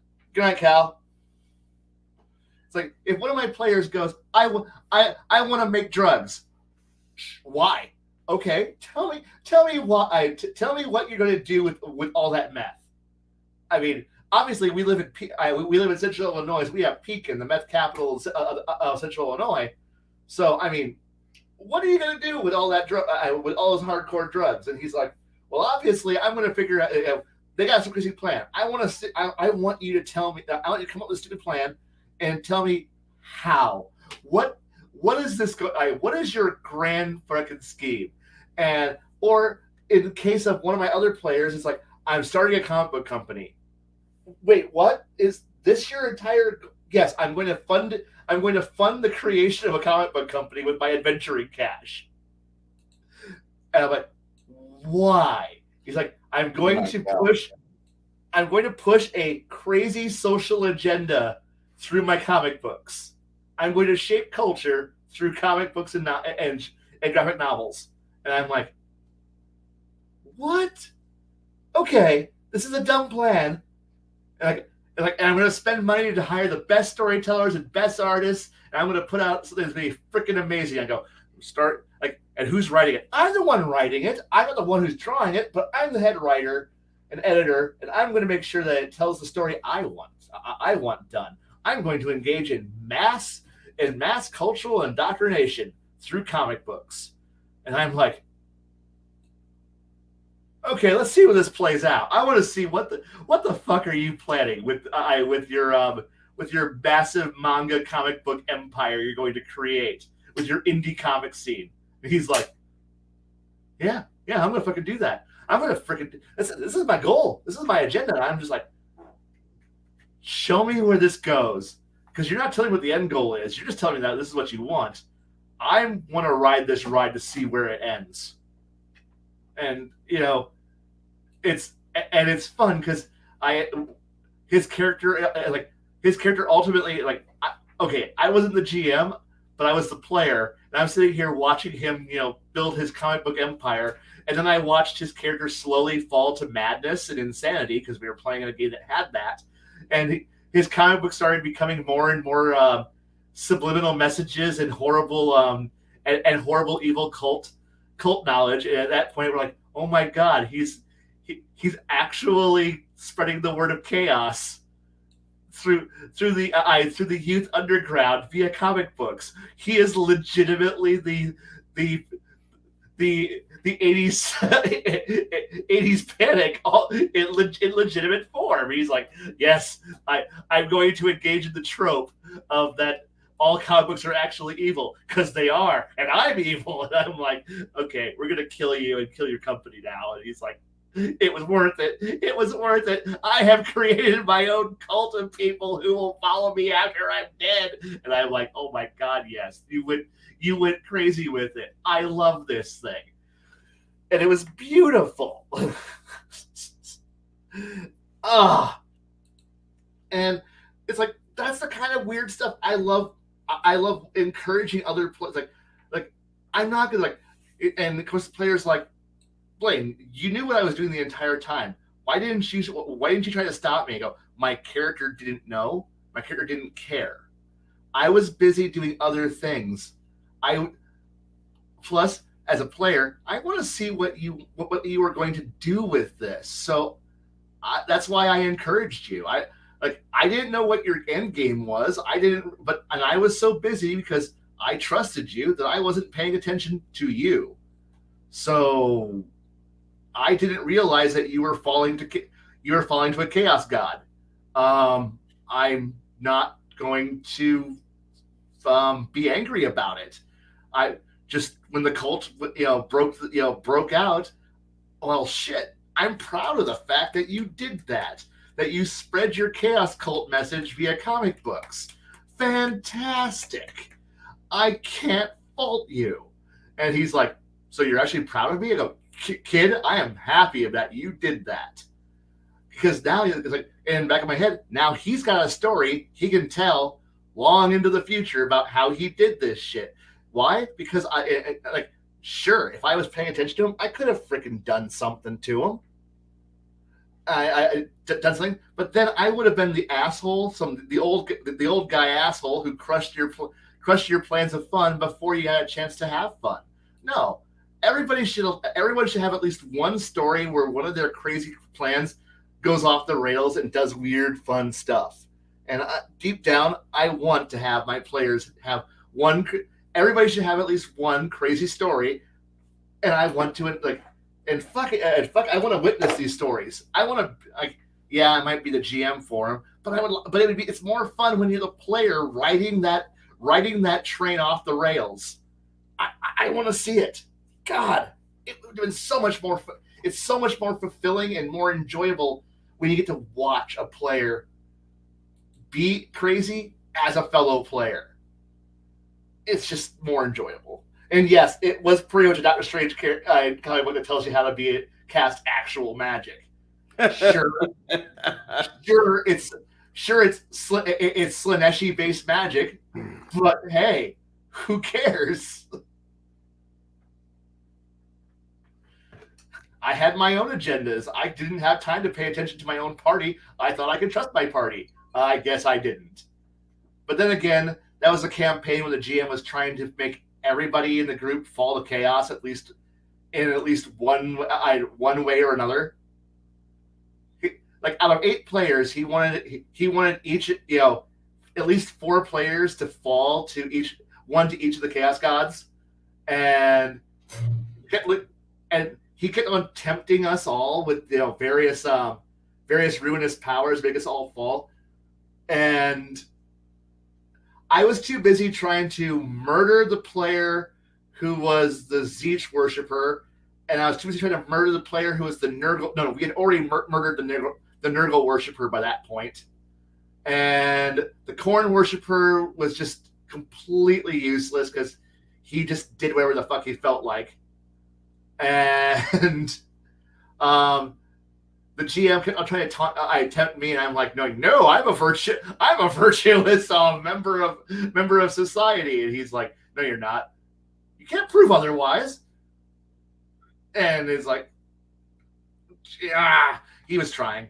I can't fault him, but the temptations just weren't good enough. I was too busy being evil in my own way without needing to have a ruinous power tell me what to do.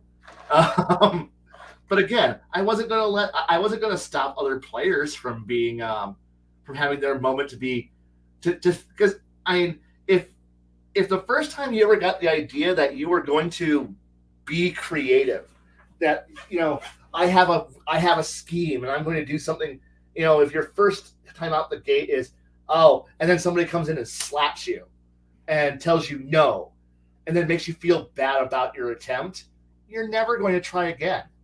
Or you will, but you won't. It won't. You're going to carry that bad. Great. Especially if you do it multiple times, and someone's going to get angry with you, and you're just going to be hateful about it. So it's more one of those things of no. Let your first scheme. No, kid. It's your first scheme. Go out and be a schemie, and let it fail on your own merit. I'm not going to stop you. You're going to fail. I know you're going to fail because you haven't thought it through yet. And I want you to fail. But I want you to fail on your terms. Like, know that you failed because you had no one else to blame but yourself and the GM. You can't blame your fellow players. We weren't involved. We weren't intervening. Yeah, we're going to put you down like a dog, after you go rogue and make it obvious. But I mean, don't let anyone else know, and enjoy. We'll stop you we'll murder you at the appropriate time after you give your villainous monologue and explain your evil scheme to us. Then we'll shoot you, because that's just decorum. That's just being proper and honorable. You need your cutscene. I want you to feel cool about your really cool plan, so that way when we butcher you, you'll think about, what did I do wrong, and then you'll try again. And I want you to keep trying again, over and over again. I want you to keep repeatedly coming back to the plate and taking another swing. That's what I want. I don't want to make you feel bad about, I'm going to feel bad about this. No. I wanted that kid to do better, and he did. As time went forward and the years passed, he got better and better at it. And I was proud of the fact that he got better at it, because now he was a good proper schemer. And you need to have at least one good proper schemer at every table. You really do. Just to keep things interesting. And, somebody who'll do the paperwork, somebody who'll make the weird plans, somebody who will take weird leaps of logic. You need a guy like that at your table. It's just to make it fun, make it interesting. I mean, yes.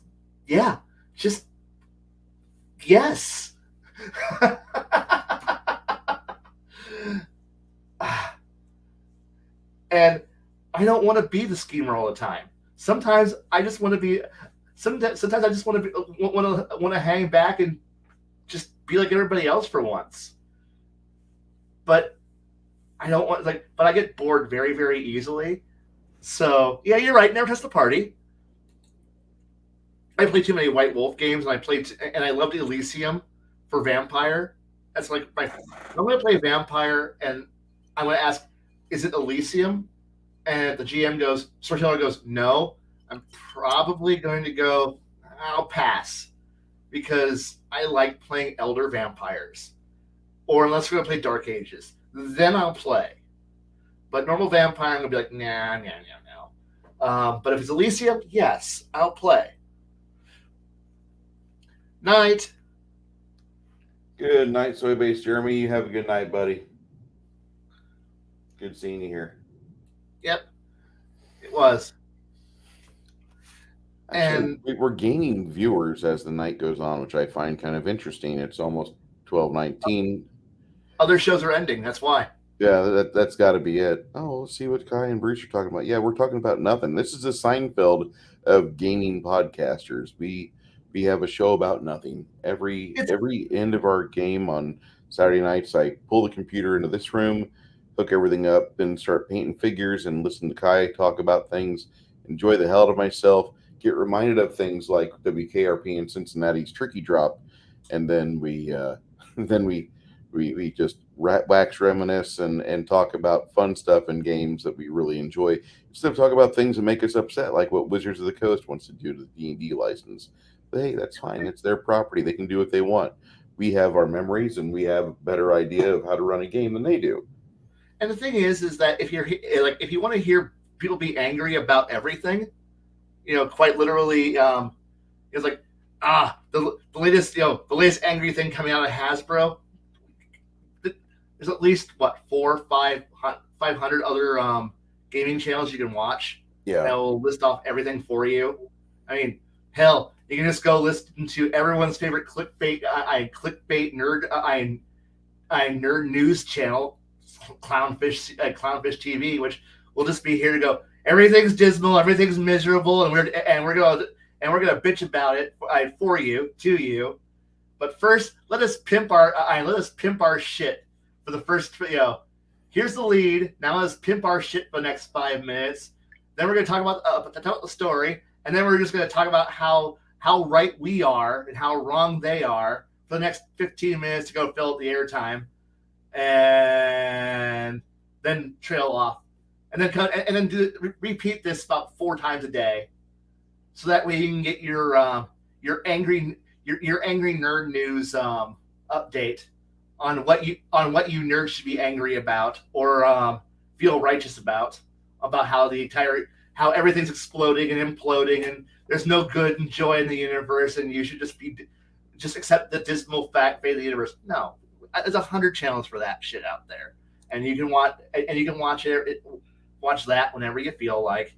Go have them pimp, T-shirts and mugs and Surf Shark or Raid Shadow Legends or whatever the fuck they're selling today. Wait, Kai, you forgot their plushies. Oh yeah, plushies, comic books. We're not done bilking you for money yet. You gotta other ones are pimping meal kits. I mean, because it's so hard to cook these days. So you got to be able to cook, your own. And so have some professionally made meals sent to you every single day. Just got to pay way more for it. It's shipped to you fresh. $35 freshly cooked. Yep, every single day. Just have it sent to you, and you'll have all the food you want. Mm-hmm. Yum yum yum. Hey, don't knock the plushies. I know. I mean, we need to get a plushie of this sexy character. Yes. we need a Joe plushie. Joe as big as Dickus. There we go. That'd be hilarious.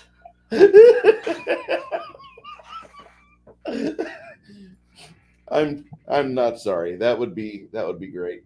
Shauner apparently had a channel hot piece about Legion of Myths Friday night rando stream, which I'd love to have more time. Me and Janet got to talk about politics and read about shit.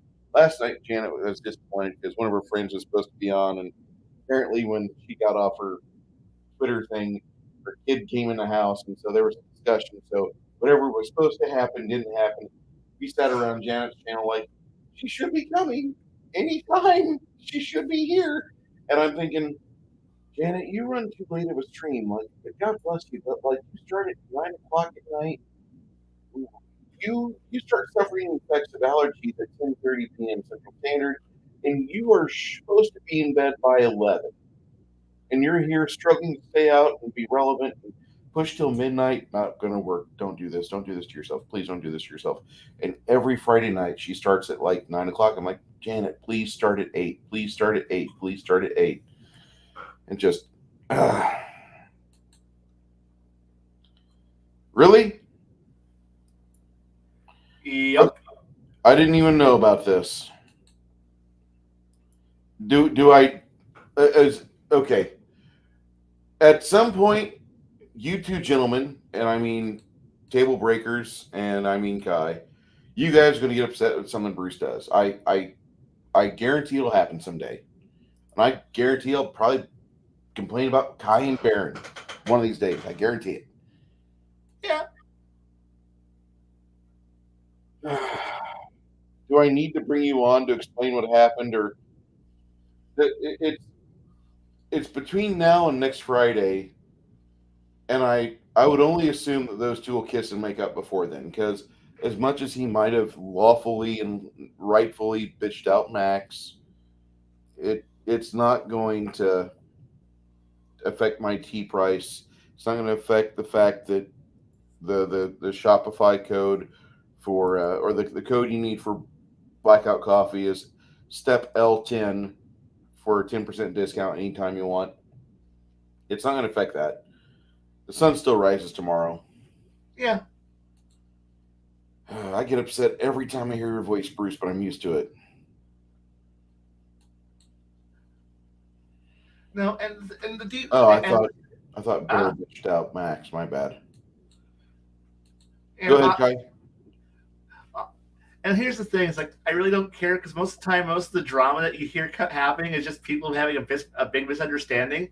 Most of the time, it doesn't really involve involve anyone else but those two people, and they'll probably hammer it out pretty quickly if they're actually friends. That they're not. Oh no, it's internet drama, and it's not my problem.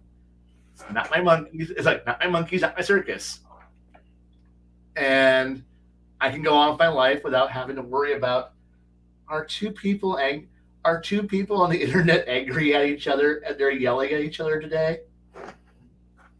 Man, what a weird occurrence. I don't think that's That happened in the history of ever. Two people on the internet that are highly opinionated on something have differing opinions on something. Yeah, Oh, that's like fuck. it's like the CIA like completely going to another country and offering some mercenary force in another country to go fight our wars for us. We'll give you American dollars. These are real, backed by the petrodollar American dollars, and you can Oh, have these, but you have to go in and make it look like you're independent. How's that sound? well, shit. What do you want me to do? And Garrett, I threw you a link in the Table Breakers chat. You want to come on in the last hour of our show?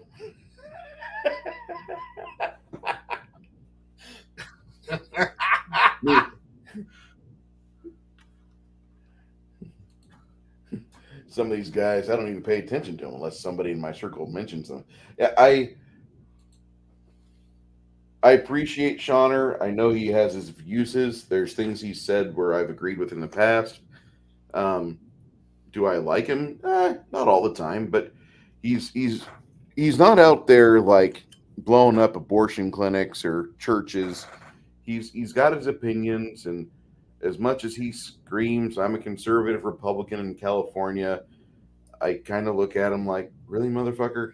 Like, prove it. Move out of California and save yourself 30% of your income." And he just stays in California. He's written some stuff for Traveler, and I appreciate that because I do have friends that play Traveler, and they really appreciate that game. I don't have the time to appreciate that game, and I don't have a problem with other games. I think they're great because other people play them. One of these days, I'll actually have time to play a game that's not my game or the Pathfinder game I'm running. I'll be able to play, but there's just a value of time that I have, and 7 days a week, that's all you get. 24 hours a day, that's all you get. Sorry. yeah. Nerdy Yogurt, educated, he says he's in California. Oh shit, that explains a lot right there. It does. There's there's a lot to unpack on that guy. I don't have any real problem with him. If he wants to make fun of me for playing with miniatures, you know what? Go ahead, dude. Run your mouth. That's fine. But it's not changing how I play and how I enjoy the game. And I hope that his game, I hope he gets the things that he wants. I don't think he's gonna have a lot of success if he goes out around blocking people or whatever. And he might have unblocked everybody this last year. I don't care, but I know he got upset because I play with miniatures. Oh well. Yes, Governor Gruesome Newsom has made it to where it's like Germany in the 1930s. If you leave Germany, they will tax you an extra amount of your wealth. You want to leave? Nine. You no leave. Oh, you have money to pay? Yes, you can leave. Give us all of that money. And they take your money when you leave the granola curtain, which is kind of funny because it's directly out of the handbook which 1930s Germany used on its own people that disagreed with Germany's tactics. Yeah.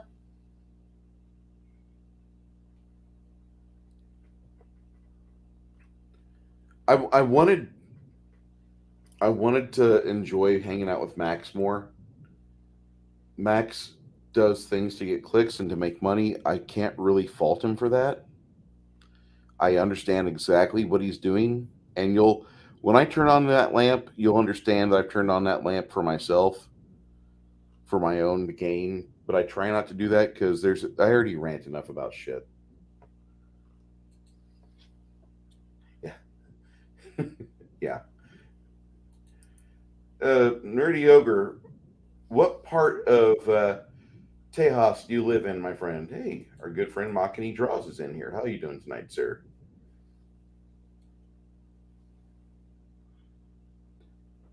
I'm going to go fetch this guy's channel information. For those of you that don't know who Makani Draws is, this is a man of culture. He draws women that are blessed, and he's building a really neat little setup for a graphic novel. Ooh. Yeah.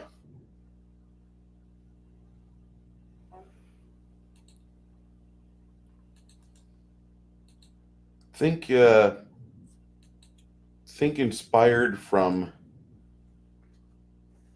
older Need for Speed games like Carbon and Underground, with a lot of hot women and sweet looking cars.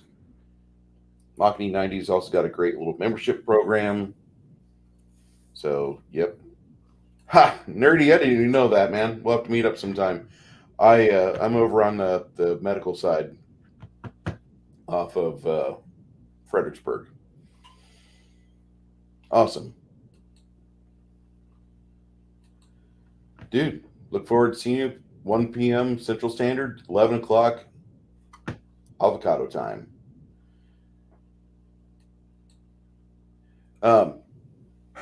He does a lot of drawing. He also does a stream in the morning, which I didn't realize how much his channel would grow when he started doing that, Kai. Because he used to just kind of do the thing where you get done with work in the afternoon, you go home, you wash up, and then you turn on your camera and you start streaming as an artist. And Right. he had kind of like the same people coming in for a couple years, and then he starts doing some things from home. He works from home and he draws during the day, does morning streams. Dude's channel has blown the hell up. That's awesome. Yeah, it is.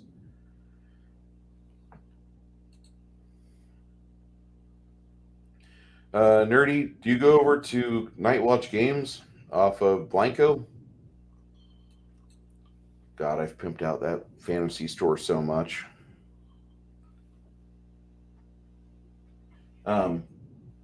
We've got a few fantasy shops here, kind of like what Peoria does. And there's Night Watch Games, which is the Gamma Award winner. The Gamma is a game trade association for gaming. Basically, it's kind of like the people who say what shops are great and what shops really aren't so great. They won an award, Night Watch Games did, back in 2019 before all the crap started, because they had the most desirable gaming store in the world. And Porik and Brenda are really good friends. I cried when their dog Mishra died. I miss her. She's a big, not really super big. She's about 60-pound Malamute, which that's kind of small for Malamute, isn't it, Kai? Honestly, I don't know. I don't know dogs very well. For some odd reason, you would strike me as a guy that would have a husky or a corgi. If I could ever have a dog, it'd probably be I'd be a little. It'd probably be a Scotty. That's kind of.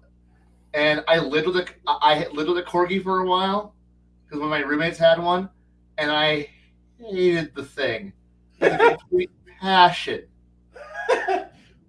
I literally installed, those click, those like little like door, what you install in freezers, like industrial freezers, keep a damn thing door closed.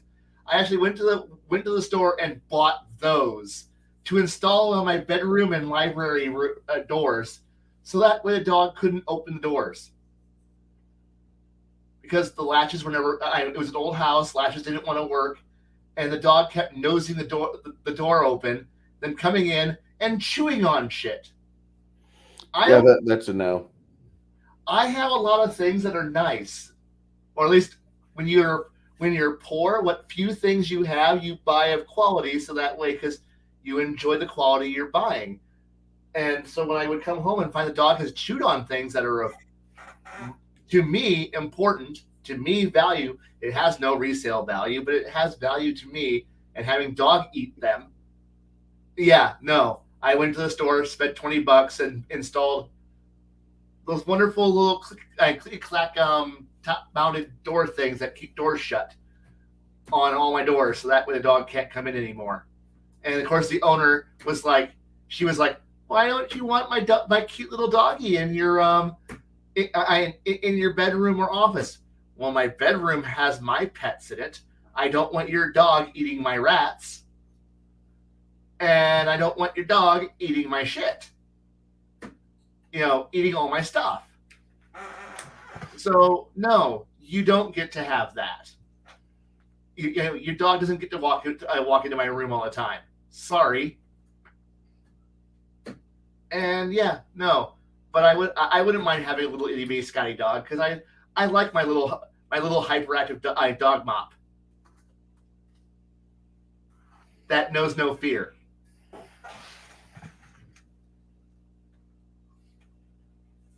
Now, I do like, thing is, I don't mind dogs. I just don't own any, because I never lived in a house that was big enough to have dogs.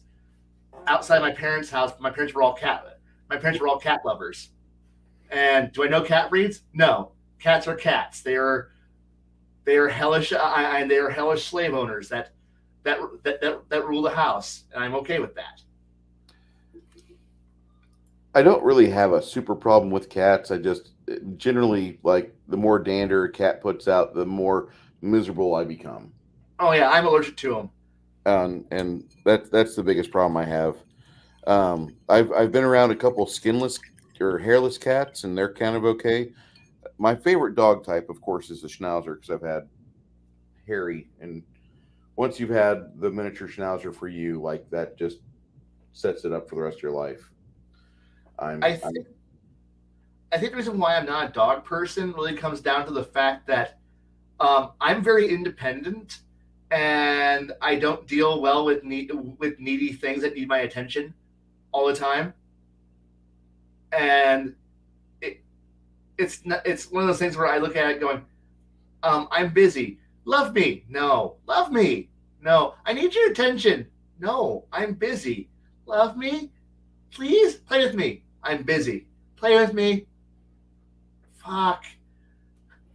that's why It's you get two Schnauzers or two of Scotties or dogs like that. Don't really need you.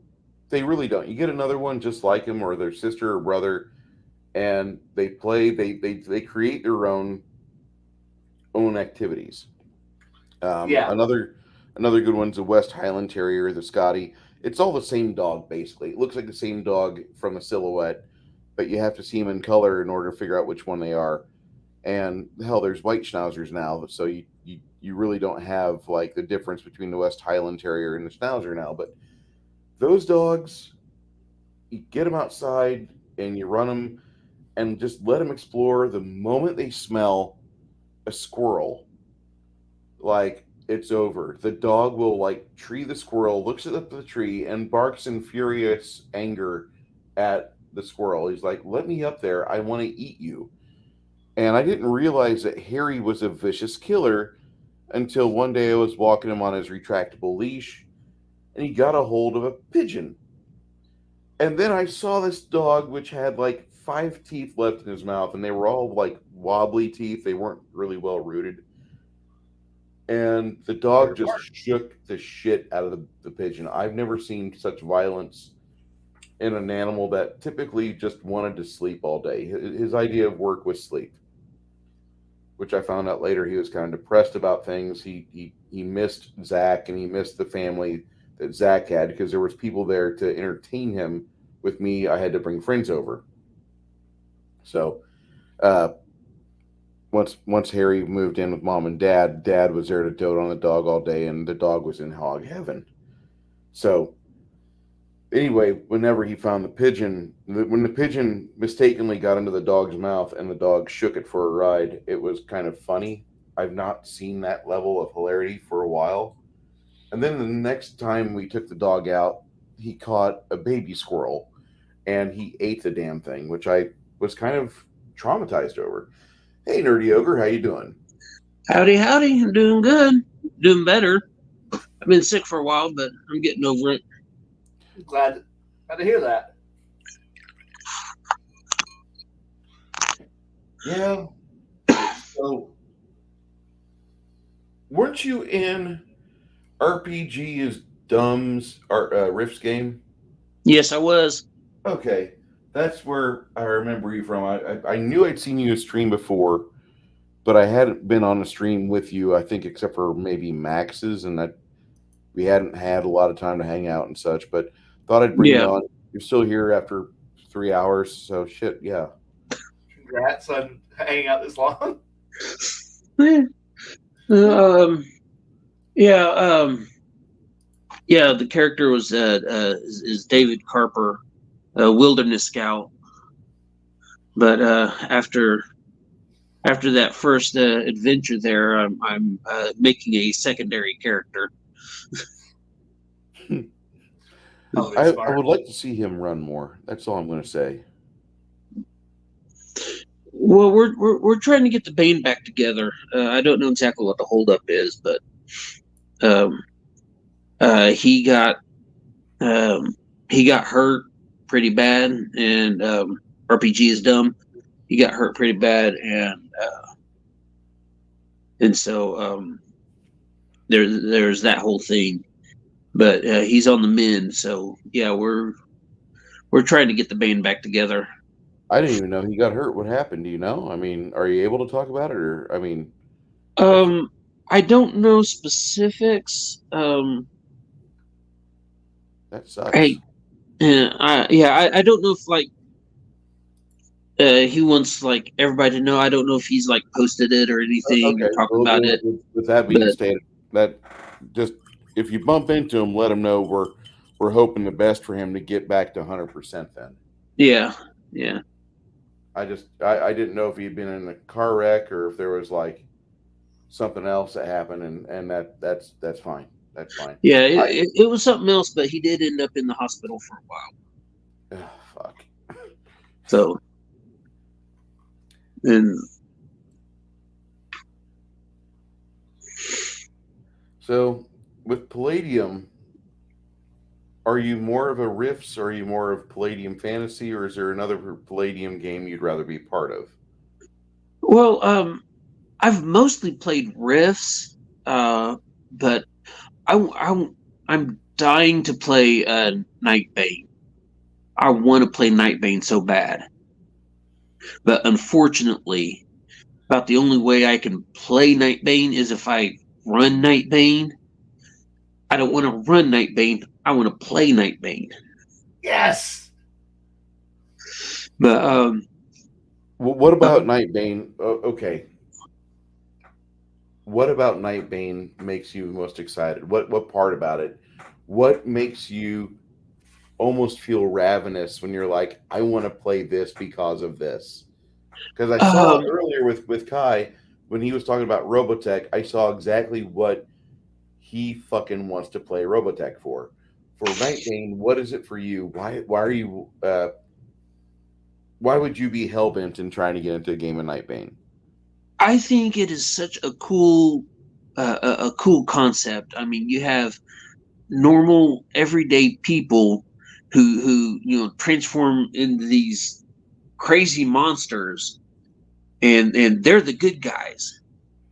But because they can look so hideous, most people would see them, demon, and try to kill you, not knowing that the bad guys actually have pretty much taken over the world. They've taken over, every major government in the world, and they're conquering the smaller areas, and it's you could be this drooling monstrosity with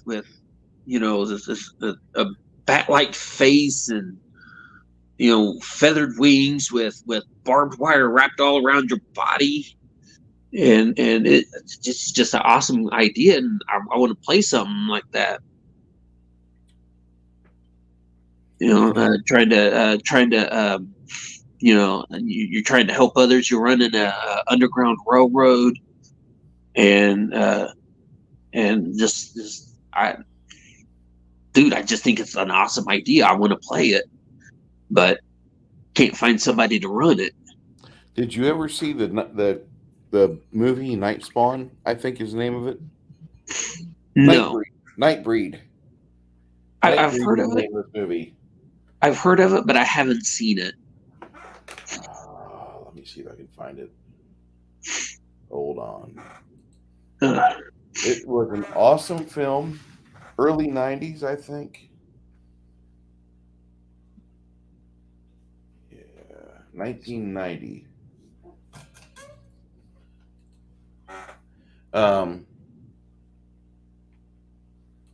Where else can you find it? Stars. Ooh, give me that. Really? it's I try to think of whenever I try to explain games to somebody who doesn't really know a lot about it. I try to think of something that they'd be familiar with to compare it to, and about the only thing I can think of would be something like Ghost Rider. He would be he'd be a Nightbane, and not so much the Incredible Hulk, because Bruce Banner and the Hulk are two different personalities, and so you're the same mentally. It's just physically you change. Like, I mean, you can even have the your lower half turn. If you're like a gearhead, you can have the lower half of your body turn into a motorcycle. Oh yeah, Yeah. So that was a lot of fun. It's a lot of fun. oh yeah. I'm familiar with Nightbane, the game. Okay, I did not manage to jump onto it when it was still Nightbreed. No, Night Spawn. My buddy Wayne has the Night Spawn cover and the Night Spawn all through the book. It's not a collector's item. You can still find it relatively not inexpensive. It's not inexpensive. It's relatively good price. But they were going to sue for the Night Spawn name, so they had to rename it Nightbane. But Yeah. Nightbane is such a neat game because you go through these changes and just shit goes wrong in that game. That's all I can say. Like, you're doing things pretty well, life is going on, and all of a sudden, bam, you realize that you're aware something. And like where something is about all you can say, because like you might be a werewolf, uh, you might be the type of individual that you turn into like a huge carapace, six-legged insect-like monster, something, and it reflects some part of your personality. Hmm. They always seem to push like make it to where it comes out to where it's part of the personality of these creatures, and it just was fucking cool. Um, they had a couple books that they released for it, talking about the Night Banes and the various monsters and how like terrible it was the one day that like when everything changed, like the entire planet was bathed in darkness for 24 hours Yeah. and everything went offline, generators blew, power centers failed, and it was just rough. It was terrible. And then like not too long later, they released a third book which details Hell Harbor, I believe, or some sort of harbor, which is supposed to be like the reverse world of like what we have here, but it's a world that's bathed in eternal twilight and darkness. And they almost get light, but for one day they had sunlight and like gave everybody their hope because they'd been living in hell the rest of the time. Yeah. It's a really cool game. Lots of fun is to be had in Nightbane. And the more you talk about it, the more I remember how much I love that game myself. That's like Nightbreed is the name of it. I can't find it for free, but usually I can find some. Let me look at Bing.com. I might be able to find a stream of it over there.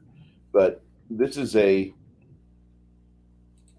This is a movie that you watch it and you have to understand that this is a film that was made in 1989, so there's a lot of potential practical effects. There's very little CGI, if any. It's Yeah. just it's just a fucking movie that you watch this film and you're like, what the fuck? Look at all this shit.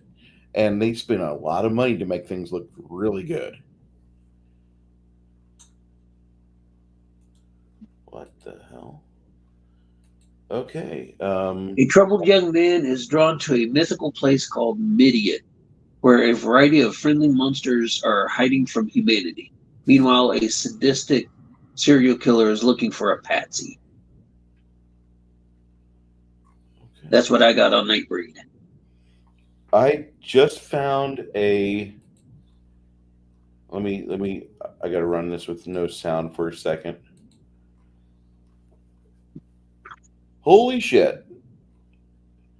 All right, kids. This is the night where you want to be. Just tell me thank you. Turn on your virus protection. And Brucey just went to archive.org and found the Nightbreed Ultimate Cabal Cut. This is a 3-hour, 19-minute version of Nightbreed. And like this has got some big dick energy. You guys copy that, put that in your browser, watch it tomorrow with you when you have your pancakes and your whatever you have for breakfast on a Sunday morning. If you're not going to church, if you don't do church, what you could watch this movie and just be amazed. It's a badass film. Yes, it's the director's cut. It's a 1080p version. Looks like everything's intact. It's off of archive.org, which is a very reputable website. I always do like having my VPNs on. I don't talk about things like NordVPN or something other VPN, but there it is. There's the link to watch the Nightbreed movie. Nerdy Ogre, Alrighty, I got it. I hope you enjoy, my friend. If you like Nightbreed, this is the impetus of it. This is the start. You'll get a chance to see something that very few modern people have had a chance to really watch and just been like, oh my god, this is amazing. It is amazing. Have you seen the movie before? Yes. Okay. I've only seen it once and I was drunk as shit, so I remember almost nothing about it. You'll enjoy it. Yeah. For those of you that, and I'm not trying to flex or anything, but for those of you that haven't seen it, go ahead, put it in your watch later, and you'll want to check this out. Hell, write it to a DVD if you want to keep it around. Aside from that, Nerdy, what is the movie, or what is the way that as a gamer, how do you do your inspiration for games? Like whenever you're building a game or building a campaign, how do you go about keeping your players in the seats night after night? Well, it's kind of. I draw from anywhere, really. I mean, I hate to like make it generalized like that, but like I see a movie and I'd say, hey, this movie reminds me of this game. Maybe if I could switch something around, I could use this, or use this section of it and use this section of this book over here that I read. I just try to be open, and I just try to be open, and whatever I see, whatever tickles my fancy, I want to try to figure out how to use it. I'm not that experienced as a game master. I'm still trying to make my bones, as the saying goes. But yeah, I just that's why I like games with a lot of lore, something I could bounce off of. Right now, I'm my last attempt was Chaos Earth, which was the prequel to Rifts, and there's a section in there of how to work missions for the for Nema, and so just try to work that in, stretch it out, and hope the players have fun with it.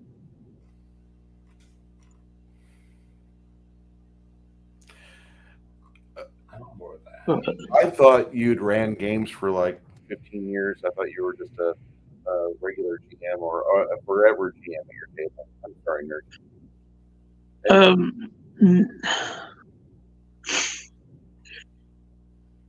No. Let's see. How do I answer that? I got into the hobby around 2000.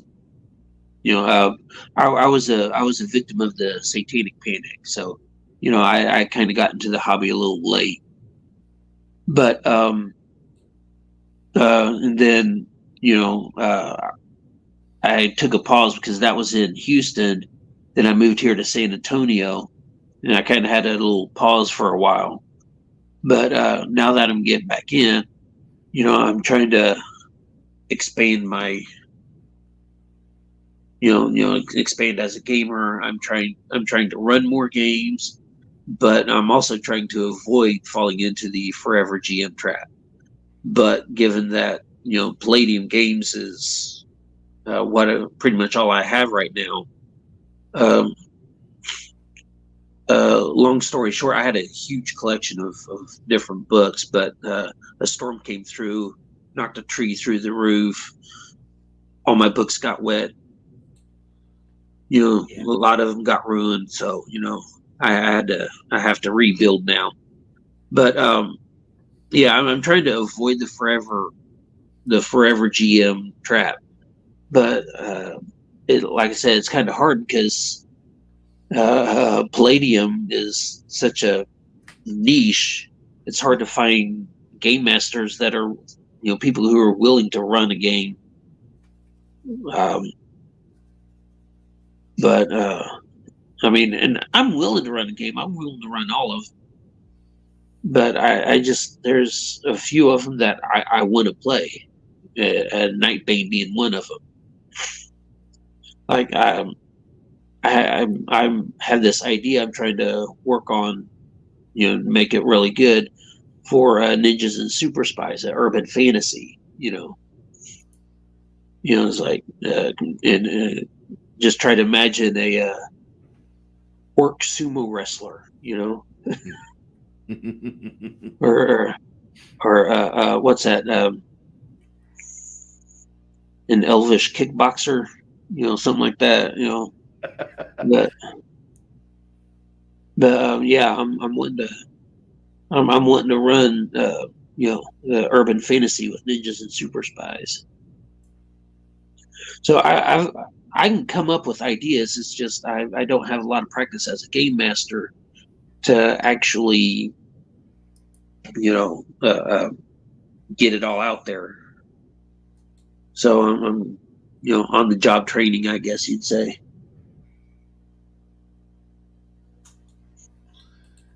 Yeah.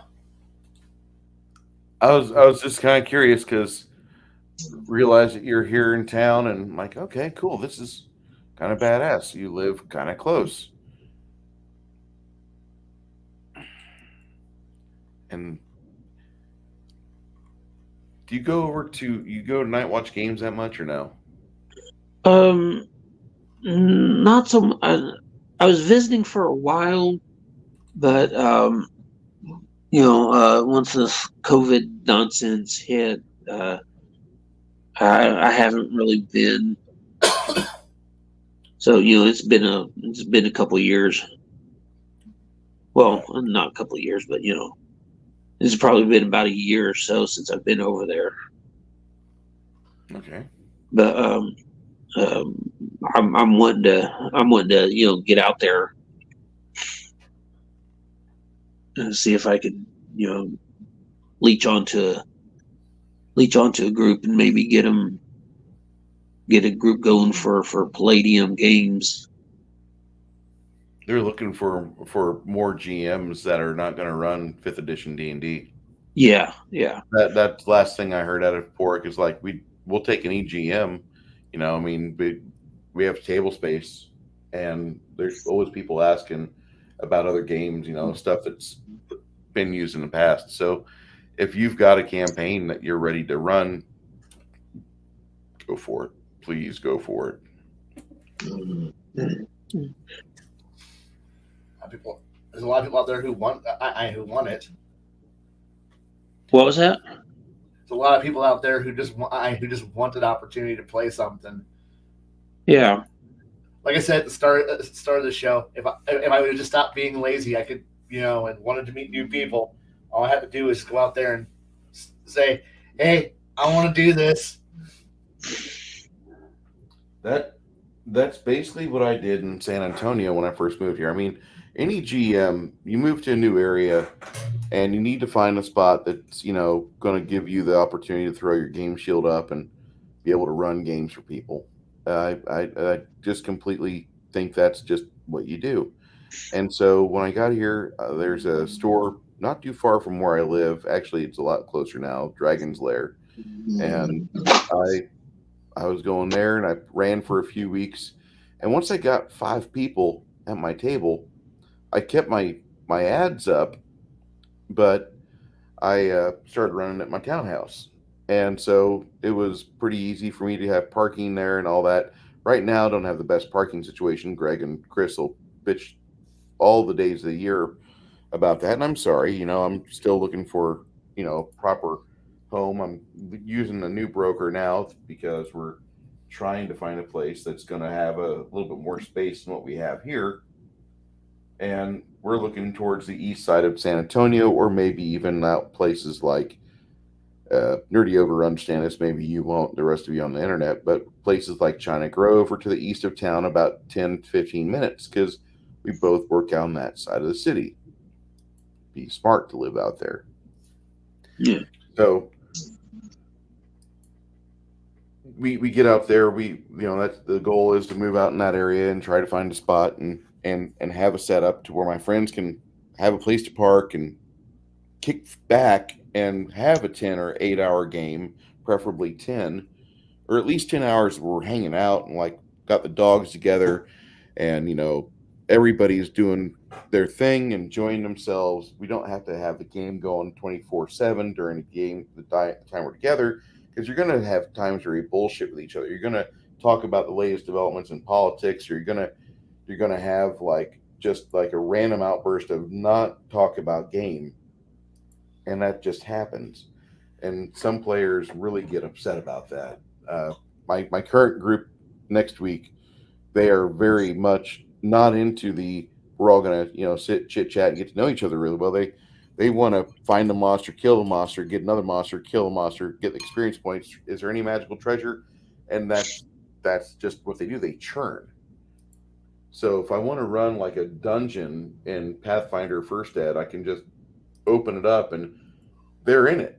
They're going for it. They're trying to destroy every monster, and that's the type of game they want. Whereas the alpha group players, I noticed, are much more based in RP, and they go for like more story awards, or at least more gratifying without using the mechanics to quote unquote slay the monster.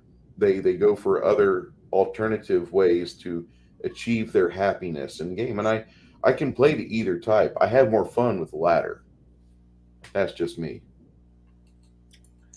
I think I just realized why I don't want to run. I run for a new store with a bunch of new people I don't know. Is that I have run with a mountain of house rules, an utter mountain of house rules, like rewrite the game house rules. And I realized no matter what game I would, if I was to try to play in the campaign world that I run in, I would have to introduce people who are coming in brand new who don't know me, the house rules. And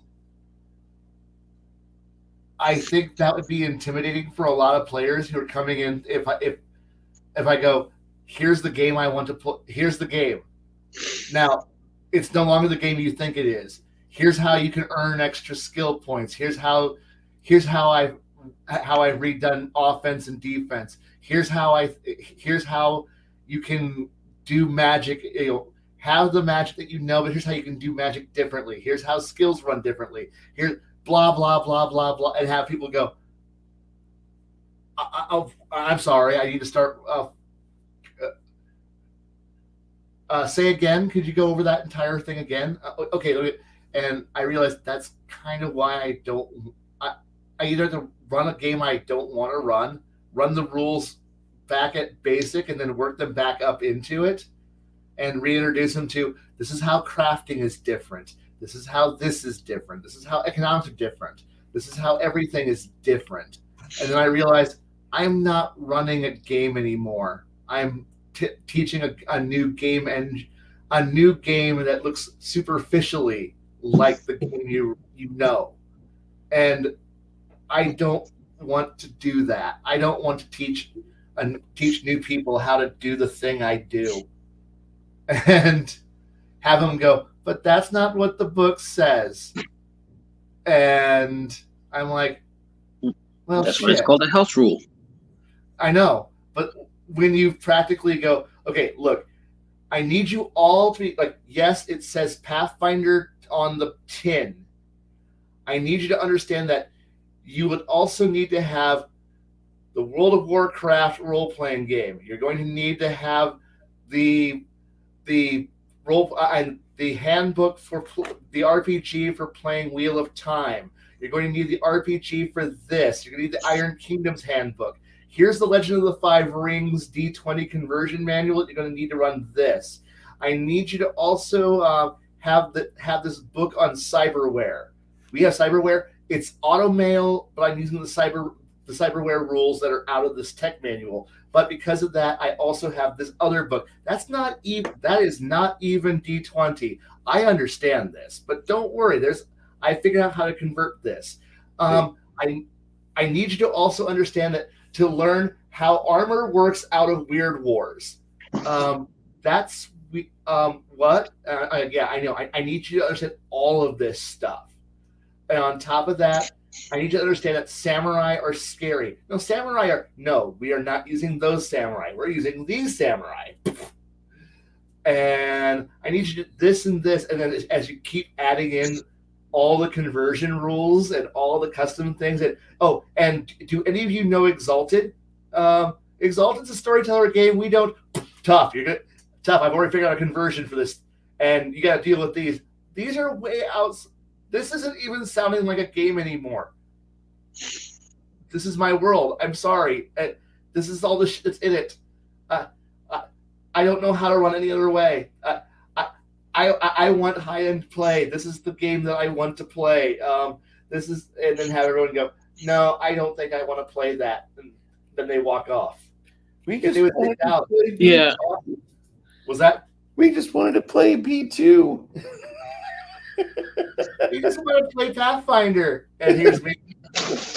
Look, we roll. There's some stats. There's some skills. It's the game.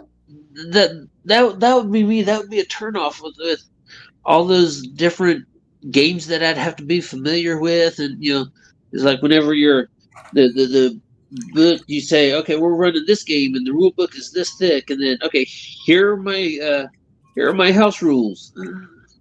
Boom. What Kai needs to do is just get copies of these books that he's borrowing rules out of, copy them effortlessly onto new paper, then scan said paper and put said item into a PDF.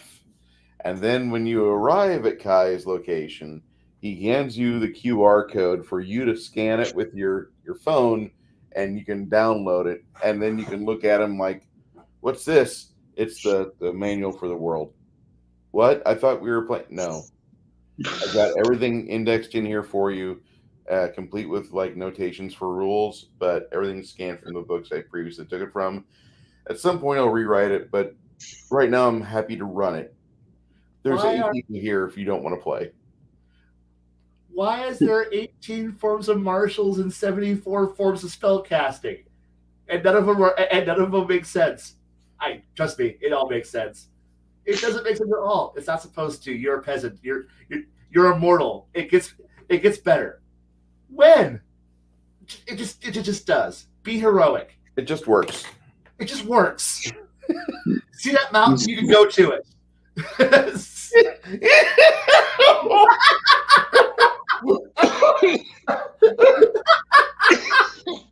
Oh my god.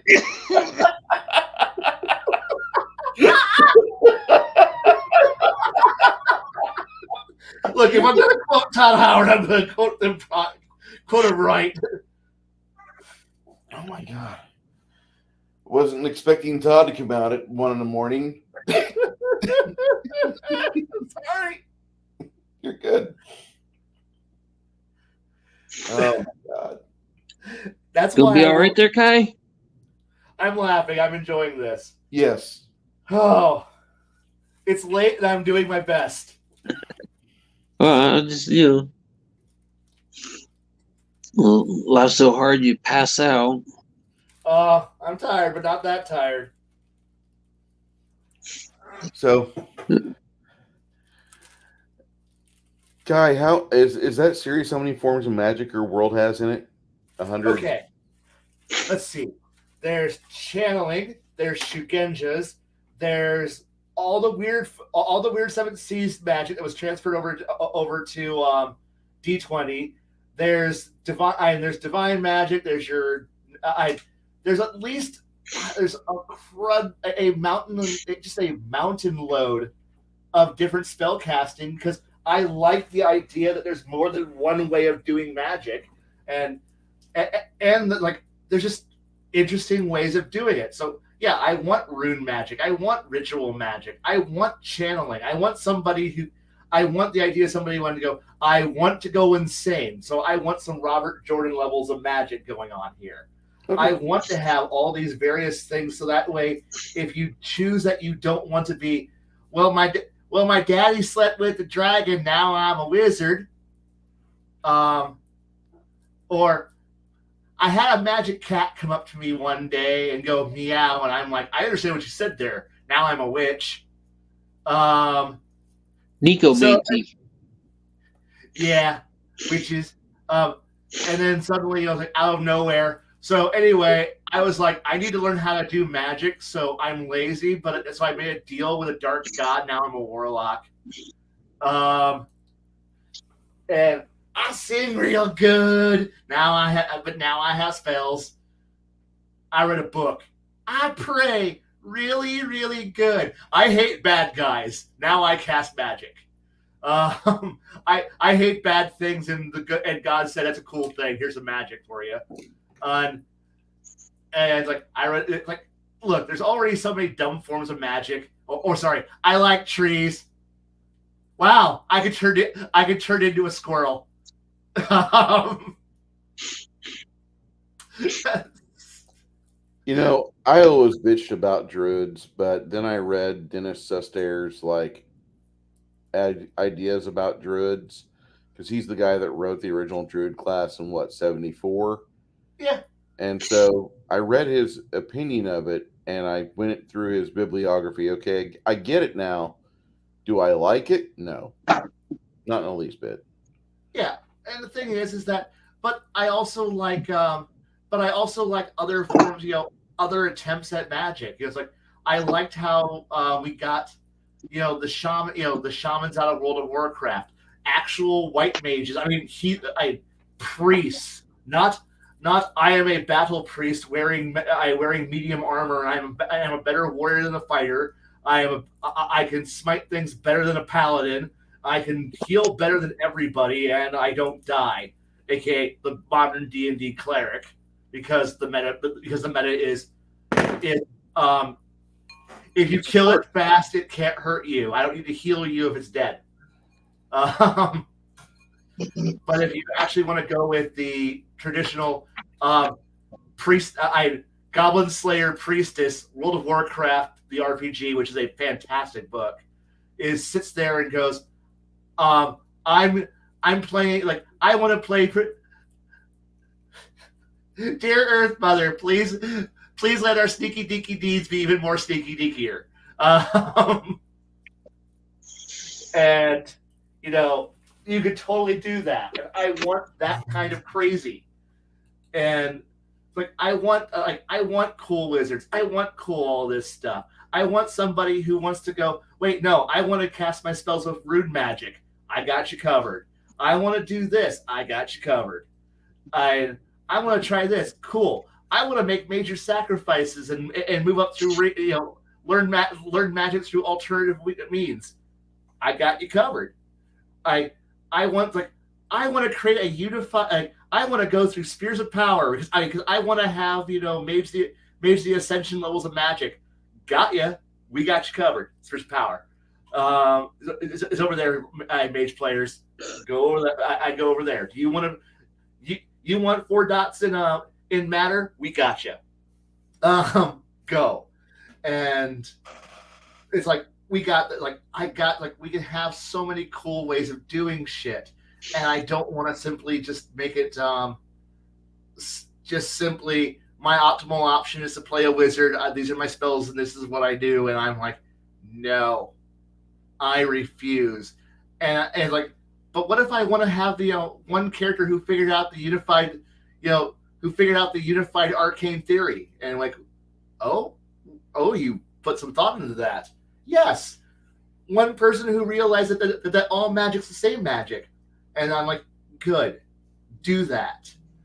And I was like, because ultimately, I just want to have as many flavors because there's so much, and I don't adhere to. Well, the game says like, no. There's everyone's got their own form of magic, and I just want it's not it's like if you want to sit there and talk to magic rocks and make them and convince the rocks to go beat somebody else up, do that. Shugenjas. Hey, rock spirit, yeah, go beat that guy up. Can do. And you fling them. Magic rocks are angry. The rocks beat you up. And I'm like, yes. Why would because I want more magic than what's just simply here's your allowed spell list. You only get to do this twice a day. Are you done? You blew your magic wad? Go take a nap. I mean, no. I want someone to be creative and magic should be magical. Magic should be amazing. Magic should be able to do wonders. Magic shouldn't be simply written. There's no modifications to it. When you can apply a meta magic to it, no. Magic should be way more dynamic. It should be interesting. Yeah, that's what attracted me to Palladium. Is because a first level spell chucker can cast a 15th level spell. You just got to get the juice for it. Right. You can siphon that off of your buddies. You can, if you're near a ley line, you could suck it right out of the air. Yeah. It's like my early exposure to Risk as a young kid really helped with that. I love that detail, and because it was liberating. Because like, wait, what? It's PowerPoints, and suddenly it's like, this is awesome. I want this. I want more like this. It's like, yeah, I'm used. Yes, you're on the right. Yes. And you can combine magic with tech stuff, and techno wizardry, and yes, and you can combine magic with other stuff. It's not just technology, Heathen Dog. He did he did a review of Mystic China with the use of chi,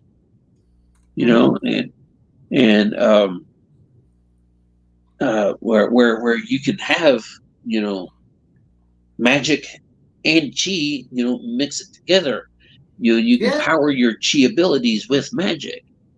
Yeah, I would love it. And Jake, yes, I probably would. I would love to read through it sometime.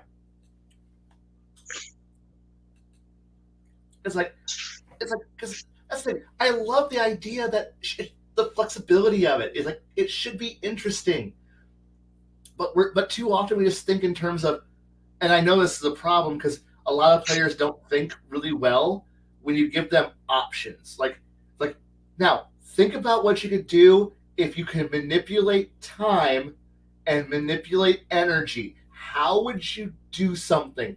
Well, what do you mean manipulate time and energy? Like, okay, how about time and relationships? How could you make that interesting? Could I come on, cast haste? Okay, you got the most basic spell. All right. You understand how to move fast. All right. Now, what more can you do? Well, how much more can I technically you can affect a very large amount of things. You're at 3 dots. You can do a lot with it. Come on, man. Think. Come on. You can do this. Think with portals.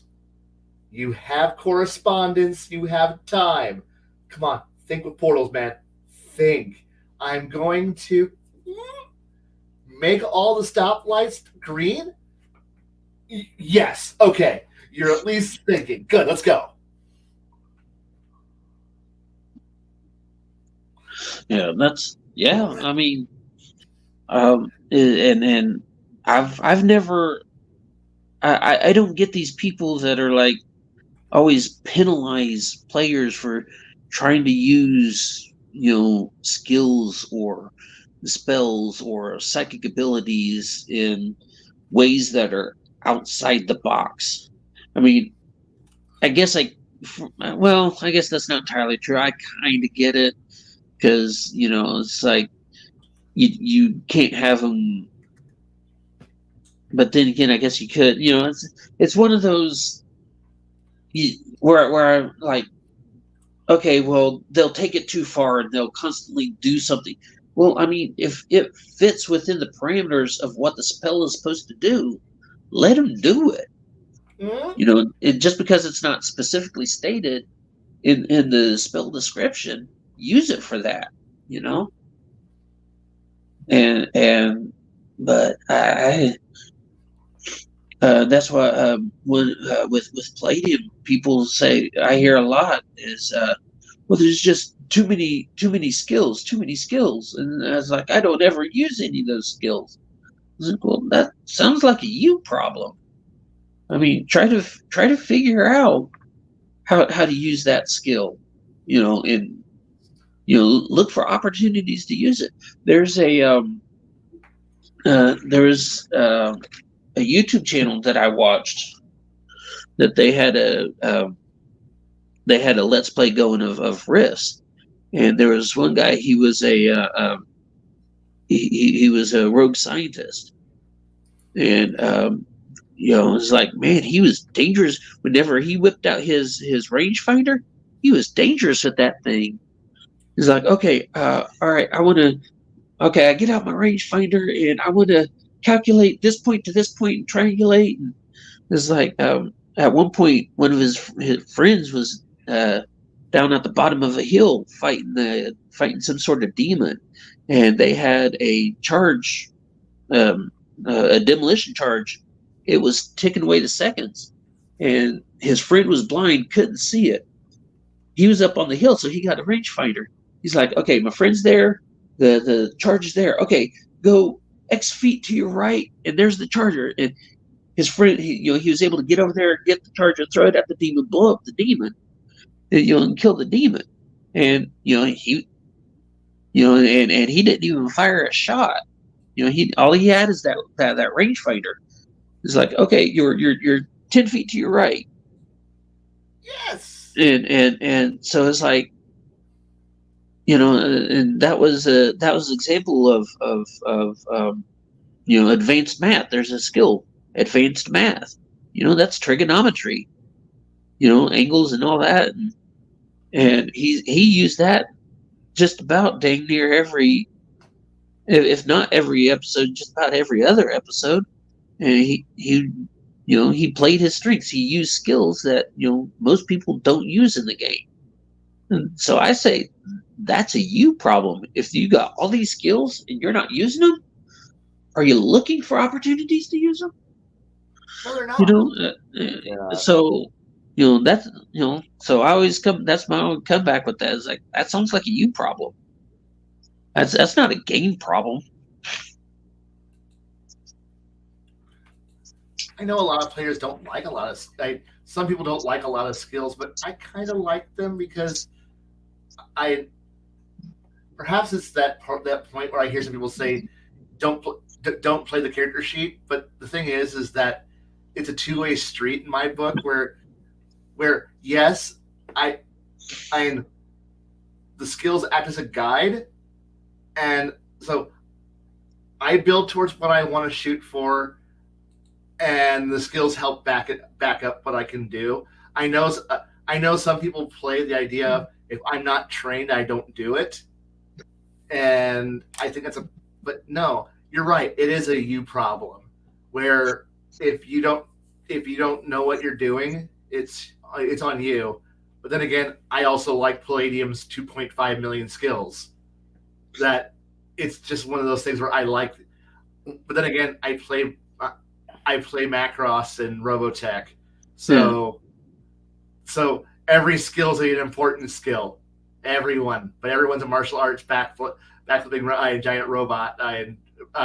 It's like whatever, because you need extra attacks. But I love the idea that everyone's skilled in something because that's part of your freaking skill package, man. Sorry, you need to know how to use a radio. Damn it. As one of my players learned very, very badly. I loved that game, that session.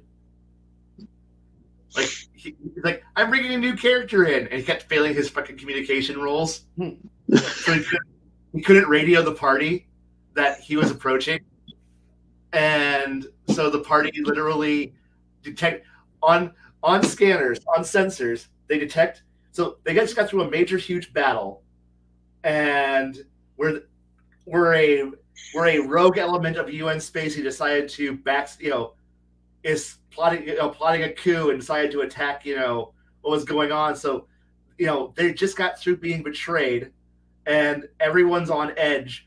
So all of a sudden you have on scanners inbound one unknown target. They try to radio the players didn't roll that good on sensors, so they're not they can't get a good if friend fire message back. So try to communicate with the guy trying to get to radio him, and he's failing his communication roles because who needs to know how to use radios? They just work. And so the party literally detect he's not establishing communications. He's still approaching at military burn, and the party's just like he's not responding to any hails. It's an unknown strike fighter approaching, and so the party opens fires. They roll initiative. They beat him. They roll and they blow his fighter out of the sky because they didn't know what it was. And I'm like, sorry, your character died. Why? You failed the communication. They didn't succeed their scanner check, and you failed your communication check. They opened fire. And he's like, can I try again with a new, reintroduce my character in a different way? And I'm like, going, yes. This time, don't fly with afterburners burning, okay? Don't scare the currently terrified squadron of fighter pilots that you're approaching. And he's like, okay, duly noted. I will not. I will actually try to communicate. So he just reworked his character a bit and actually took the communication skill and put it up there. I'm like, smart boy. well, see, that's when there's a skill in the Palladium games, in the Palladium books, called military etiquette. And that's when you roll. What is the military protocol whenever you're on your way to a friendly base, but you don't have radio communication to let them know you are a friendly? What is the protocol for this? I know. So yeah, so see, you're looking at good alternatives on how to use skills that are fun. My players were not that creative. They were all just not thinking. But I think they were actually more out to kill that player again. Oh, well, that's a different matter altogether. Oh yeah, they're looking for excuses to kill him. Yeah, because that's a different matter. Well, it's okay. The thing was at that time when we were playing that, we were doing rotating GMs, and the GM, the player who had just introduced his character was the GM the previous session who ran the betrayal, and then said, "Blade, tag in. You're now the GM, and here's me." What? What the fuck? I got a GM. I got a GM now. Yeah, your character gets retired, and you need a GM this mess that I created. And I'm like, well, okay. And so he's introducing his new character, and the rest of the party's like, well, we get to kill a GM now. All right. And I'm like, I ain't stopping this. Aren't you guys on this? No. Fire away, boys. And it's funny watching the party just unload everything they fucking got on his happy ass. And and he's a good pilot. Like, he knows his character very, very well mechanically. He's a very good fighter pilot. Able to dodge every. He's sitting here, dodging. Using his using the gun pod to shoot down a missile flight. Using the arms to help soak damage. He's doing everything and he managed to weather most of the party's entire salvo. Onslaught? What? Onslaught? Yeah, except for, he's like, can I finally get a turn? And then one player, everyone at the table was like, I think we're all out of ammo. and at which point one player who I hadn't been paying attention to him because he was kind of a jerk. I didn't pay attention that all he was using the entire battle was his gun pod and lasers. He didn't fire a single mini missile the entire fucking fight. And then suddenly he goes, I fire everything. What? Alpha strike. It says fires in 1s, 3s, 5s, and 1, 3, 5, 60, 30, and 60. I'm firing 60. And he just hits the shoot all button and fills the sky with missiles. And the poor player who's sitting, the poor ex-GM is sitting here going, I can't stop that, can I? I'm like, no, you're out of action, out of everything. He's like, fuck. You're out of actions, you're out of luck. And I'm like, were you just waiting for that moment? Because I've been waiting for that moment. I was waiting for either of you two GMs to throw the big bad scary bad guy who's I'm going to give my monologue, and then as the middle of the monologue, I was going to shoot him with the entire missile swarm. And I'm like, you cheeky dick waffle. And he's like, yep. And it was a beautiful sequence. But yeah, it was a teaching moment to teach players to, you might need to have support skills, guys. You can't all just be pure combat machines. Some of you need to know how to actually read or talk. And I think you understand that. Yeah. That's what I've seen more than one first-time player for Risk is like, oh, I find a note. I want to read it. What's your literacy skill? Literacy skill? I don't know how to read. I didn't get a literacy skill. That's just chicken scratches to you then, son. Literacy is a completely different skill. You don't automatically know how to read. This is Risk. It's like 87% of the population is illiterate. But I'm a giant robot pilot. Yep. You don't know how to read.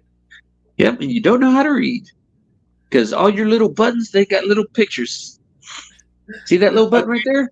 That's not a penis. That's a missile launching. You push that button to launch your missiles. Woo! Okay, so what I do is I get in the machine, and then I press the happy face, the next happy face, the green happy face, and now the machine's happy. It turned on. Now it rumbles. Okay, now Oh yeah.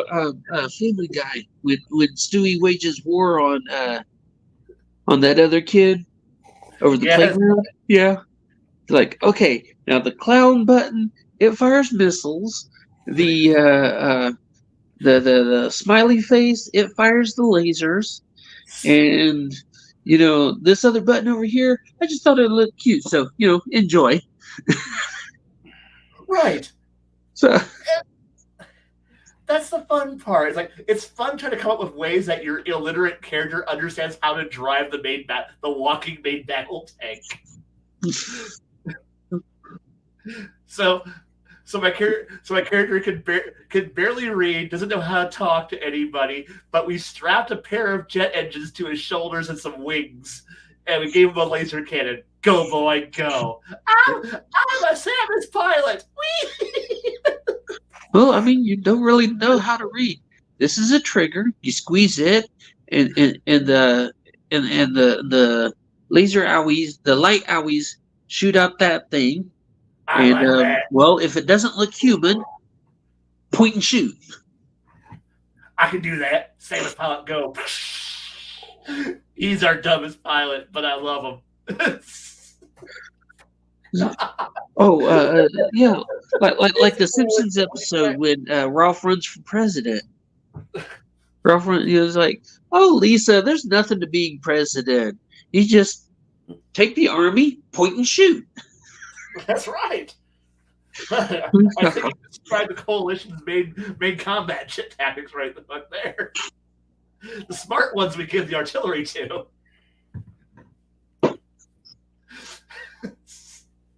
I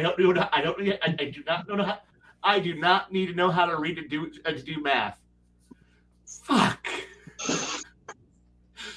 Oh God. I almost want to play Rips again just to play play a party of the most retarded illiterate motherfuckers on the planet. Well, I mean, ultra high tech equipment and told do something with it. We're not the A team. We're not even the B team. We're just some fuckers. The special ed team. You know what? What the truck just rolled up and dropped us off one day, then drove away really fast. We don't know how to read a map. We don't know where we are, but we got a lot of guns. What was it? Like, well, your big stumpy robot has 10 missiles, and each time you fire a missile, that's one less missile you got. That's all the math you need to know. Damn straight. Okay, I got this. Click, click, click, click. Oh man, the unhappy sound. I need to go back for more missiles. God damn it. I want to play this group. I want to play this group of idiots now. And yet I came to pace from playing a bunch of smart people. Just to play a bunch of fucking retards carrying guns and going, what the fuck are we doing here again? I don't know. And the one smart guy who's like, I'm here. I'm your babysitter. I'm here to point you all towards the thing I want dead. That thing. See that hill that looks like a giant ant hill full of giant flying human bugs? Yeah, kill all the human bugs. I can do that. Fucking DBs. There's something cathartic about a game that does that. That does that very well. Dispatch the dog boy. Dog boy goes, I found DBs. Fine, let's go take care of it. The only good DB is a dead DB. Let's go make some DBs good. When we were playing in South America, I pulled on some old Ninja Turtles lore because that was the last place they were seen up until like the early 90s. And so my Rips game actually bumped into the Ninja Turtles, and I completely took my players by surprise. They did not expect how to deal with Ninja Turtles. And Ninja Turtles the whole time, pretty much like we're just acrobatic legends, just flipping and flying out of the way and being completely just obnoxious, which was fun. It was fun to RP that.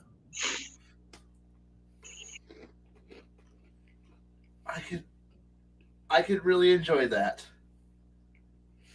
I can see that.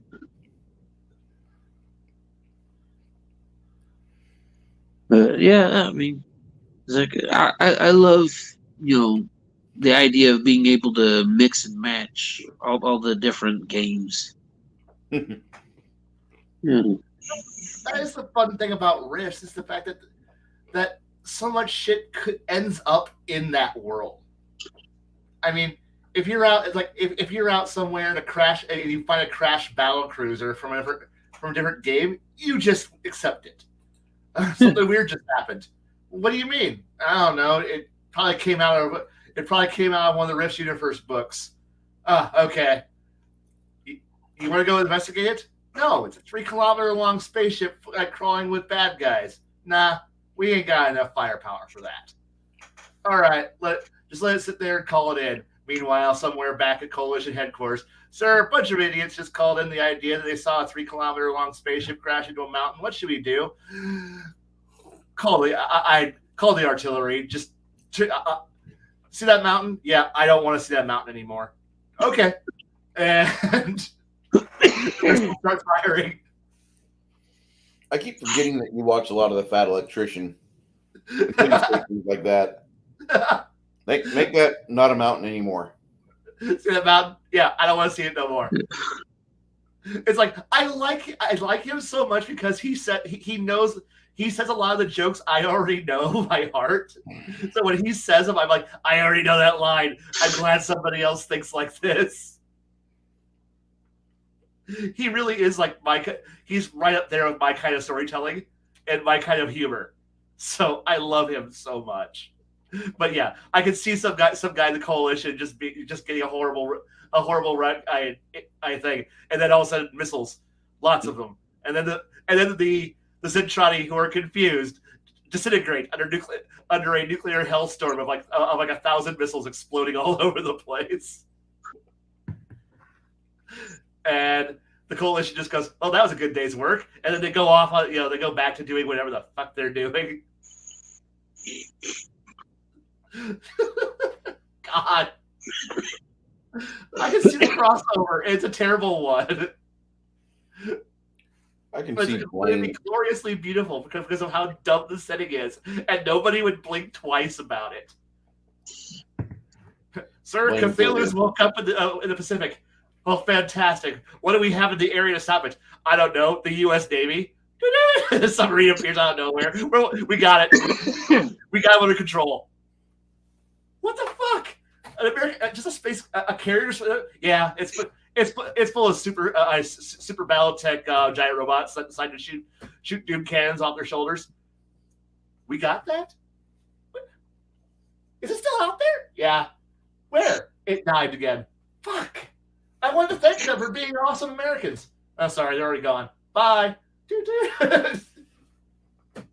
Which one is it that uses the flowers to power their big stumpy robots? That'd be protoculture, yeah. And that would be predominantly the REF from Robotech.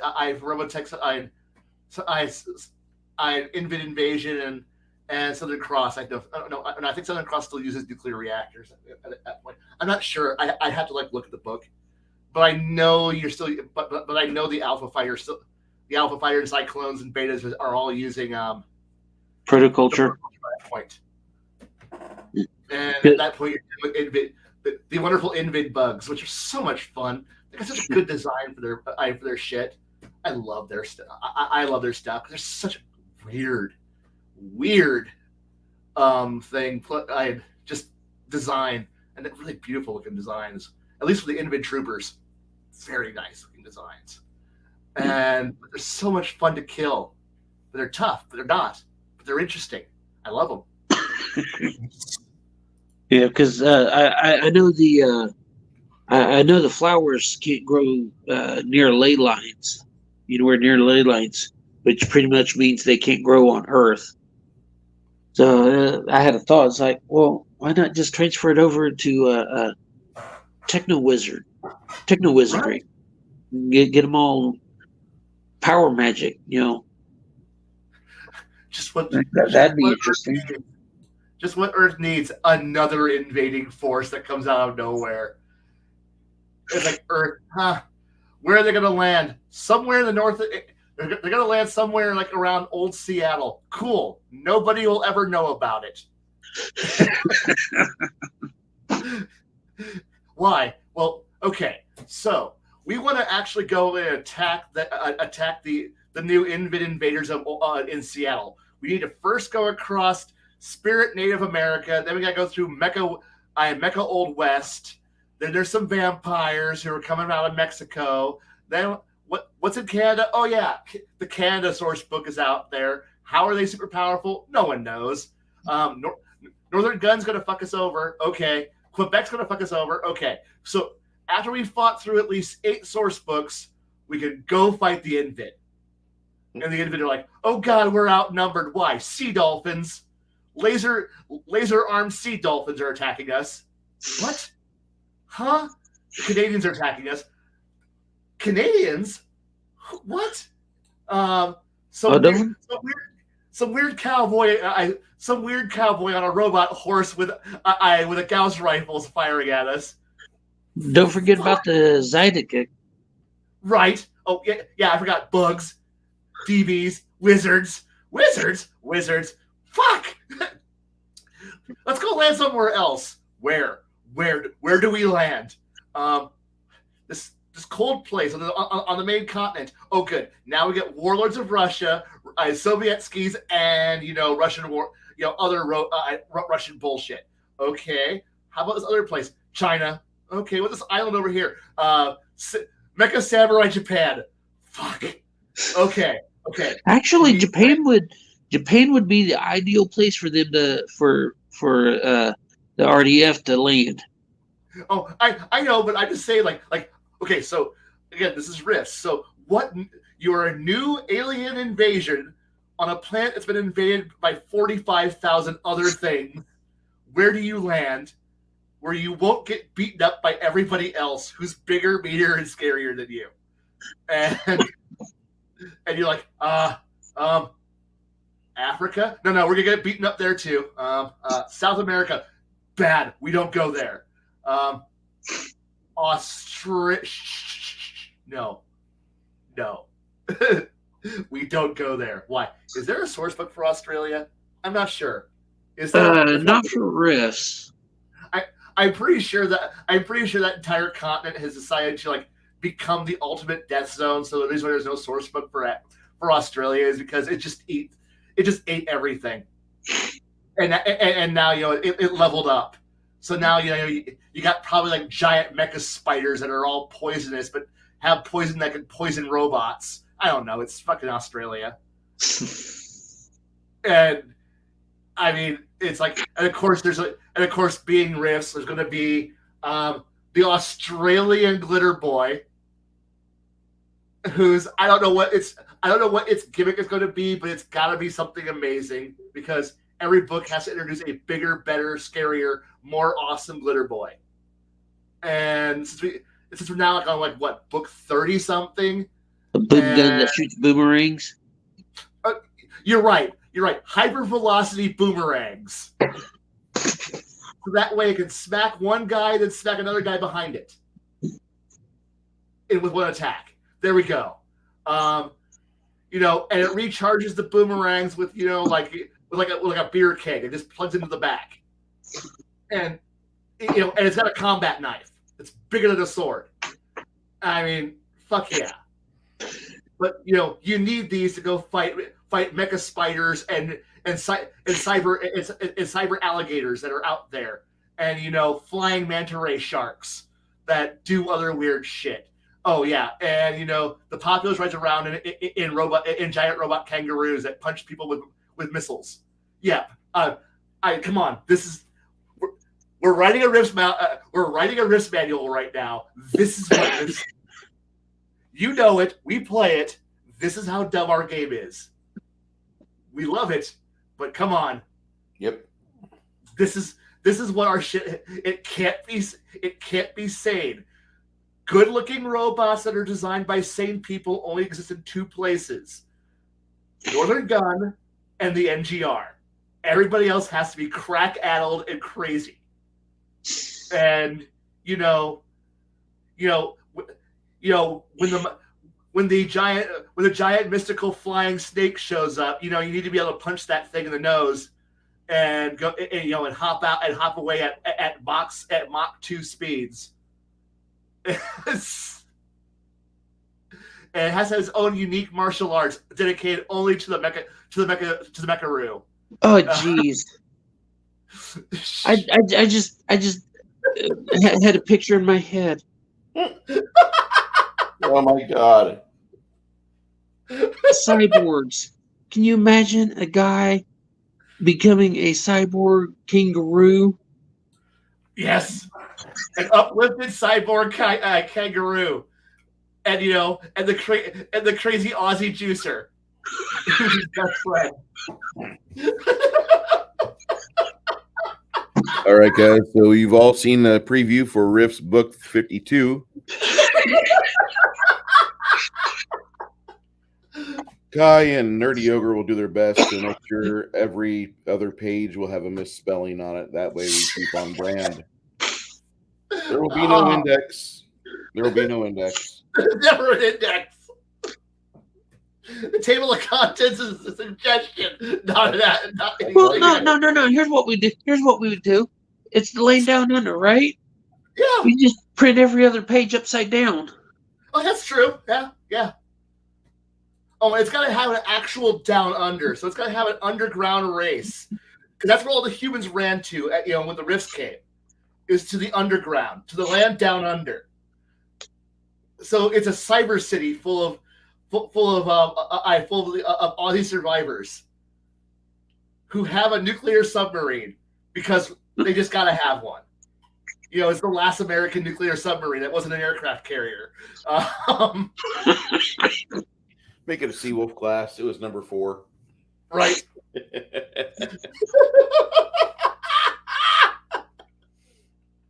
All the launch tubes are empty. Yeah.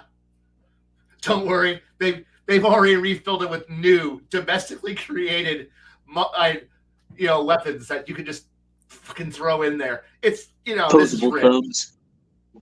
Right. It's just going to be weird. And it's modular, so that way you can load it with anything that's currently available in the inventory, including the new poison missiles that because everything in Australia is poisonous. Oh my God! Mega damage emus. Oh yeah. Well, no. That's one of the evil armies that's currently running around the surface world. So that way the humans can't return to the surface. Is the evil emu armies. And you're out for revenge. Make all the emus to where they can converse and they sound just like the voice actor for Stewie. Right. They're all now hyper intelligent, because it's somehow tied to the Atlanteans who decided to uplift the emus to control the human population, driving the humans underground into the land down under. Wow. There we go. We have a risk module written. Done. We have the emus. Cyborg are now out with freaking laser beams. That's right. Where they've enslaved humans to continue to make their new laser beam attachments.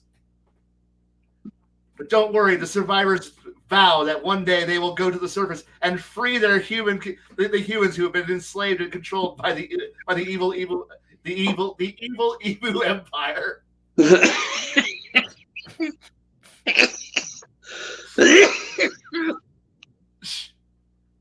This is why you never had a module or book written for Australia yet, because this is so stupid.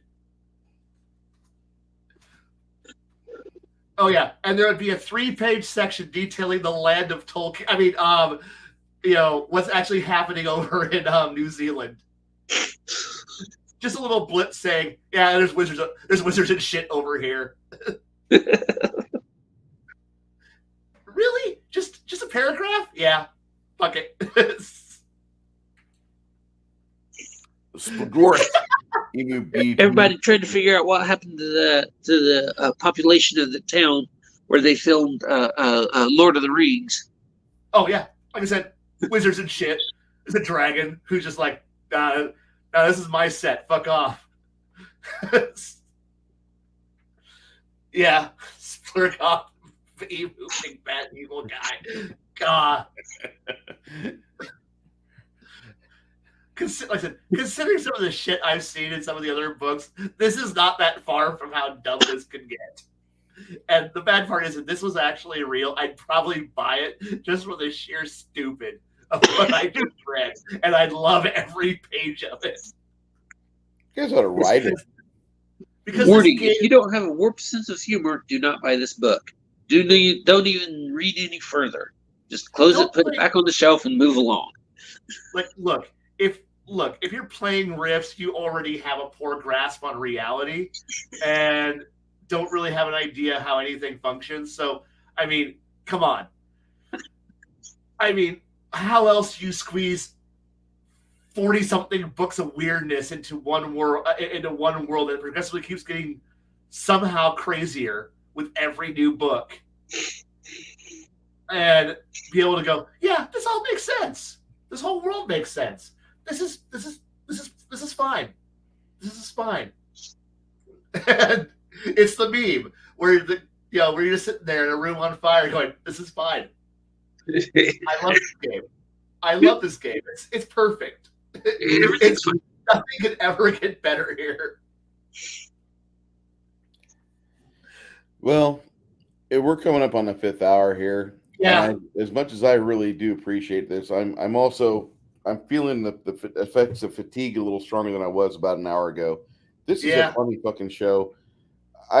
Nerdy, listen, man, on our Saturday nights with Kai, if you mention that you're in the chat and you got something to talk about, I'll email you or get you this link to get in here, because I love your jazz with Kai.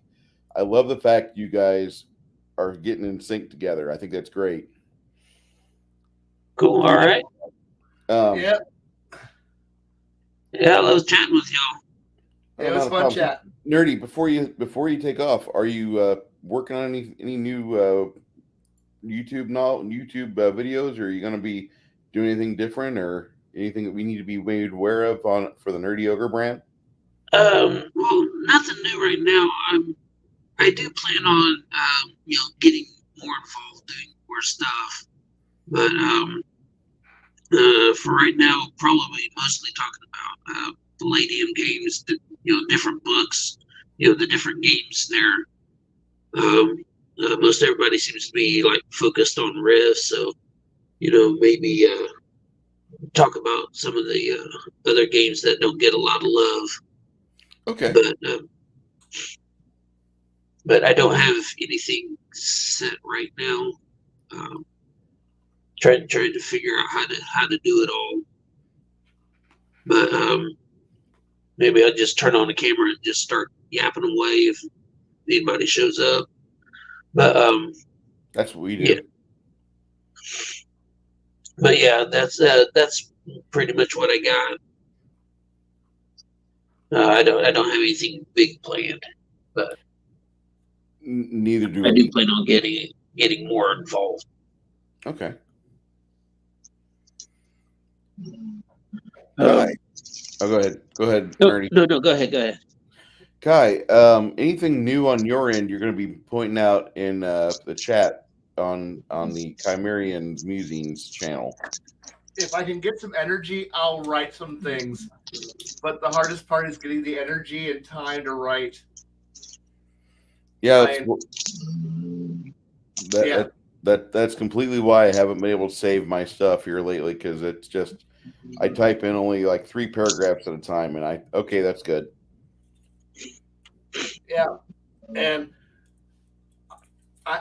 work has been a lot more mentally, I don't want to say taxing, but my focus is more important on trying to learn how to do new things, because for once I actually have a boss who's challenging me on, you know, hey, here's some new things. Here's constantly new things. And it's a lot of learning. And my brain power to write things at work is very limited. And